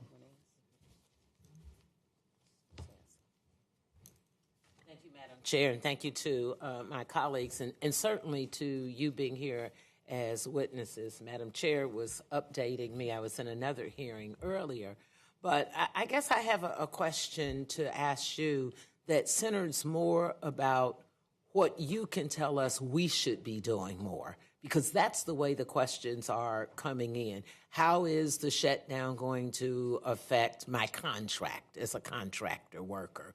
Or with veteran services? We get a lot of calls from veterans with CMS. What are some of the things? So let's take, we know healthcare is the big crisis. And I think we understand that because we've been dealing with that, and our message has been so clear about being able to save our health care, cut the costs, and that. But how are federal rental assistance programs affected by the shutdown? And I know you work with HUD. So, I mean, during the shutdown, things like that, those are Democrat agency things. So those are not happening right now, of course. And I'm not sure that those will be come back after the shutdown. So those are the stakes right now. This is kind of a final attack on all the things that help working people, things that aren't just like a weapon, a tool to use against political enemies or people who don't vote for you, or just things that don't enrich certain people. Everything that doesn't fit into that category is what's under attack right now, and that definitely includes rental assistance, because when people don't have that assistance, they're forced to move in with family or live out of their car or get into huge credit card debt. It affects their education, it affects their jobs, it affects so many different things. And that's why I think it's really important that Congress stands up, like the risk level that I'm taking right now, being here talking to you, and as I've been over the last several months, that's what we want to see from Congress. Okay. Understanding the stakes, understanding that they are attempting to come for it all right now. And it needs to be Congress understanding that and acting accordingly. So that means working with federal unions, because we are the workers in the building who can tell you what's happening, and it's going to be the union people who speak up. So got to make sure that the unions are still there, and got to make sure that the people who do speak out have protection and amplification for whatever's happening. That's very helpful. Thank you. I have a few minutes left. Let me ask anyone, especially those who are veterans, what impact to the VA healthcare facilities are they facing prior to and during the shutdown? For example, are there staffing, supply, or medication delivery issues? I can take that, Congresswoman. Yeah. So my local, we represent VA workers in Asheville, North Carolina, and they have lost quite a few folks since January 20th, mainly due to the deferred resignation program and voluntary retirements. And it has affected care there. It's a lot of the folks that restocked medical supplies, they were let go. They were brought back, I think, and then they were let go again from all the confusion and chaos. So it's definitely had an effect on the employees, the employees that are still there, because a lot of the medical staff have to do that work now. So instead of providing care to veterans, they're running around and restocking shelves and moving things around and doing, I guess, some of the administrative work, I've been told. Thank you. Thank you. This is a very helpful, and let me just say we hear you in that bringing individuals on and the risks you're taking as the risk when we go live and in the hearings, and we say the same thing that you were saying. We call them out. We say they are on vacation and not here, and we're here, and those who are in the districts, we're touring those facilities, trying to talk to those same employees to give them the reassurance that we will stand with them. But I think this is also helpful information to us that we should do a panel, and we bring a panel of union workers from across so they hear what we're hearing from you and what more they can do to make sure that those workers are protected so they don't get fired, or they don't get fired, rehired, only to be told that they're being displaced again. But let me just say, for the input, for the information, for your courage, for you standing up, not for yourself, but for American people and for those who have served our country, those who might have a disability, those who are dependent in their life literally counts on these services or medication. I certainly say thank you. Thank you, Madam Chair. Thank you, Rep. Beatty. I just want to thank all of you for being here. As the co-chair of Steering and Policy, I think I only missed one hearing in California. And every time I think I've heard it all, you reminded me today, I have not heard it all. And I'm angry, I'm appalled. It sounds like we know what they want to do at the Department of Education. I don't think they want one. And I think they want to privatize VA and HUD. From what you reported back, they just don't want HUD. And I could think of, I represent the Chicagoland area, but I go way south I'm urban, suburban, and rural. And when I think about the helicopter that landed on the building, ICE landed, that was my district. That building, even before they landed, it was so jacked up, excuse my terminology, but just so messed up. And you could see in so many places how HUD is so needed, and they want to tear it apart because they just don't care. And I just want to thank Democracy Forward for all of your work. Even before he was sworn in, you guys were on top of so many things, and that's why we could jump on things so fast. So just thank all of you for being here.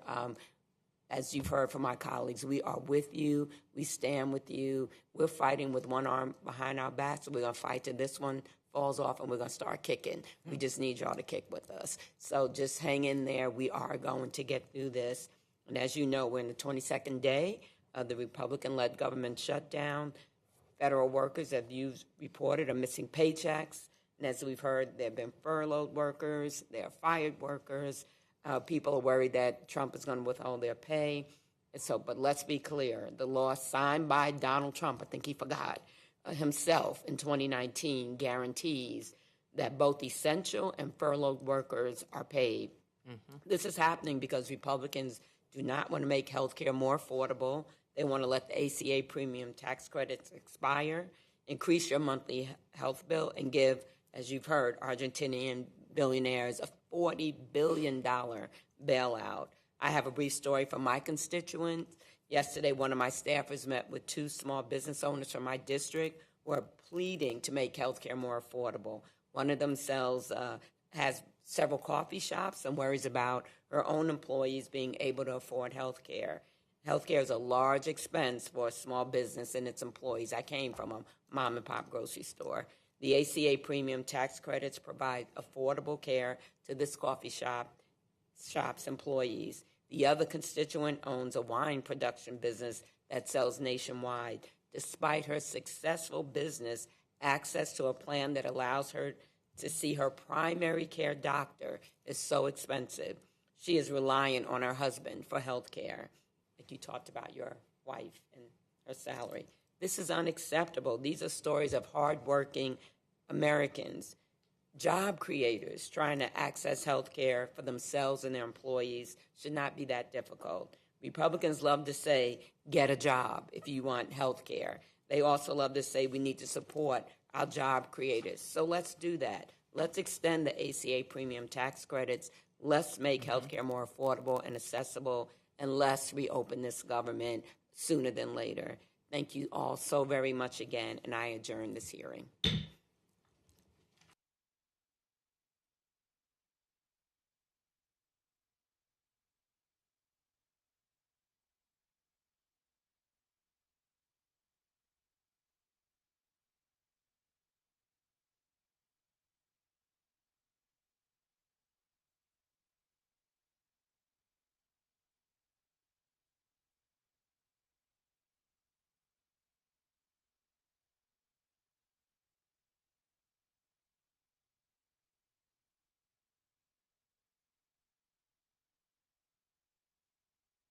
Department of Justice alumni decrying attacks on the Justice Department. I believe I asked unanimous consent to have this put in the record, but if I did not, I'm asking it now. Without objection. Thank you very much, Mr. President. And here is how that reads. We are 282 former career employees who proudly served our country at the Department of Justice. From prosecutors, special agents, and intelligence analysts to immigration judges, grant managers, civil rights attorneys, and more, we all carried out our duties faithfully, regardless of who occupied the White House, until we no longer could.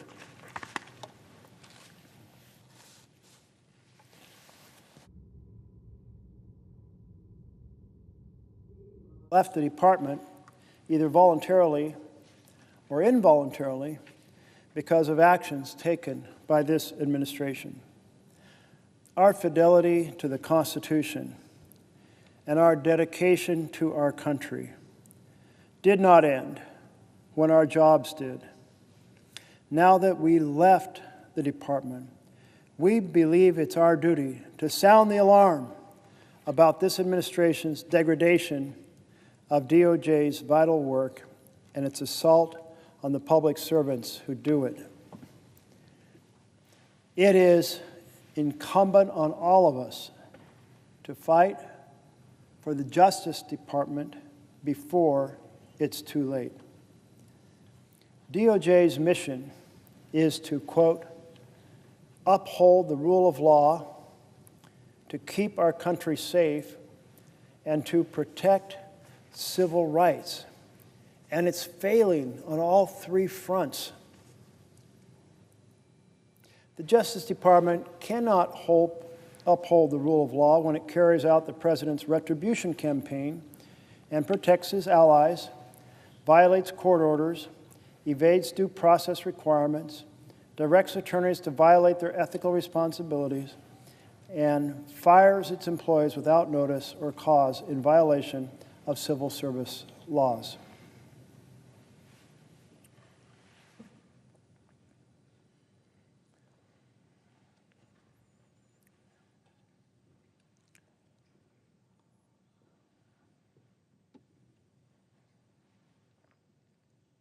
It also cannot keep our country safe when it ousts FBI employees prosecutors, national security experts, and ATF officials, shutters offices that prevent community violence, and dismantle drug trafficking operations, purges the attorneys who enforce the laws that protect the environment, and shifts highly trained special agents away from counterintelligence and counterterrorism.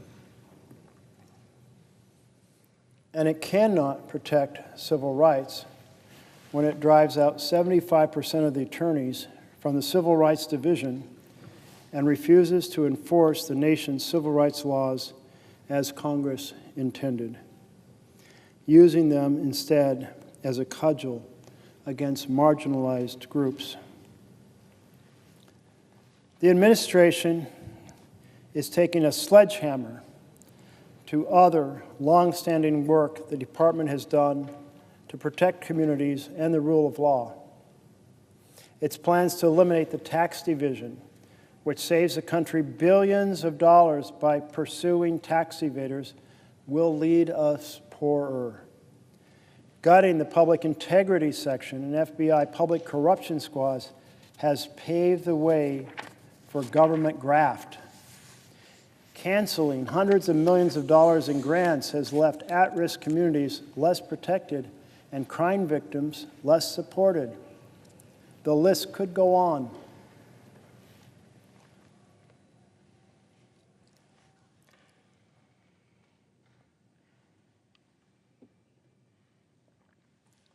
As for its treatment of its employees, the current leadership's behavior has been appalling. This administration lies about the deep state and exaggerates about government inefficiency, and exaggerations about government efficiency have eroded the respect our country once held for public servants. And demonizing, firing, demoting, involuntarily transferring, and directing employees to violate their ethics duties has already caused an exodus of over 5,000 of us, draining the department of priceless institutional knowledge and expertise, and impairing its historical success in recruiting top talent. We may feel the effects of this for generations.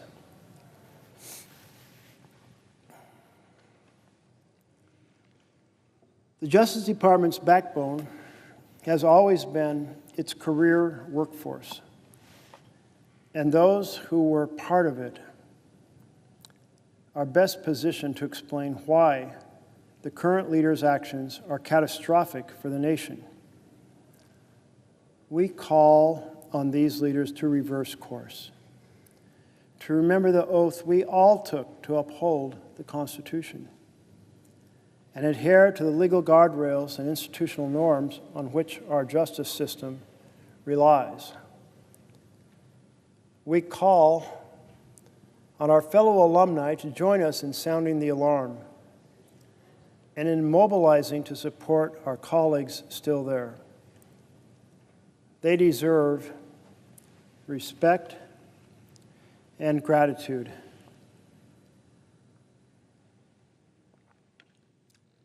Neither of which they're getting from the administration.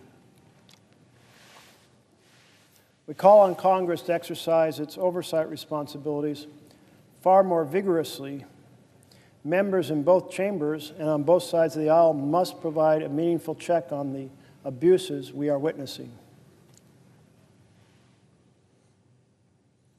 And we call on all Americans whose safety, prosperity, and rights depend on a strong Department of Justice to speak out against its destruction.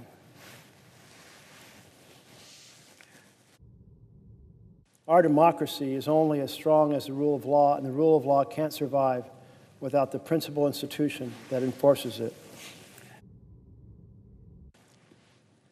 Well, that's a powerful letter from these 282 former career employees of the Department of Justice.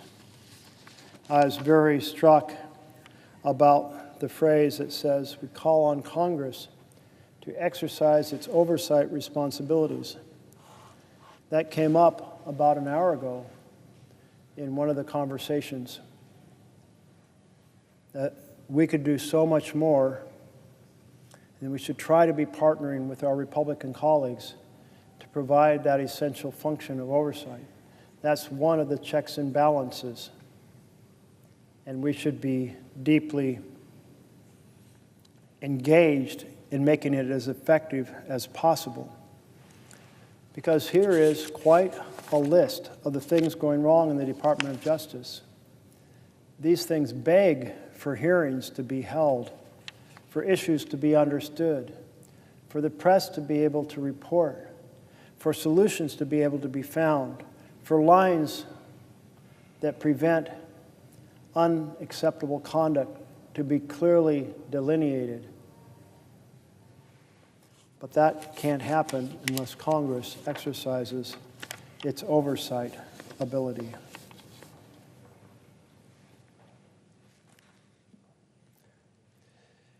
Do we have one more chapter? Okay.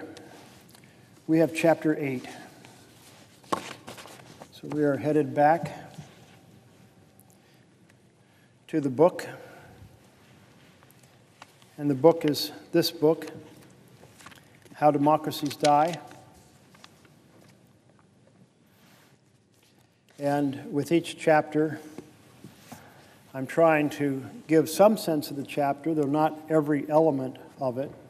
So I'll read some of the pages, maybe scan through some others, and try to address a few of the issues that are raised. This particular chapter addresses President Trump's first year in his first administration, and it's titled Trump's First Year, an Authoritarian Report Card. So remember, this was just his first year in office. We're now in his 5th year in office, headed towards his 6th year in office, and we've seen such an acceleration. So the items identified in the first year, well, we may well see that they become more serious over time. Donald Trump's first year in office followed a familiar script. Like Alberto Fujimori, Hugo Chavez, and Tayyip Erdogan, America's new president began his tenure by launching blistering rhetorical attacks on his opponents. He called the media the enemy of the American people, questioned judges' legitimacy, and threatened to cut federal funding to major cities.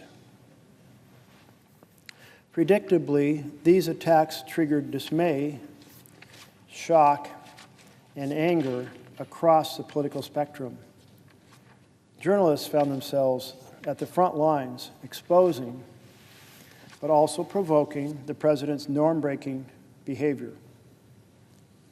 A study by the Shorenstein Center on Media, Politics, and Public Policy found that the major news outlets were unsparing in their coverage of the Trump administration's first 100 days. Of news reports with a clear tone, the study found 80% were negative, much higher than under Clinton, 60% negative, and George W. Bush, 57% negative, and Obama, 41%.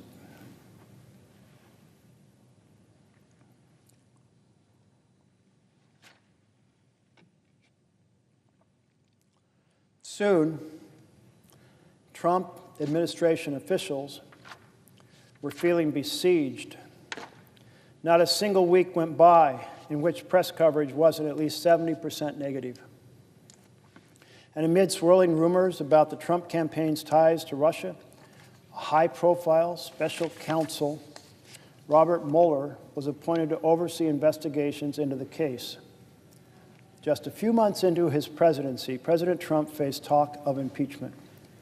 But he retained the support of his base, and like other elected demagogues, he doubled down.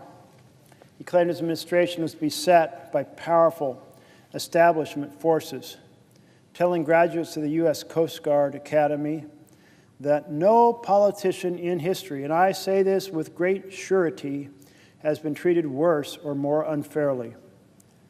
The question, then, was how Trump would respond.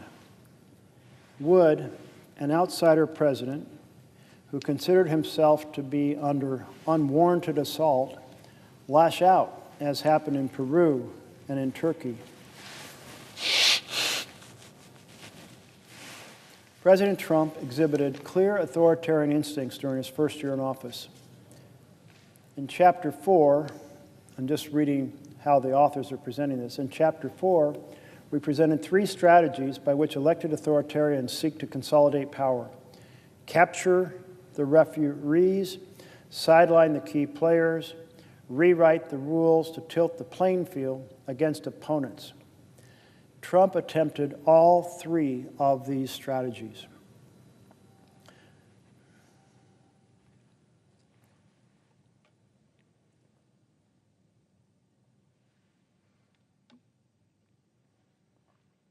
President Trump demonstrated striking hostility toward the referees, law enforcement, intelligence, ethics agencies, and the courts. Soon after his inauguration, he sought to ensure that the heads of U.S. intelligence agencies, including the FBI, the CIA, and the National Security Agency, would be personally loyal to him, apparently in the hope of using these agencies as a shield against investigations into his campaign's Russia ties. During his first week in office, President Trump summoned FBI Director James Comey to a one-on-one dinner in the White House, to which, according to Comey, the president asked for a pledge of loyalty. He later reportedly pressured Comey to drop investigations into his recently departed National Security Director, Michael Flynn, pressed the Director of National Intelligence, Daniel Coats, and CIA Director Mike Pompeo to intervene in Comey's investigation, and personally appealed to Coats and NSA head Michael Rogers to release statements denying the existence of any collusion with Russia. Both refused.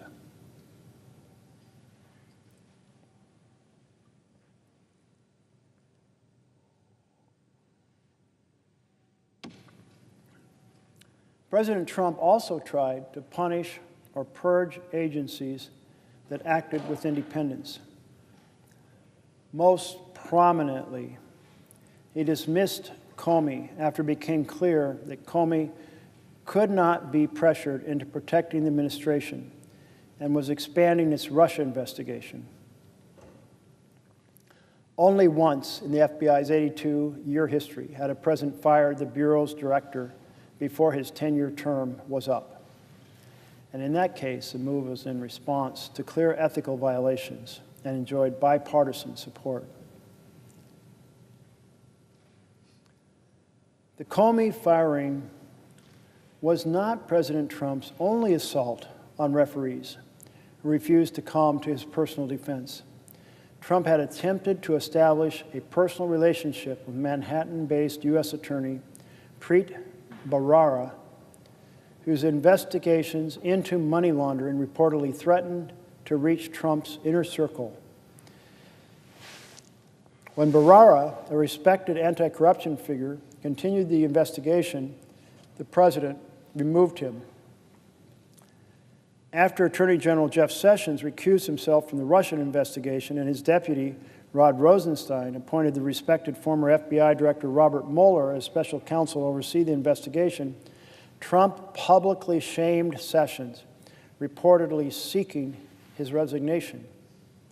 White House lawyers even launched an effort to dig up dirt on Mueller, seeking conflicts of interest that could be used to discredit or dismiss him. By late 2017, many of Trump's allies were openly calling on him to fire Mueller, and there was widespread concern that he would soon do so. So in this section, we're hearing about all of the attack on the referees during Trump's, and this is just a classic part of an authoritarian government, attack the referees. And of course, we saw in year 5 this year, immediately Trump took out the special investigators of the various agencies and did so in order to make sure that there wasn't the type of oversight that would point out to the public or to Congress where things were going wrong. Take out the referees. That is the authoritarian strategy being laid out here. President Trump's efforts to derail independent investigations evoke the kind of assaults on the referees routinely seen in less democratic countries.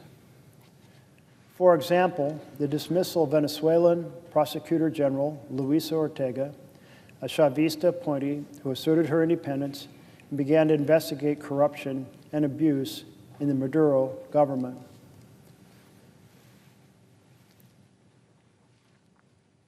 Although Ortega's term did not expire until 2021, and she could be legally removed only by the legislature, which was in opposition hands, the government dubiously elected Constituent Assembly sacked her in August 2017. President Trump also attacked judges who ruled against him after Judge James Robart of the Ninth Circuit of the U.S. Court of Appeals blocked the administration's initial travel ban. Trump spoke of, quote, the opinion of this so-called judge, which essentially takes law enforcement away from our country, end of quote. 2 months later, when the same court temporarily blocked the withholding of federal funds from sanctuary cities, the White House denounced the judgment as an attack on the rule of law by an unelected judge. Trump himself responded by threatening to break up the Ninth Circuit.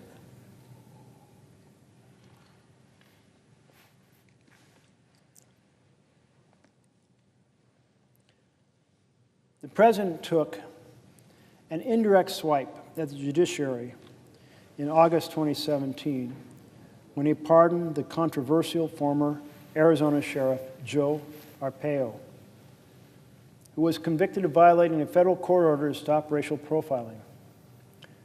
Arpaio was a political ally and a hero to many of Trump's anti-immigrant supporters. And as we noted earlier, the chief executive's constitutional power to pardon is without limit.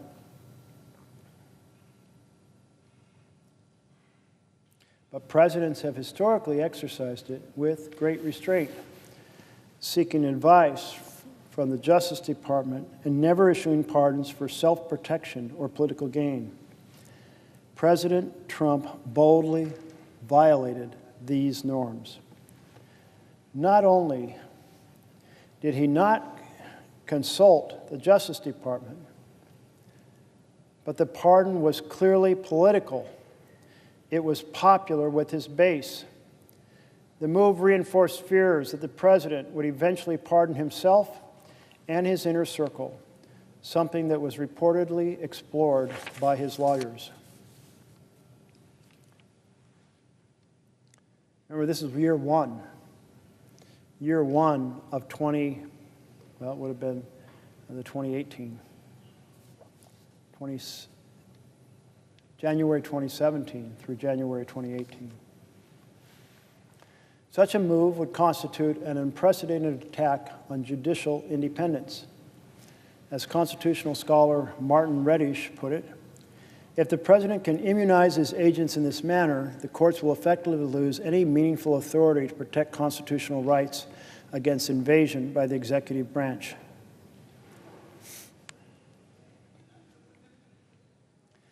You know, this discussion over pardoning himself and the risk it creates of misbehavior is an interesting prelude to the fact that essentially the Supreme Court pardoned Trump, saying that the president cannot commit a crime. If you can't commit a crime, then you can do whatever, and you don't have to be pardoned because you haven't committed a crime. So the Supreme Court essentially gave him the same protection and created the same risks for an authoritarian state that Trump pardoning himself would have resulted in. The administration responded by launching attacks on the OGE, Office of Government Ethics. House Oversight Chair Jason Chaffetz, a Trump ally, even hinted at an investigation of Schaub. In May, administration officials tried to force the OGE to halt investigations into the White House's appointment of ex-lobbyists. Alternatively harassed and ignored by the White House, Schaub resigned, leaving behind what journalist Ryan Leza called a broken OGE, Office of Government Ethics. President Trump's behavior toward the courts, law enforcement, and intelligence bodies and other independent agencies was drawn from the authoritarian playbook. He openly spoke of using the Justice Department and the FBI to go after Democrats, including Hillary Clinton. And in late 2017, the Justice Department considered nominating a special counsel to investigate Clinton. Despite its purges and threats, however, the administration could not capture the referees. Trump did not replace Comey with a loyalist, largely because such a move was vetoed by key Senate Republicans. Likewise, Senate Republicans resisted Trump's efforts to replace Attorney General Sessions, but the president had other battles to wage. And I think this is an important moment to remember back in 2017 that colleagues across the aisle played a role of reason in pushing back on some of the unacceptable things that Trump was trying to do.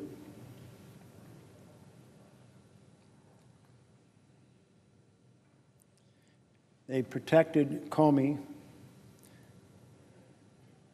As it said, Trump did not replace Comey with a loyalist because such a move was vetoed by key Senate Republicans. Likewise, Senate Republicans resisted Trump's efforts to replace Attorney General Sessions.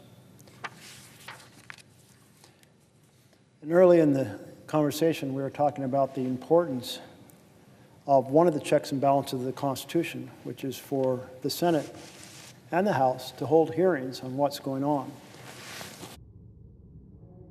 The two-page letter from the 283, I believe it was, 282 former career employees of the Department of Justice, they laid out a host of things that are going wrong. It's essentially an invitation.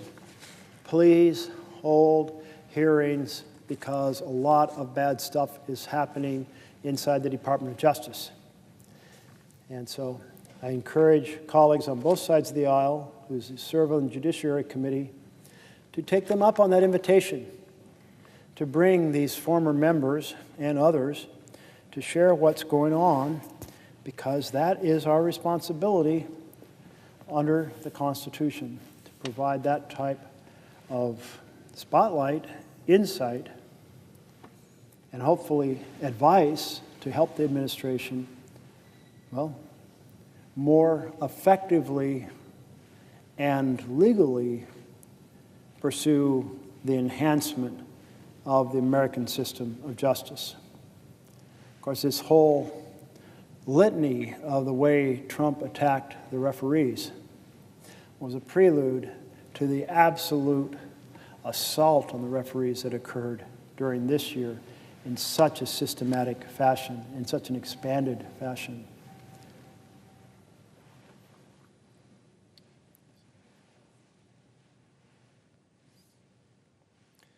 The Trump administration also mounted efforts to sideline key players in the political system.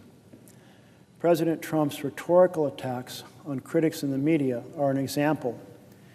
He repeated accusations that outlets such as the New York Times and CNN were dispensing fake news and conspiring against him.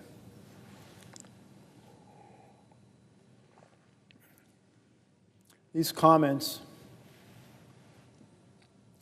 look familiar to any student of authoritarianism. In a February 2017 tweet, he called the media the enemy of the American people, a term that critics noted mimicked one used by Stalin and Mao. Trump's rhetoric was often threatening. A few days after his enemy of the people tweet, Trump told the Conservative Political Action Committee, or CPAC, "I love the First Amendment. Nobody loves it better than me. Nobody. But as you saw throughout the entire campaign, and even now, the fake news doesn't tell the truth. I say it doesn't represent the people. It never will represent the people, and we're going to do something about it."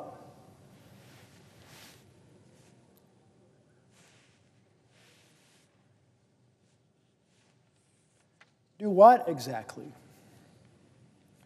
The following month, President Trump returned to his campaign pledge to open up the libel laws, tweeting that the New York Times had disgraced the media world, gotten me wrong for 2 solid years. Change libel laws, end of quote.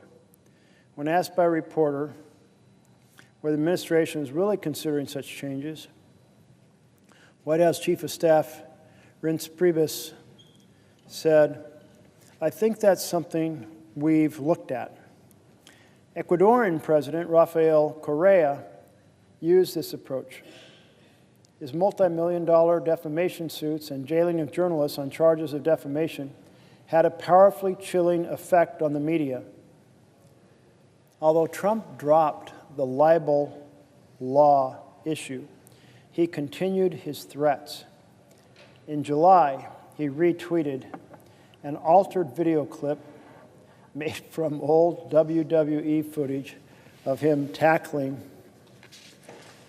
and then punching someone with a CNN logo superimposed on his face.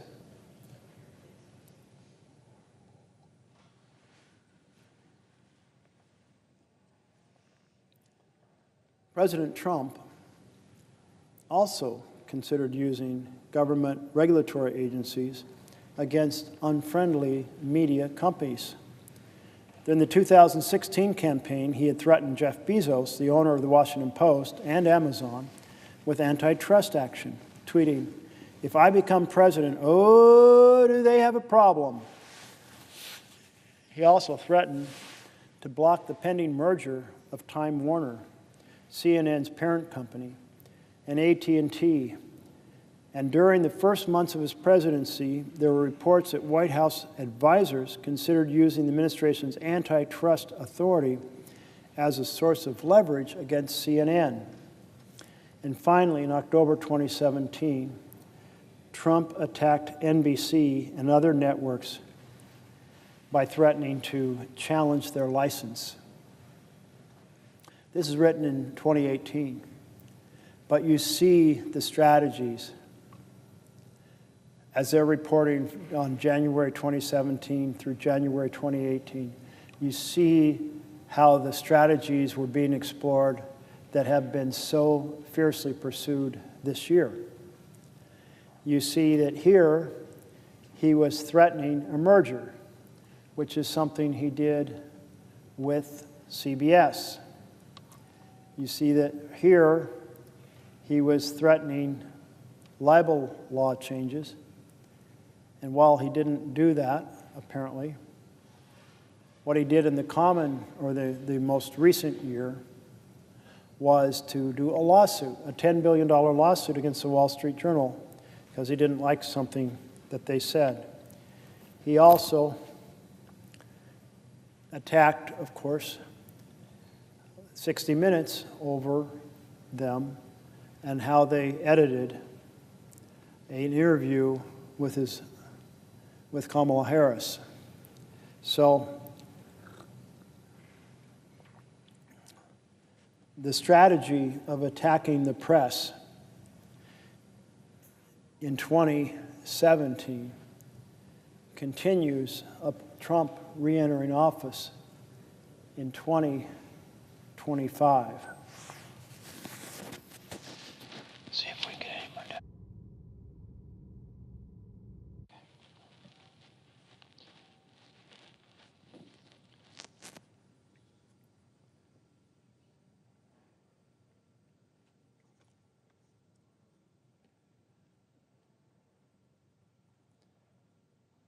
And finally, in October 2017, Trump attacked NBC, and other networks by threatening to challenge their license.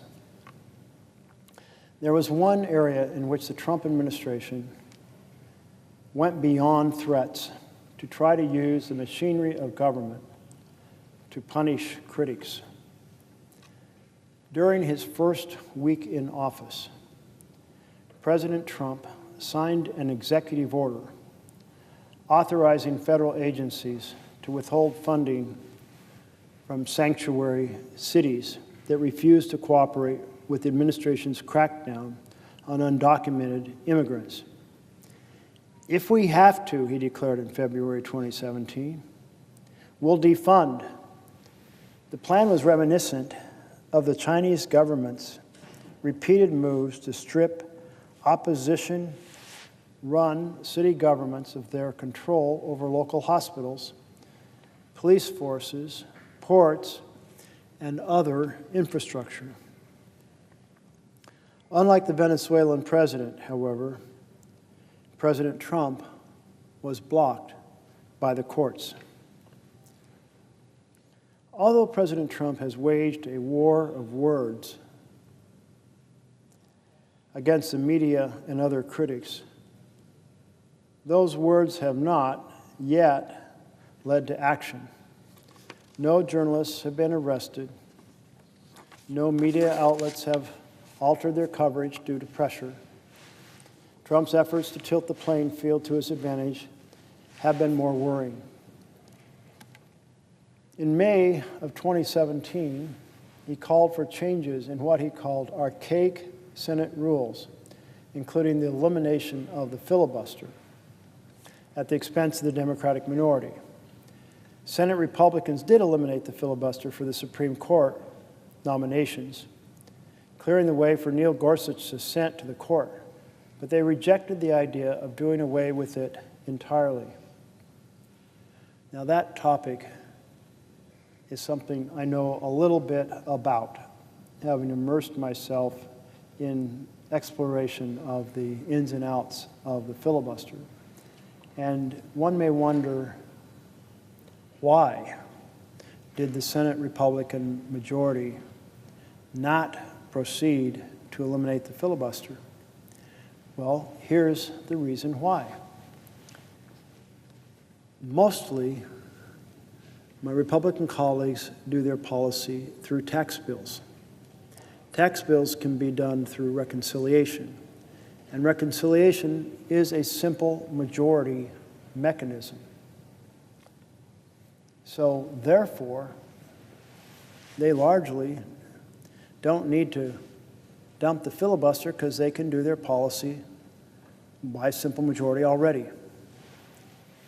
You saw that this year with the so-called Big Beautiful Bill that we called the Big Ugly Betrayal, done solely on a party line. And if I recall right, although this is a 53-47 Senate, I think we ended up with a 50-50 vote broken by the Vice President. So it passed by the narrowest of margins, but it was done entirely on simple majority by one party.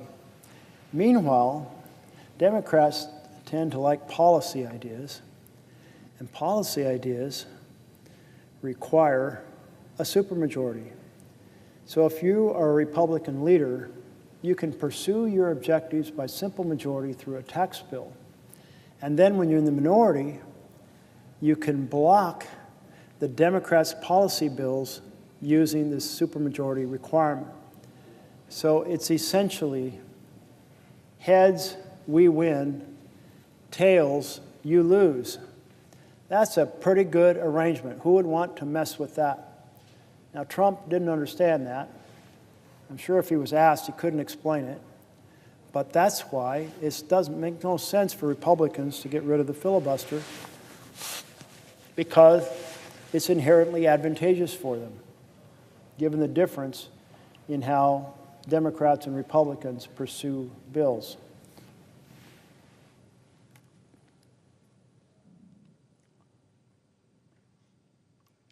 Perhaps the most anti-democratic initiative yet undertaken by the Trump administration is the creation of the Presidential Advisory Commission on Election Integrity, chaired by Vice President Mike Pence, but run by Vice Chair Chris Kobach. To understand its potential impact, recall that the Civil Rights and Voting Rights Acts prompted a massive shift in party identification. The Democratic Party became the primary representative of minority and first and second generation immigrant voters, while the GOP voters remained overwhelmingly white. Because the minority share of the electorate is growing, these changes favor the Democrats, a perception that was reinforced by Barack Obama's 2008 victory, in which minority turnout rates were unusually high.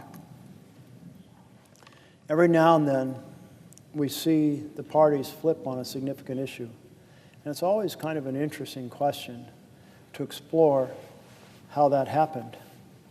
So here's the Republican Party that was founded anti-slavery, Republican Party that fought for civil rights bills against the Southern Democrats who resisted civil rights bills, including filibustering them to keep them from happening.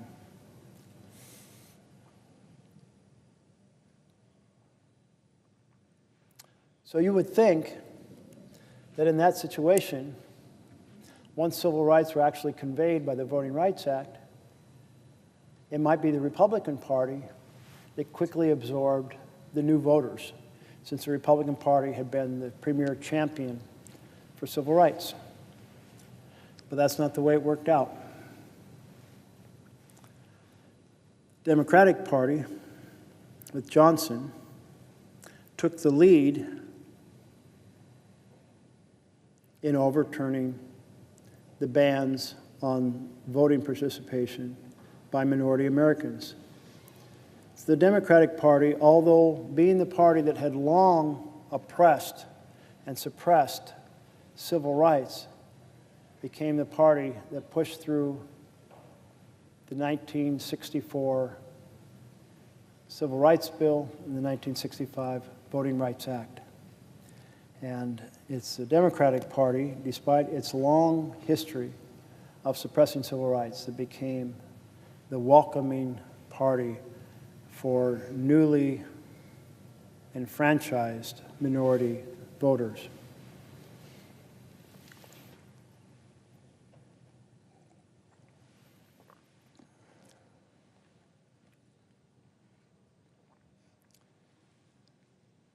Another interesting flip in my mind is on international trade.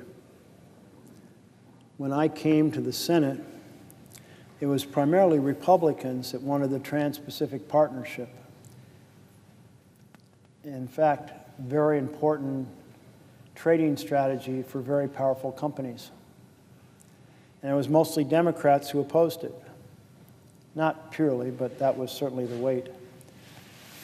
But then Trump, when he ran for president the first time, he started advocating against the TPP and started advocating for bringing factories back to America, including using tariffs to make American factories more competitive.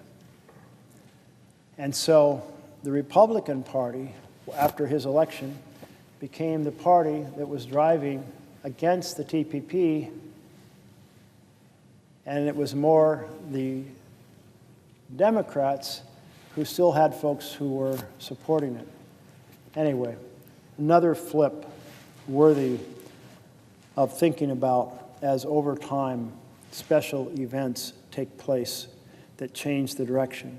The first special event was the passage of 64 and 65 bills led by Democrats that converted the anti-civil rights party into the pro-civil rights party. And the flip on the Trans-Pacific Partnership being driven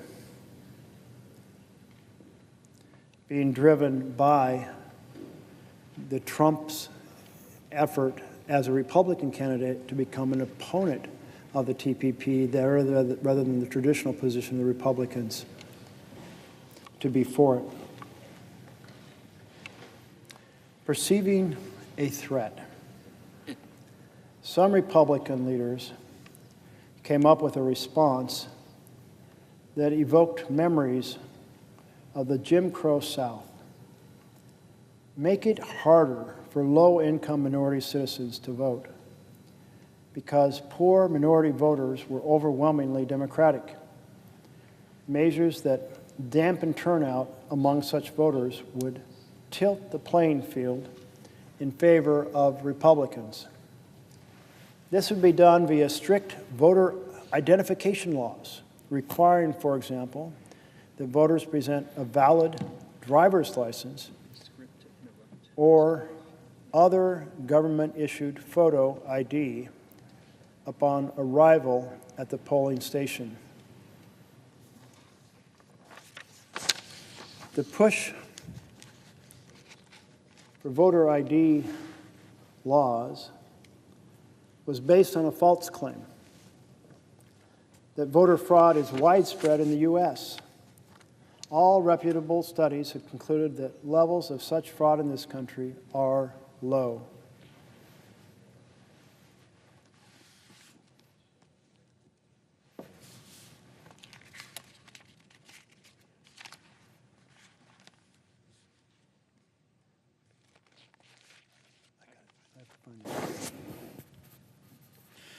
Will the senator yield for a question? I see the senator from Arizona on the floor, and yes, I will yield for a question. Well, Senator Merkley, I appreciate everything you're doing to highlight the many ways that this president has been undermining the Constitution and the rule of law. We've now experienced about 9.5 months of this presidency. And I'm going to ask you a question about one thing in particular, and it's about the U.S. military and the leadership of the U.S. military. But I want to kind of set the stage here a little bit. The United States has the most lethal military in the history of the world. The president presiding right now has experienced that as a U.S. Navy SEAL. You know, I myself, as a pilot flying off of an aircraft carrier in the first Gulf War, no nation, at least today, matches the combat capability, the professionalism, the effectiveness of the United States Navy, Air Force, Army, Marine Corps, and now Space Force. And I'll include the Coast Guard too, because we like to count the Coast Guard, especially when they partner with us on things that really matter to the United States. You know, one of those I'd like to discuss, where we should see more involvement from the Coast Guard, is what we are currently seeing in the Caribbean with regards to drug trafficking, which is a problem and presents a clear and present danger to the citizens of this country. And it's something we need to do more about. I was on one of the cable shows last night talking about this specific issue. So to date, there's been about 6 or 7 strikes in the Caribbean that have killed 32 people. And, some of those were trafficking drugs. Those routes, by the way, Senator Merkley, are used generally to traffic cocaine and marijuana through the Caribbean to Caribbean islands and onto Europe. They are not the routes that traffic fentanyl to the United States.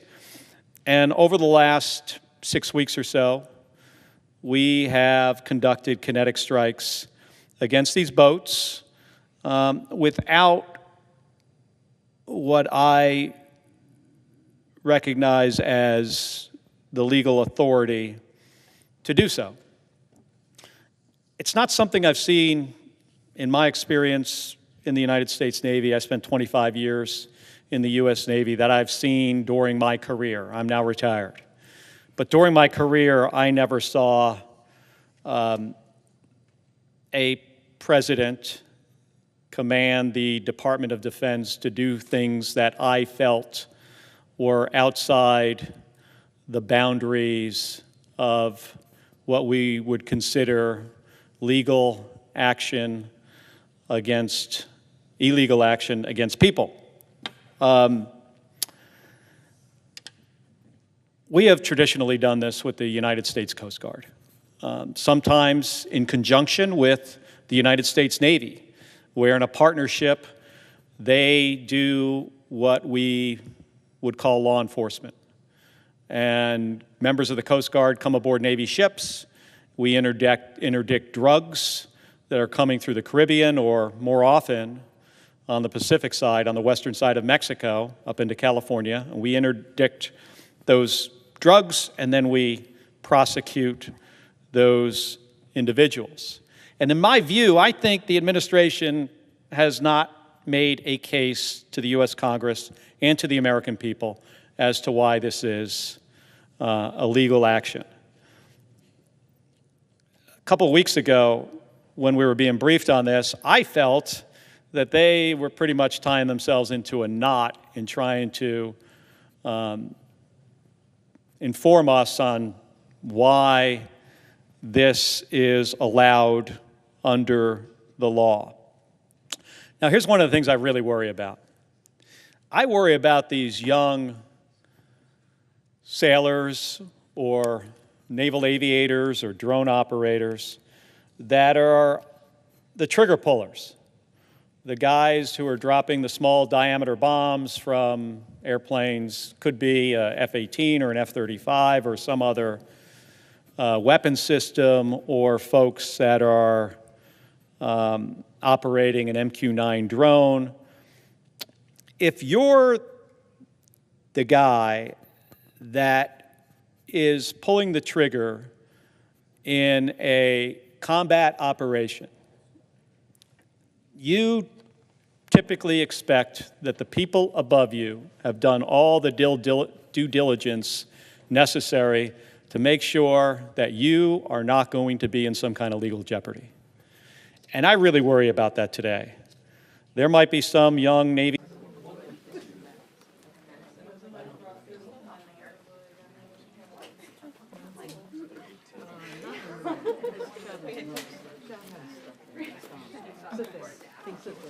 I'll tell him. I can get it.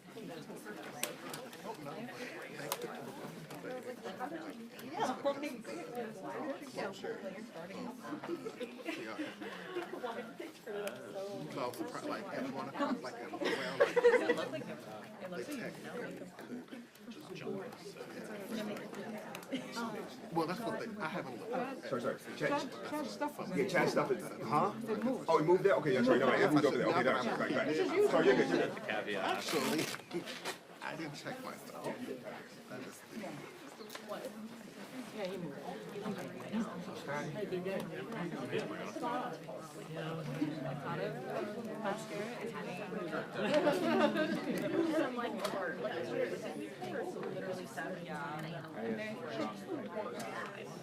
I've been here for like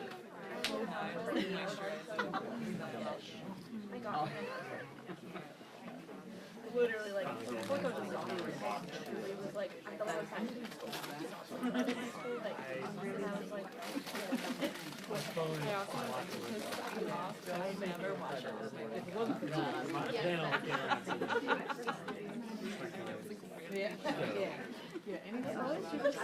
That's just me. That's the only thing.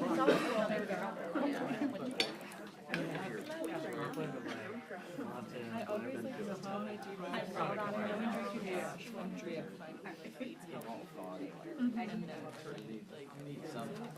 Yeah.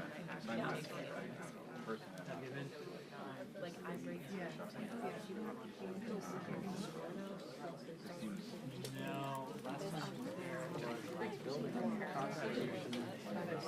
I was meant to go over yesterday, but then yeah. All right, I think All that's gone. I think it's gonna sound Newer wigs, it's not like going back.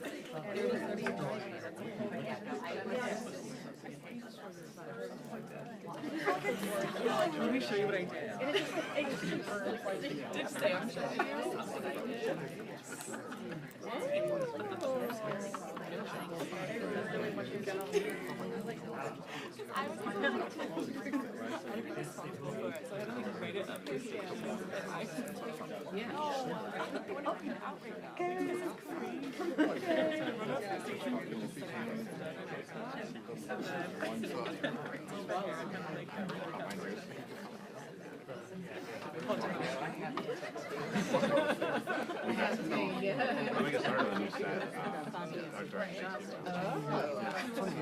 I usually put my cord juices on my wall and just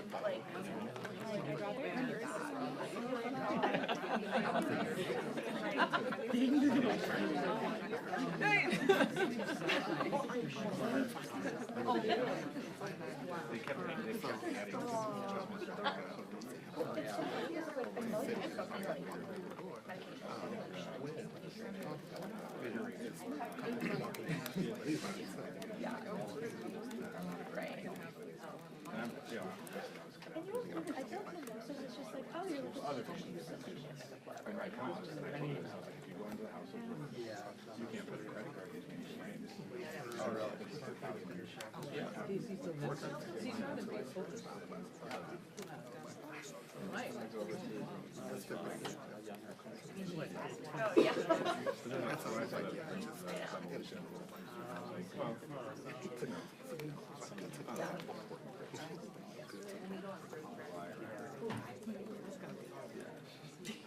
I'm so excited.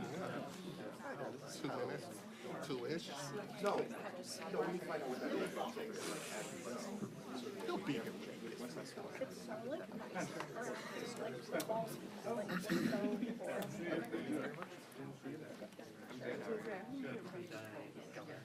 I don't know. Hold on. This one I really like. Sorry.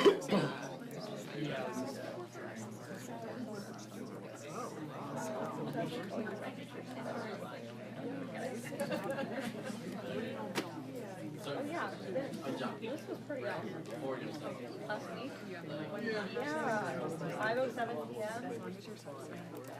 Looking great. Yeah.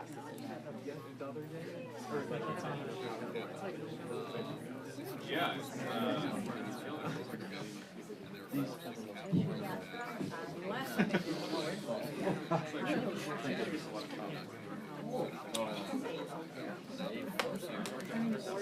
No, I just like I wanted to see what they said. Yeah, I just no, you're good.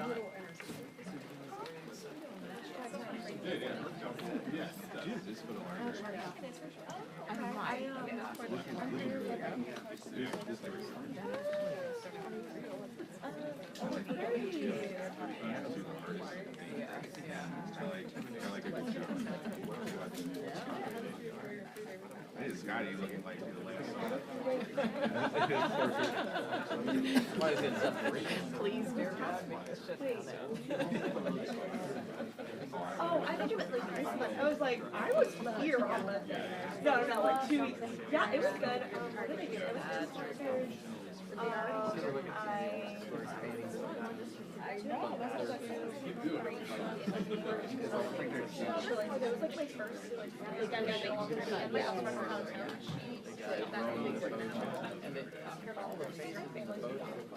Same guy.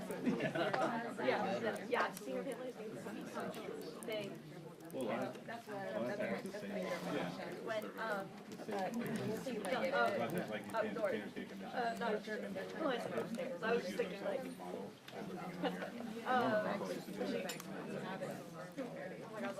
Yeah.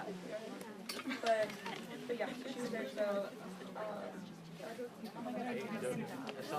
want me to turn around?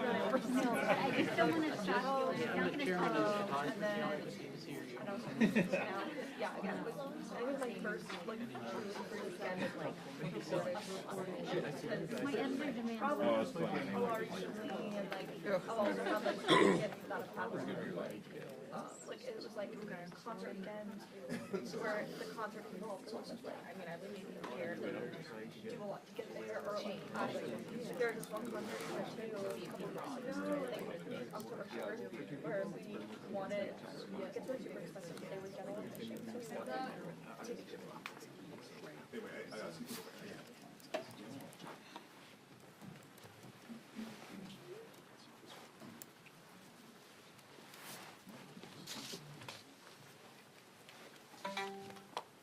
Good afternoon, everyone.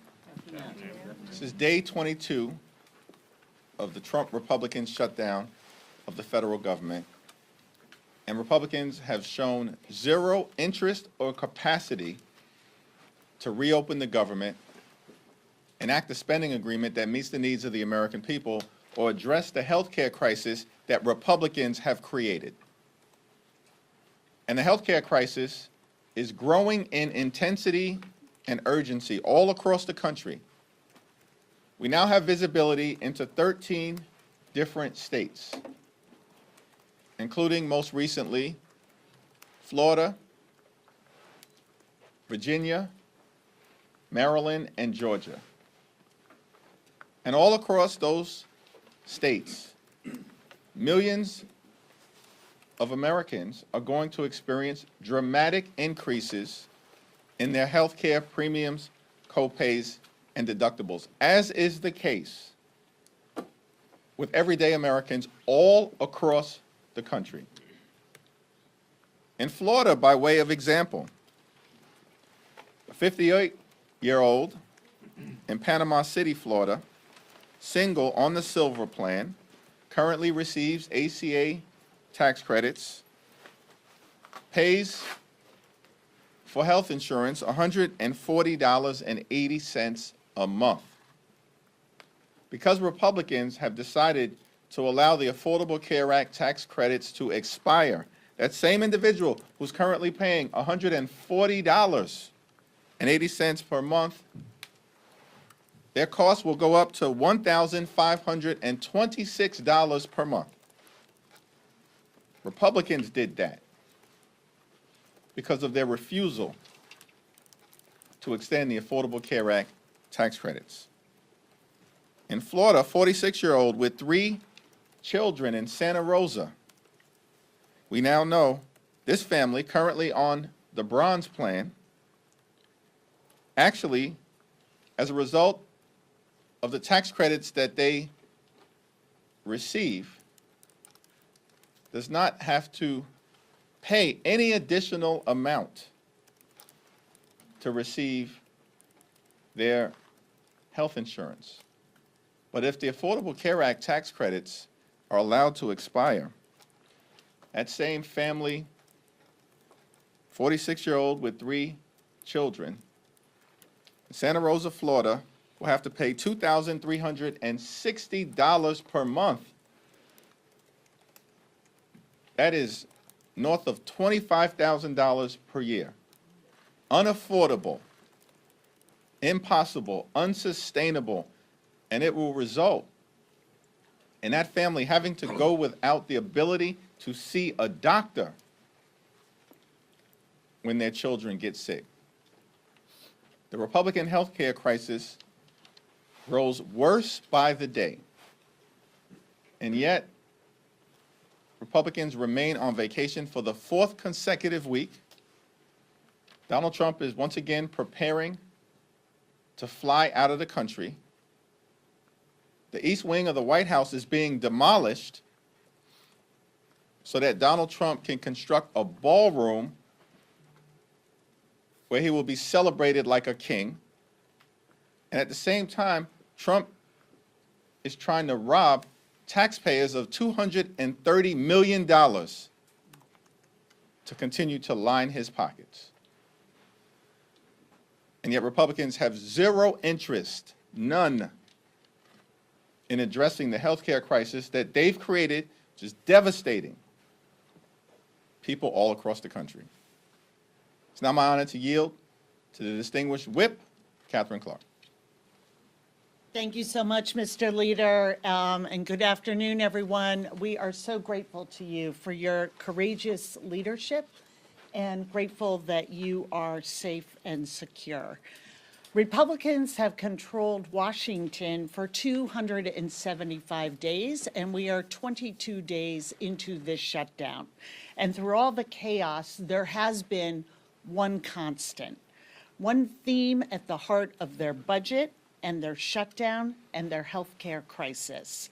They seek out and target the most selfless and the least privileged Americans. They always go after those who have already had to sacrifice. Americans working a second job to keep their kids fed. Americans who have chosen to serve in uniform or as civil servants. Americans who are caring full-time for their loved ones. It's working parents on Medicaid. It's sick children who need home care. It's veterans who rely on the Affordable Care Act. Those are the people that Republicans expect to get by with less. It's never the billionaires. It's never corporations. It's certainly never themselves. Because what does Donald Trump expect for himself? What do you see him talking about when you turn on the news? A luxury plane, a gold-plated office, a new ballroom, and now a literal monument to himself. All as 1 million children are about to be kicked off of Medicaid. Another million will see their family premiums double or even triple.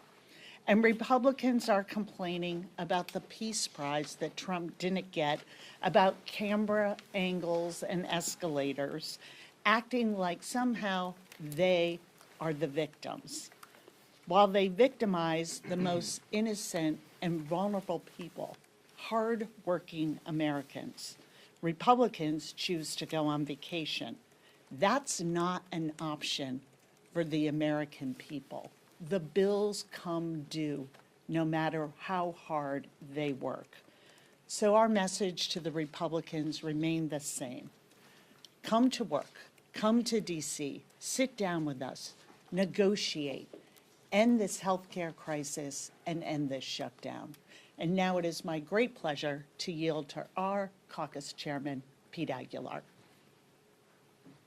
Thank you, Whip Clark. Thank you, Leader Jeffries. Before I talked about the shutdown in healthcare, I did want to touch on the terrifying threat that Leader Jeffries by someone convicted from January 6th. As a member of the January 6th committee, we deposed, we interviewed a number of individuals who were summoned here to the Capitol that day. And to see Donald Trump pardon 1,500 individuals, what did you think was going to happen? These are individuals who had violent criminality in their past, and we have seen that carry forward now. And this is what happens when you release violent felons. By the way, some of them in their past had issues as child molesters and crimes against children, and we're putting these people back across the country. Following the recent horrific acts of political violence on people of both parties, we should do everything in our power to lower the temperature and keep our communities safe. And that's why I was disturbed by Whip Emmer's comments, in particular when talking about individuals who went to rallies, essentially calling American supporters of the Democratic Party supporters of terrorism.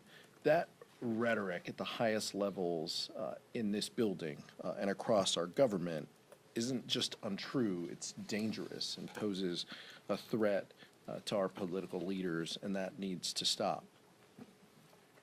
On the shutdown, for more than a month, Republicans have been on vacation while hardworking families are left to ask, what's next for me? What's next for my family?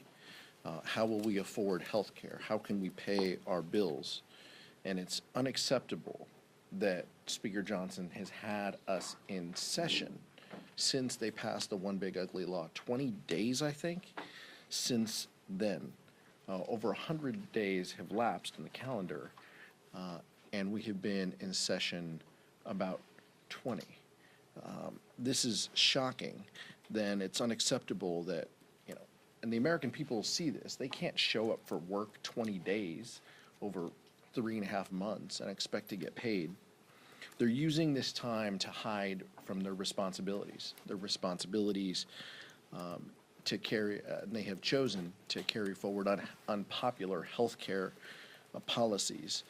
Even when Republicans like Marjorie Taylor Greene, Kevin Kiley, Beth Van Dyne have all said that Republicans should be in D.C. working. And even Leader Thune says it's time for House Republicans to consider coming back into session. The American people are smart.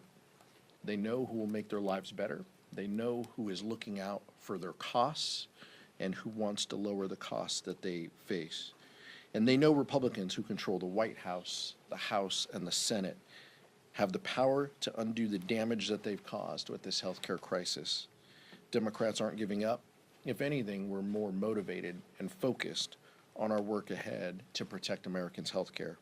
It's time for Speaker Johnson and House Republicans to join Democrats in finding a solution to reopen government and address this health care crisis that they've created. The American people are waiting. Leader Jeffries. Thank you, Pete. Thank you, Catherine. Questions? Has Speaker Johnson reached out to you at all since the January 6er made a threat on your life? No. Thank you, Mr. Leader. At this point, do you think a new CR is needed past that November 21st date? And if so, what would be an acceptable end date? And would it have to be paired with some type of vote on an ACA extension? What we need to occur right now is what Democrats have maintained from the very beginning. At this point, we need to reopen the government. We need to enact a spending bill that actually meets the needs of the American people in terms of their health, their safety, and their economic well-being, particularly in terms of driving down the high cost of living, while at the same time decisively addressing the Republican health care crisis that grows graver by the day.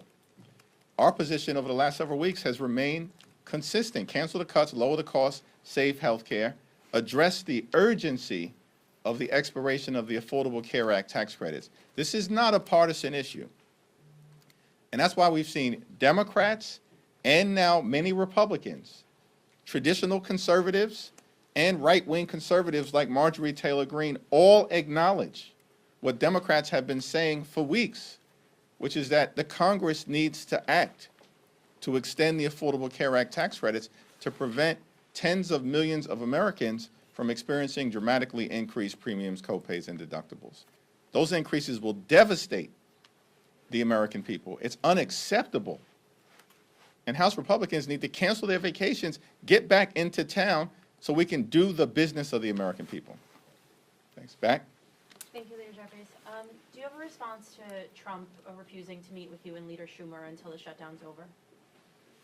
Donald Trump has spent more time on the golf course than he has in talking to Democrats on Capitol Hill to reopen the government, to enact a spending agreement that's bipartisan, and to address the Republican health care crisis. His behavior, unpresidential, unhinged, unpatriotic, un-American, throughout this process, speaks for itself and makes clear that Republicans shut the government down and have had zero interest in opening it up. Why? because they'd rather inflict this kind of pain on hardworking federal civil servants and the American people than provide health care that's affordable to everyday Americans, working class Americans, and middle class Americans. Catherine, Pete? Yeah. Good. All right. Thank you, Mr. Leader. Going back to the CR conversation, some Senate Republicans, including Leader Thune, have said the longer the shutdown goes on, the higher the likelihood that a full-year CR would be necessary. What are your thoughts on that conversation kind of intensifying in the Senate? And maybe Chair Aguilar as an appropriator.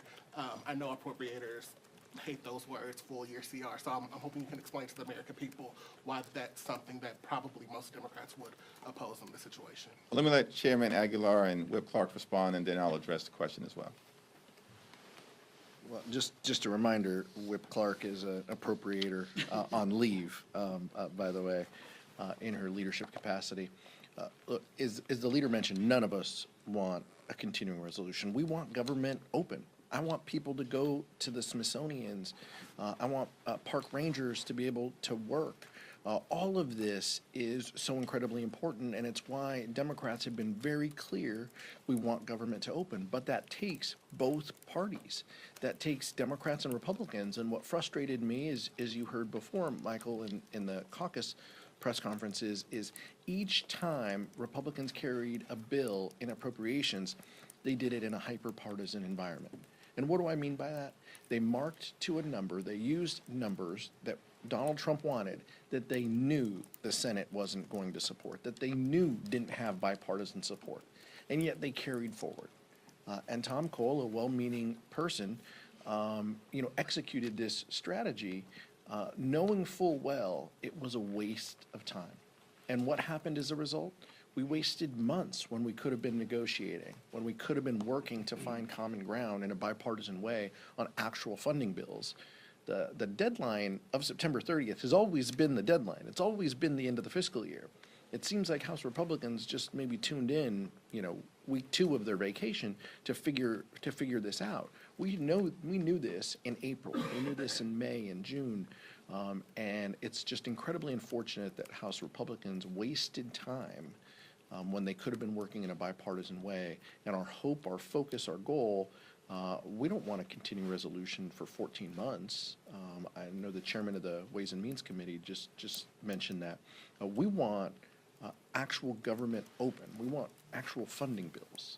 But we want those done in a bipartisan way. The American people want that. They want us to address this healthcare crisis. It seems like House Republicans and Senate Republicans are the only ones who haven't realized that yet. Yeah, it is amazing to me that the new conversation is, well, what's the length of the next CR?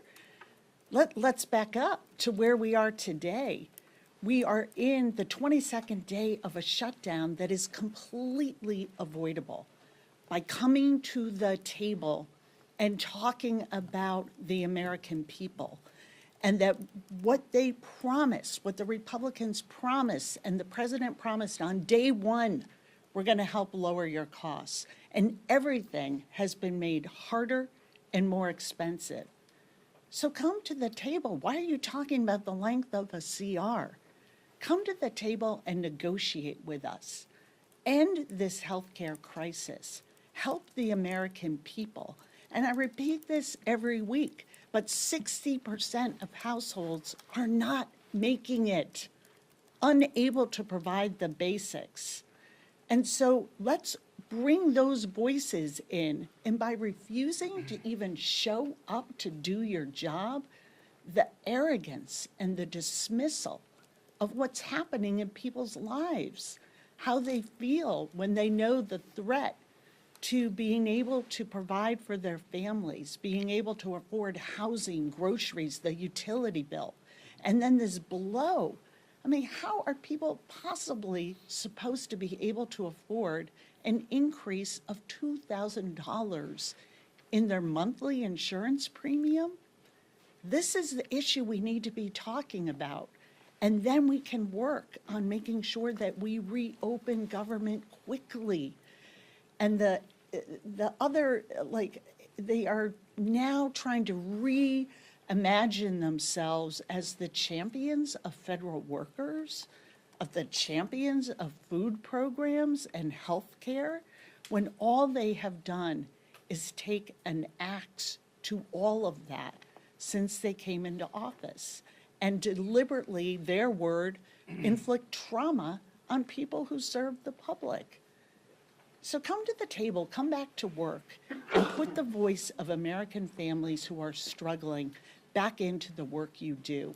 Then we can come together and get government reopened quickly and get healthcare costs back under control for American families. We're in the midst of a cost of living crisis here in this country. Donald Trump and Republicans promised to lower the cost of living on day one. Costs aren't going down, they're going up. Electricity prices through the roof. Housing costs up. Grocery costs up.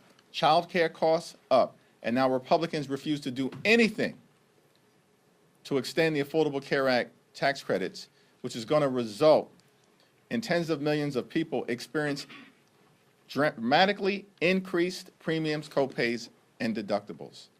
It's out of control. It's a cost of living crisis and it's a health care crisis at the same time.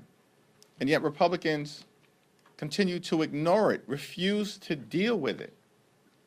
And on top of all of that, we're in a moment where millions of Americans are about to increase their experience with heightened food insecurity, with hunger, because of the one big ugly bill and the fact that Republicans enacted the largest cut to nutritional assistance in American history. These are all quality of life issues that have to be dealt with right now. And yet Republicans want to talk about process and their my way or the highway approach, their take it or leave it approach, which is what they've been visiting on the American people this entire year in terms of their extremism.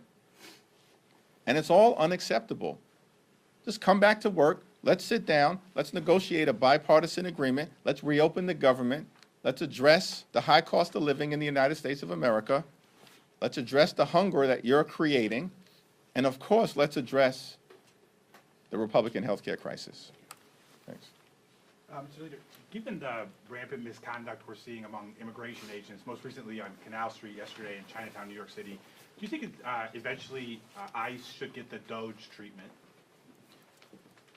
We've all been very outspoken as it relates to the out-of-control behavior unleashed on law-abiding immigrant communities by mass agents hiding their identity and far too often violating the rule of law, often directed at people who are American citizens. And it's all unacceptable. And it's one of the reasons why the American people have turned on Donald Trump and Republicans with respect to their extreme immigration policies. We should be holding the Department of Homeland Security accountable for the overreach and the extremism that they're being subjected to in terms of what the American people are experiencing. And yet, we're seeing none of that accountability coming from Republicans. That's unfortunate, but Democrats will continue to make the case to the American people that this is all abnormal, so much of it is unlawful, and it's got to stop. Mr. Jeffries, thank you. Good afternoon. Can you or Ms. Clark allude to this question about using the health care subsidies and using the end of government funding as an inflection point? The idea that in the minority you don't have many opportunities to say, okay, here's what we want, here's what we need. Can you talk about using that, and is there concern about pain that's being inflicted on federal workers here, because there's like, this is the strategy that we've chosen? No, our position is not about strategy. Mike Johnson and the Republicans keep talking about strategy. What we're focused on as Democrats is making a difference in the lives of the American people. Because the American people deserve better than what they've gotten from Donald Trump and extreme MAGA Republicans, who haven't made their life better. They've made their life worse. Their life has become more expensive. And now because of the Republican health care crisis, that includes the largest cut to Medicaid in American history. Hospitals, nursing homes, and community-based health centers closing all across America, including possibly dozens in Alabama, as was announced earlier this week. And now, because of their refusal to extend the Affordable Care Act tax credits, tens of millions of Americans are about to experience dramatically increased health care costs that will medically bankrupt them or prevent these Americans from being able to go see a doctor when they need one. These are real life consequences of extreme Republican policies. That's what this moment is all about. And as Democrats, we're going to continue to stand with hard-working federal employees who've been under assault by Donald Trump and his administration since January 20th of this year, prior to the start of the Trump Republican shutdown. More than 200,000 federal employees had already been forced off the job by Donald Trump. That's before the shutdown. So it's unfortunate that Trump and the Republicans have chosen to use their own shutdown to further hurt the American people. That's why our position continues to be, come to the table, let's reopen the government, let's enact a bipartisan spending agreement that makes life better for the American people, and let's address the health care crisis that's devastating people in working class America, in rural America, in urban America, in small town America, in the heartland of America, and in black and brown communities all across America. Yeah, let's rewind the tape a little bit here and talk about how we got here. Donald Trump promised the American people, I will love and cherish Medicaid. And if you remember, when they were going through their budget process, they took $800 billion, said was going to come out of a specific committee. And we said, those are going to be cuts to Medicaid. What do we hear from our colleagues across the aisle? Where does it say Medicaid? Where does it say that? We're going to protect Medicaid. When they knew full well they were going after people's health insurance. We have been trying to meet with them, talk to them, use the appropriations process to cut a fair deal. It's this theme that I've been talking about, that why do you go after the American people who are struggling to get by? Why is that the bargain? That we are going to pay for tax cuts for the very wealthiest of Americans and corporations with the hard-earned dollars of the American people who want and are entitled to be able to afford health insurance. And what have we seen since they're going to love and cherish Medicaid? Dramatic cuts, $1 trillion. 15 million people at risk of losing health insurance, $500 billion out of Medicare, these cuts to the ACA, taking away the tax credits that keeps premiums affordable for people, and all for what? So they can make permanent tax cuts for the very wealthiest and drive up the deficit at the same time, telling hardworking Americans, not only going to be hard today, it's going to be hard for your grandchildren into the future to pay off an economy that we are rigging against you. That's the message to the American people. And Democrats are saying, by rejecting their CR, enough is enough. Enough is enough. We cannot go along with this extreme agenda. And their choice was to cancel even coming to Congress leading up to the date of the shutdown. They have chosen this shutdown, and they continue to make it punitive to federal workers in a way that I've never seen any administration do.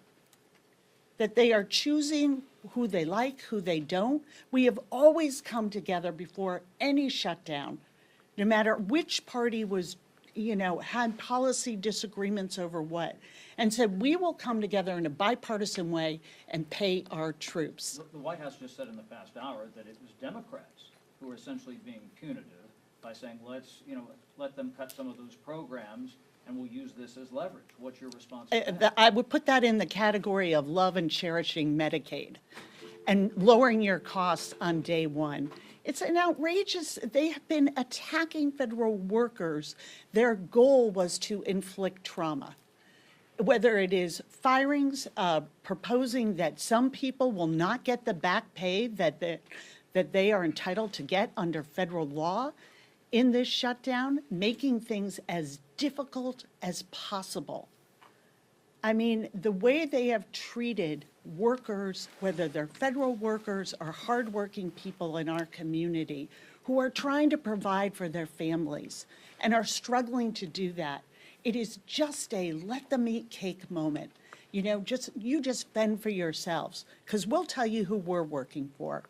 Those who already have great wealth and power, full stop. So they can say whatever they want. They can issue and try and spin the context. Federal workers know who's on their side. And working people in this country are watching what is happening and watching them put them last. You get in line. Your tax credits that help you pay for insurance premiums, those expire. Those for the very wealthiest, we're making those permanent in the very same month, in the month of December. It is outrageous. And the fact that they aren't even showing up, you don't even show up to do your job, is something that it is no wonder that the American people are showing up and 7 million strong at rallies on Saturdays, but also showing up in poll after poll saying, this doesn't work for me. The system was already rigged against me, and now it's getting worse due to your policies. So they should really look in the mirror.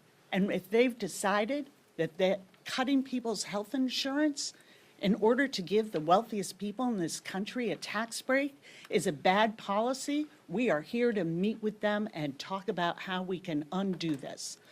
Let's put the people back into the proposition here and end this shutdown. Thank you. No, right there. Third row.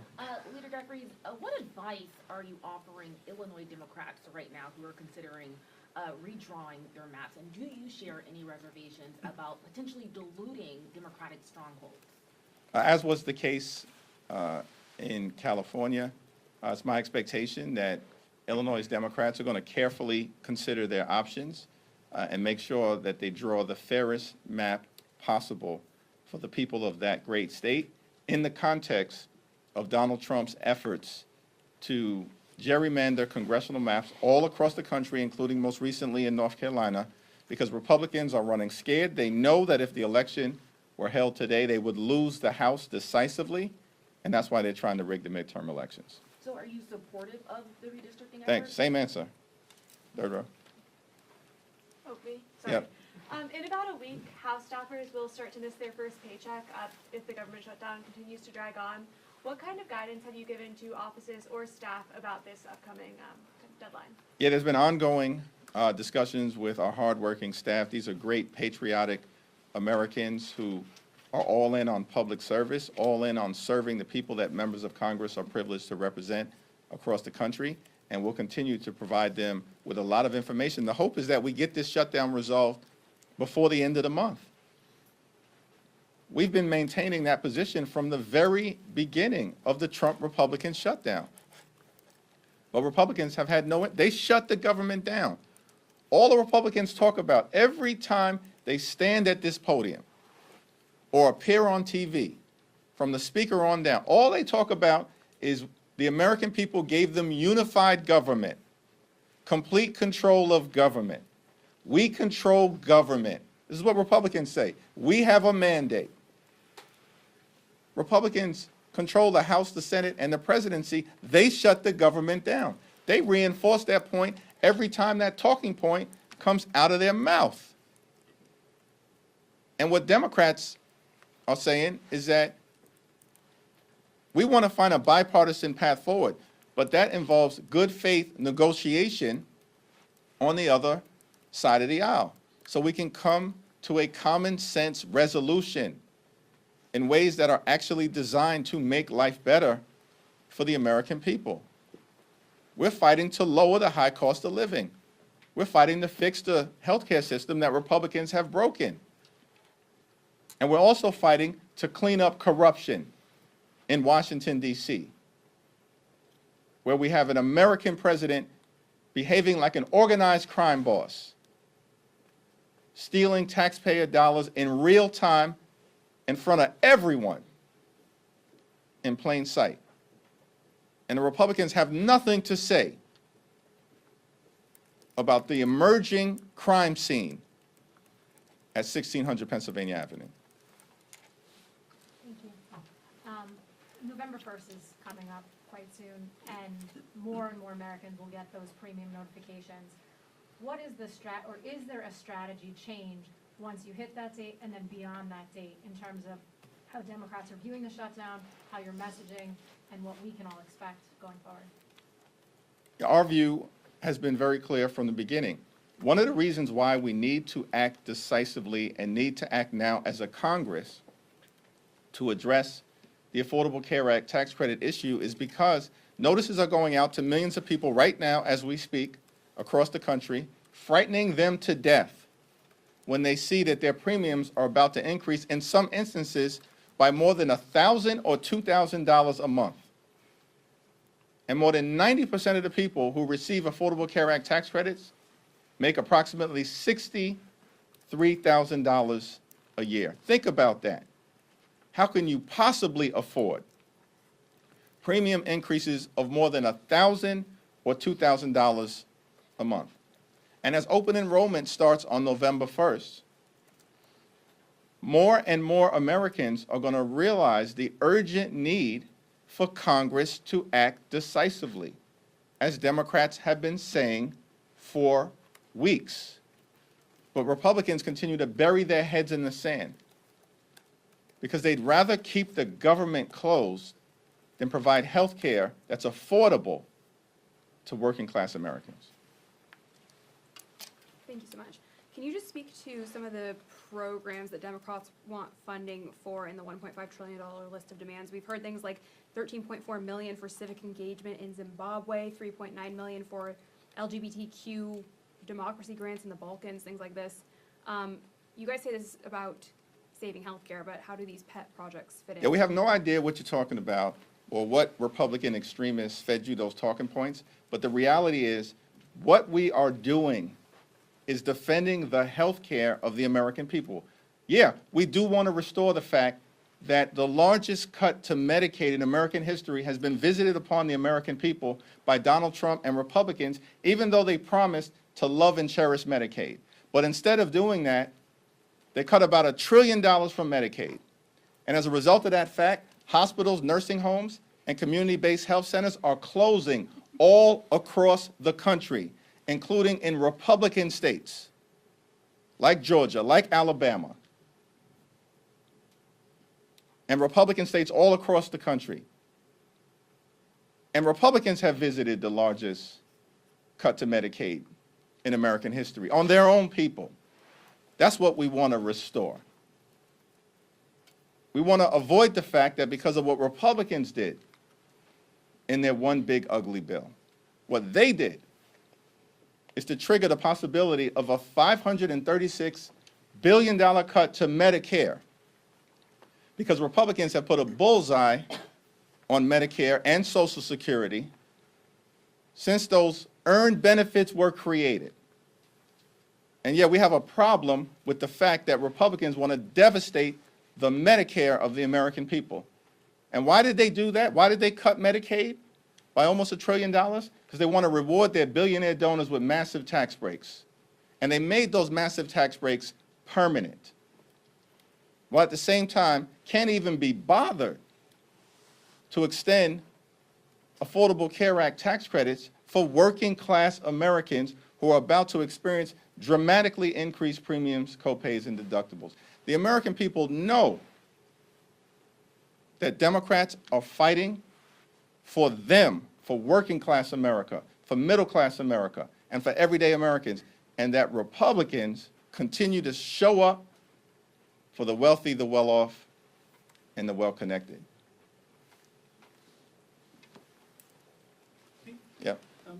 the new congressman from Arizona, congresswoman from Arizona, Speaker Johnson keeps saying that it's antics and stunts, whatever you're doing, and he says the new lawsuit is for national publicity. Would you care to comment on that?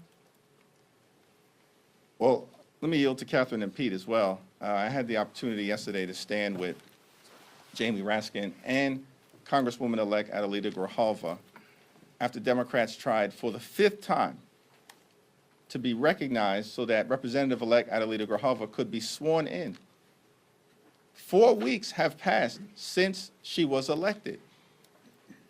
And the reason why Mike Johnson and House Republicans refused to swear in Representative-elect Adelita Grijalva is because they want to continue to hide the Epstein files from the American people.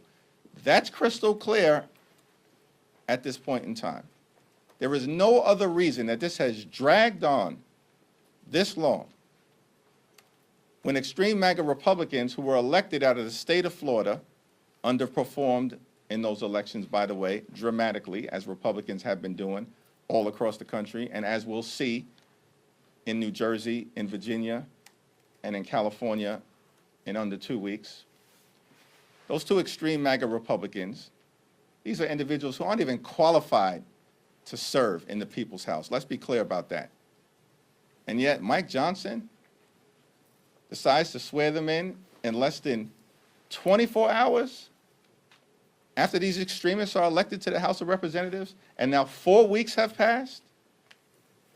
The reason why they continue to unlawfully block the swearing in of Adelita Grijalva is because they are actively hiding the Epstein files from the American people, and they're protecting someone clearly: the wealthy, the well-off, the privileged, and the well-connected. Catherine? Okay. Yeah, I mean, I just think this is so shameful that someone who won with 70% of the vote, by the way, the vote total that she had was a larger percentage than the 2 Republicans that they swore in. So under his own standard, right, we need to swear her in. She has a certificate of election from the Secretary of State in Arizona. It is absolutely shameful that Speaker Johnson hasn't given her the oath of office. Members were sworn in during the government shutdown 6 years ago. New class of members took their oath of office. None of these excuses actually mean anything, is what Leader Jeffries just said. These are just talking points because he doesn't want to swear her in to be the 218th signature on these Epstein files. That's just what it is. But for her, and I know Adelita Grijalva is more concerned about her constituents than she is about her. This is about 800,000 people in the state of Arizona who don't have a voice here on Capitol Hill until she takes office. So for those people who are reaching out, who need help and support, who are navigating federal agencies, veterans who need VA appointments, those individuals don't get the help and support because they don't have a member of Congress. They can go to their senators, and we encourage them to do that. But it's absolutely shameful that Speaker Johnson won't swear Adelita Grijalva in, and it really does beg the question of, what are you hiding? Why not? How easy can this be? Pro forma session, swear a member in. It's not that hard. Speaker Johnson needs to do the right thing.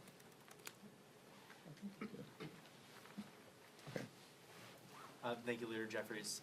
Wondering if you could comment, the Pentagon is implementing this new policy with regards to communication with members of Congress, apparently centralizing that through a specific office. How, from your perspective in Congress, would that affect the day-to-day operations here and your visibility as a co-equal branch of government into what's going on there? Well, this is just another example, and by the way, Pete Hegseth, the most unqualified Secretary of Defense in American history, and an example of the type of extremists that have been rubber stamped by Republicans in the Senate. They know these people were unqualified. They put them into office, and now they're continuing to undermine American values every single day of the week. as opposed to actually doing their job. And from our perspective as Democrats, listen, we're not going to bend, we're not going to break, we're not going to bow down to any wannabe king as it relates to upholding our oath of office and standing up on behalf of the American people. The Republicans were confused as we began to deal with the spending bill issues that we're confronting right now on behalf of the American people. They are very confused because all along Donald Trump knows that House and Senate Republicans, they function like a wholly owned subsidiary of the Trump cartel. That's how they act. They just rubber stamp Donald Trump's extreme policies and they move on. Don't say anything about it. Boss says jump, they just say how high. That's how Republicans have behaving all year. Our thing is that, no, we are a separate and co-equal branch of government. We don't work for Donald Trump. We don't work for J.D. Vance. We don't work for their MAGA billionaire donors. We work for the American people. And that's why we're standing up for the health care of everyday Americans. And that's why Democrats are in this fight until we win this fight. Thank you all. Thank you, Drew.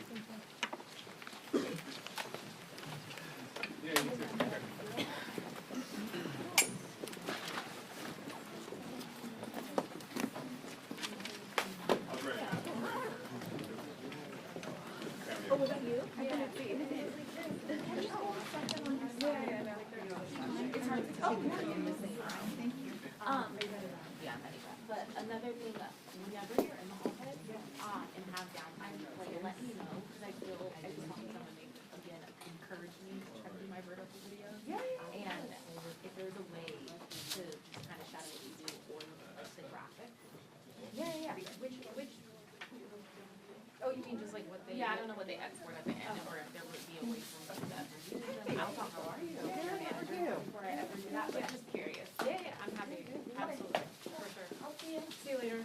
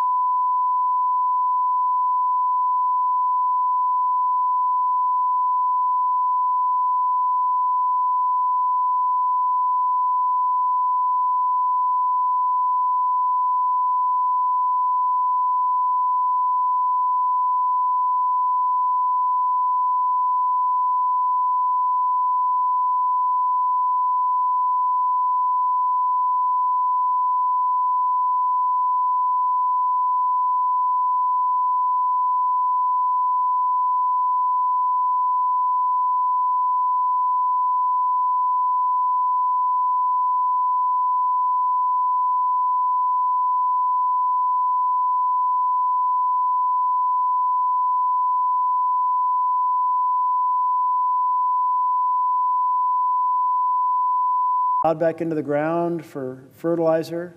I don't know. But here's what I do know, that this chaos is terrible for America. And the small business world came and talked to me yesterday, representatives from, and maybe you had them in your office as well, and they said, Main Street is Pain Street. And I did hear that. I'm going to note that Senator Markey may have been the first person I heard that from, but I thought that was a way to describe it. And they certainly said, yes, there's two components of that pain. One is the loss of the credits to buy health care, because small businesses don't have big plans with big insurers. They provide some help, and folks go and buy on the exchange. And they said, second of all, the tariffs. So Main Street is Pain Street. That's not a good future for America. And families with no health insurance, that's a terrible look for America. And by look, I mean, I don't mean the atmospherics of it. I mean, that is the wrong mission in a republic. And the connection I've been drawn between Trump's authoritarian personality and tendencies is that an authoritarian feels that people are accountable to him. So he can do any damn thing he wants and control anything without advice or controls or checks from anyone. And he's hated it every time checks were applied in the past. He's going after some of those folks now who applied those checks in the past. And the leader of a democracy says, I'm accountable to the people. The people need health care, housing, education, a good paying job, investment in infrastructure, equality of opportunity, and let's take on some of those environmental problems. That's what a leader in democracy does. So here we have this authoritarian president crushing our freedoms, trying to steal the power of the purse from Congress to concentrate it in the executive, proceeding to spend money wherever he wants, that $20 billion. I'd love to see it not be a court. I'd rather have all of the senators right here say, let's pass a bill right now, and say, hell no. You know, a lot of that $20 billion is going to the debt that's been built up in Argentina. And friends of President Trump have reportedly bought that debt at a huge discount. I didn't see how much of a discount. But what that means, if you buy $1 of debt, and you buy, say, let's make it math easy, 25 cents, then you get a 400% return if the money goes to Argentina and they pay off the debt at face value. That's not about making America first. That's about making Scott Bessent and his friends, at least I've seen Scott Bessent's name in some of these articles, and his friends who are connected to buying up Argentina debt. I'm not sure if Scott himself bought it or not. But the point is, make some billionaires richer. It's another make a few friends of the president and friends of his cabinet members richer. Well, that $20 billion, or possibly $40 billion, the president said. Think about that, $20 billion, that's $50 for every single American tossed in a pot to hand out to a strong man in Argentina. $40 billion, $100 a person handed out to a strong man. Every one of us, take $100 out of our pocket. Senator, yield for one more question. I will yield for another question. Thank you. Thank you.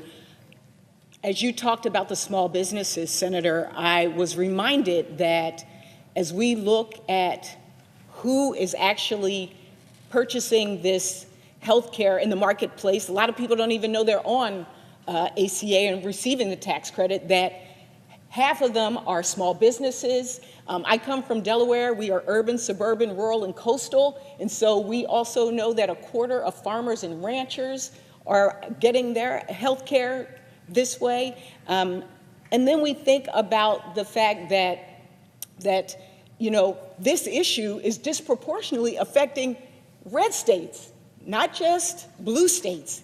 All Americans are going to be hurt. This is why your ringing the alarm is so important. And I would ask a very simple question.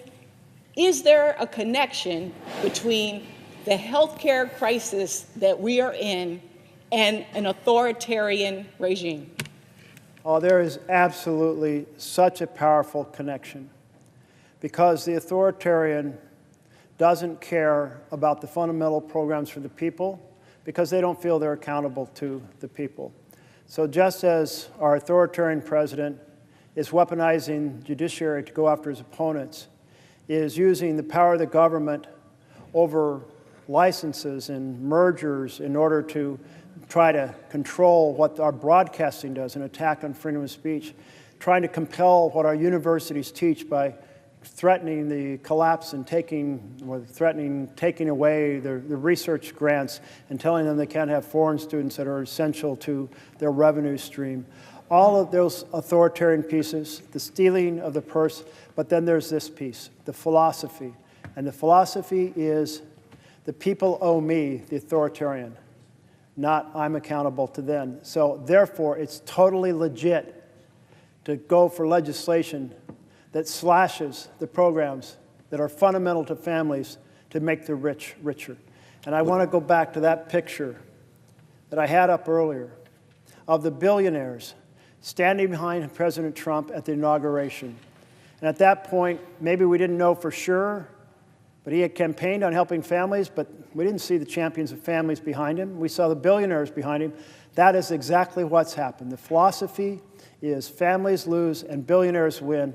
And our effort, as those in a democracy, we are fighting for the vision of families thrive and the rich and powerful pay a fair share.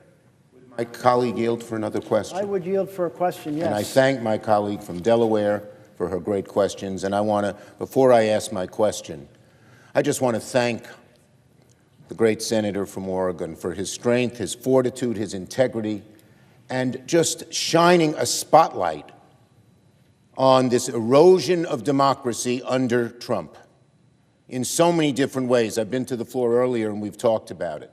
But now I'd like to ask a question about one of the most serious threats that our American people face, which is the health care crisis, a horrible crisis that is going to leave millions without any health care insurance at all. That's going to raise premiums for people from $500 to $1,000 a month, not a year. That will close rural hospitals. That will kick people out of nursing homes where they will have nowhere to go. And I'd remind my colleagues that this president, instead of negotiating a way out that addresses the crisis with Leader Jeffries and I, is going away for 6 days. It's outrageous for him to leave on a foreign trip while the American people are suffering, and we get closer and closer and closer to the time, starting November 1st, when people are going to have to make that awful decision. Do I leave my family with no health care at all because I can't afford it? It's a horrible, horrible decision. And yet Leader Jeffries and I asked the president to meet with us before he left. He refused. The reporting is that Johnson and Thune and he were on the phone and agreed they wouldn't even talk to us. And instead he's going away while people are suffering. He ought not to do that. And what is he spending his time on instead? Eroding our democracy. Doing these faux ads. Screwing up, forcing networks and TV stations and media to bow to his whim, using the Justice Department as an attack dog against his enemies, arresting people, as my good friend from Oregon has pointed out repeatedly, on the streets with people, the arresting people, whoever the hell they are, they have no identification, and the people are arrested without even being told why they're being arrested, and who knows what the heck is going on. He is spending all his time on eroding democracy, taking away our rights. The people expect him not to go on a foreign trip. This president who fancies himself a king, but instead to do the people's business and help us, sit down with us, negotiate a way out of this health care crisis. We all know,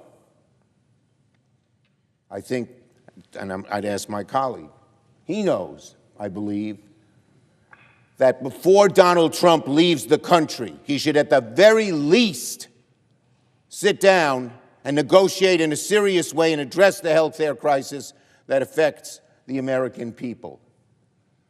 Shouldn't we be working to lower people's premiums, to keep rural hospitals open, to prevent people from being kicked out of nursing homes, to ensure that research that saves lives continues?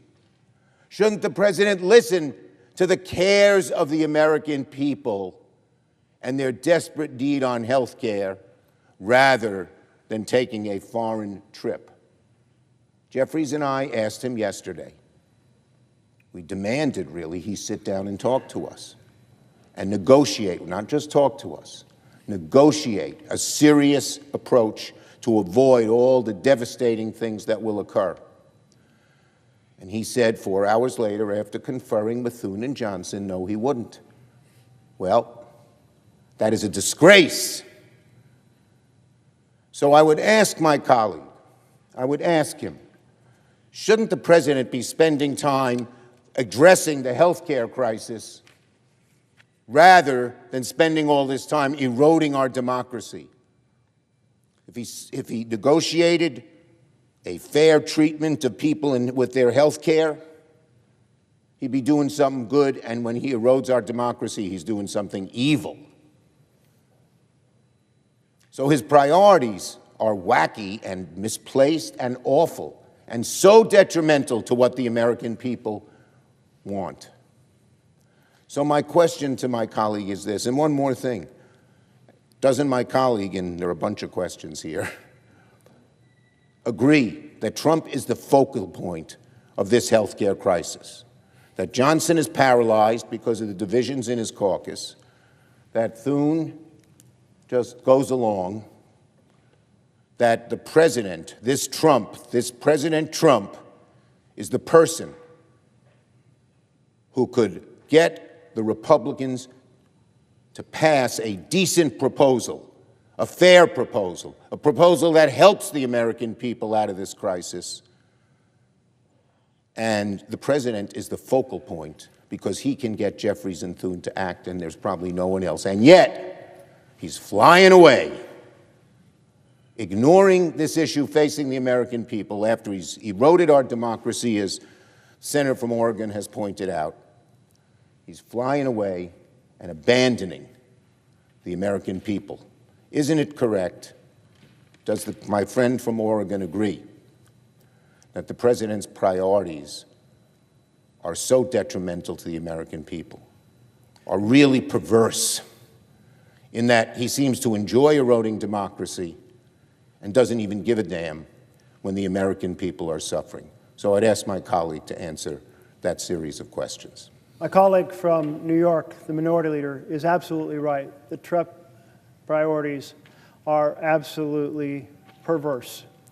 Well, here we are in a structure of the Senate. And what is the Senate about? Coming together and saying, here's where I want to go. Where do you want to go? How can we make those two things work together to make America better? We can't always find the answer. But I'll tell you, one thing's for damn sure, you can't find the answer if you can't sit down and have the conversation. And here we are with the House on vacation for over a month, and I guess they're getting paid. And here we are in the Senate without an agreement to just sit down and talk to each other about the framework, because it appears that the key, as you have suggested, the linchpin, is it will not sit down and offer ideas and work out a deal without Trump in the room, or Trump guiding the outcomes. So he is the factor. So as he jets off, and in Oregon last week, people on a week ago Wednesday, they saw what their prices are going to be. The premiums are higher, the credits are lower, they got to fill in the gap in between. And are they going to be able to afford insurance? Are they going to be able to make that decision by January 1st? They are stressed about this. I had small business in yesterday, representatives from Oregon. And the vision there is Main Street is in Pain Street because of the tariffs and because of the fact that many of them, a large share of them, buy their insurance on the exchange. And this man who runs a small company, it's a lighting for events company, and I think he said he had 4 employees. He was able to talk to 3 of them, and the 3 of them said, we're not buying insurance. We can't afford it. We looked at the new prices. We can't afford it. So they're going to go without insurance. We all know the huge calamity.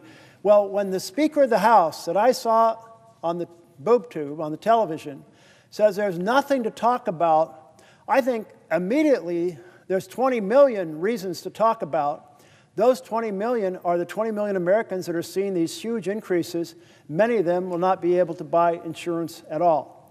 And let's add to that, since the bill also is just 15 months out now from slashing in a devastating fashion our Medicaid program, which in combination with the effects on the Affordable Care Exchange will put 15 million people out of health care, 235,000 in my home state of Oregon. 70% of the kids in my rural areas are part of the Oregon Health Plan or Medicaid.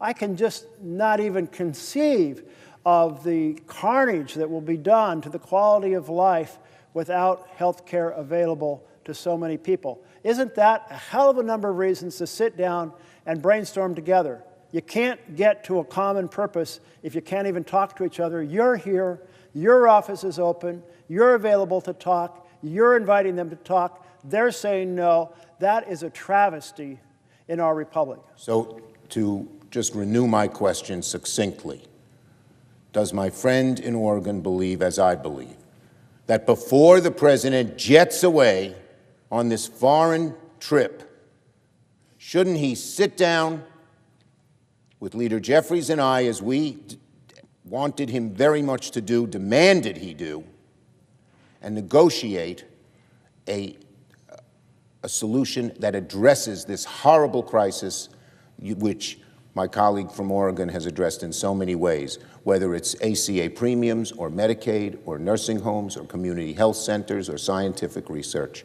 All of those need to be addressed, and this president is flying away. Isn't that appalling? That is horrific that he's flying away. He absolutely should be sitting down right now and holding a conversation with you about how we solve this problem for millions of Americans. Let me thank my friend from Oregon for his amazing, strong, persistent efforts. I yield back to the senator from Oregon. I see my colleague from Vermont on the floor. Take a question if he has one. Will my colleague yield for a question? I will yield for a question. Well, let me thank Senator Merkley for today pointing a finger at one of the great crises our country, one of the greatest crises our country has faced, I think, since the Civil War.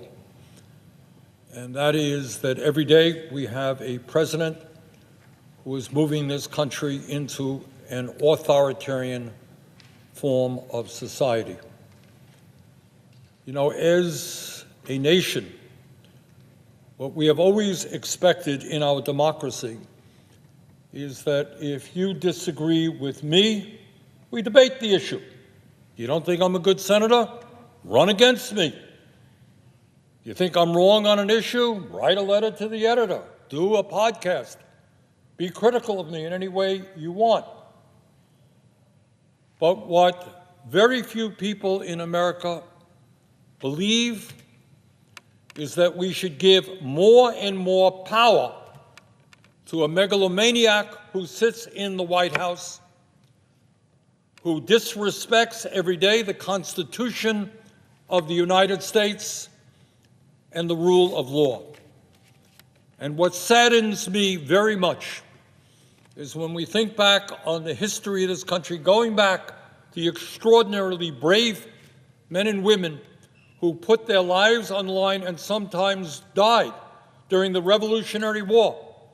Tens of thousands of Americans took on the greatest military power on earth, led by the King of England, in order to say, we are tired of your rule. We want to rule ourselves. And then in 1789, these brilliant people came up with a Constitution, and the essence of that Constitution, having learned their lesson from the King of England, who had absolute power, is what they said: we are going to create a Constitution that will never give absolute power to any one person or one entity. So they created an executive branch, the president, legislative branch, Congress, House, and the Senate, and a judiciary whose function is to provide checks and balances on each other. Rather extraordinary document, 1789. And since then, we have had so many, millions of men and women putting their lives on the line and sometimes dying in order to defend that Constitution, to understand that what freedom is about is the right to disagree, that we do not have to live under the control of one person.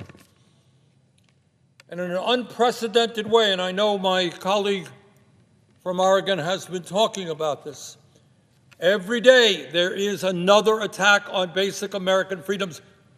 The First Amendment, not the second, not the third, First Amendment to the Constitution is freedom of the press. And that was not an accident. They understood that in order to maintain a free society, you had to have the right of people to express their point of view, to write what they wanted.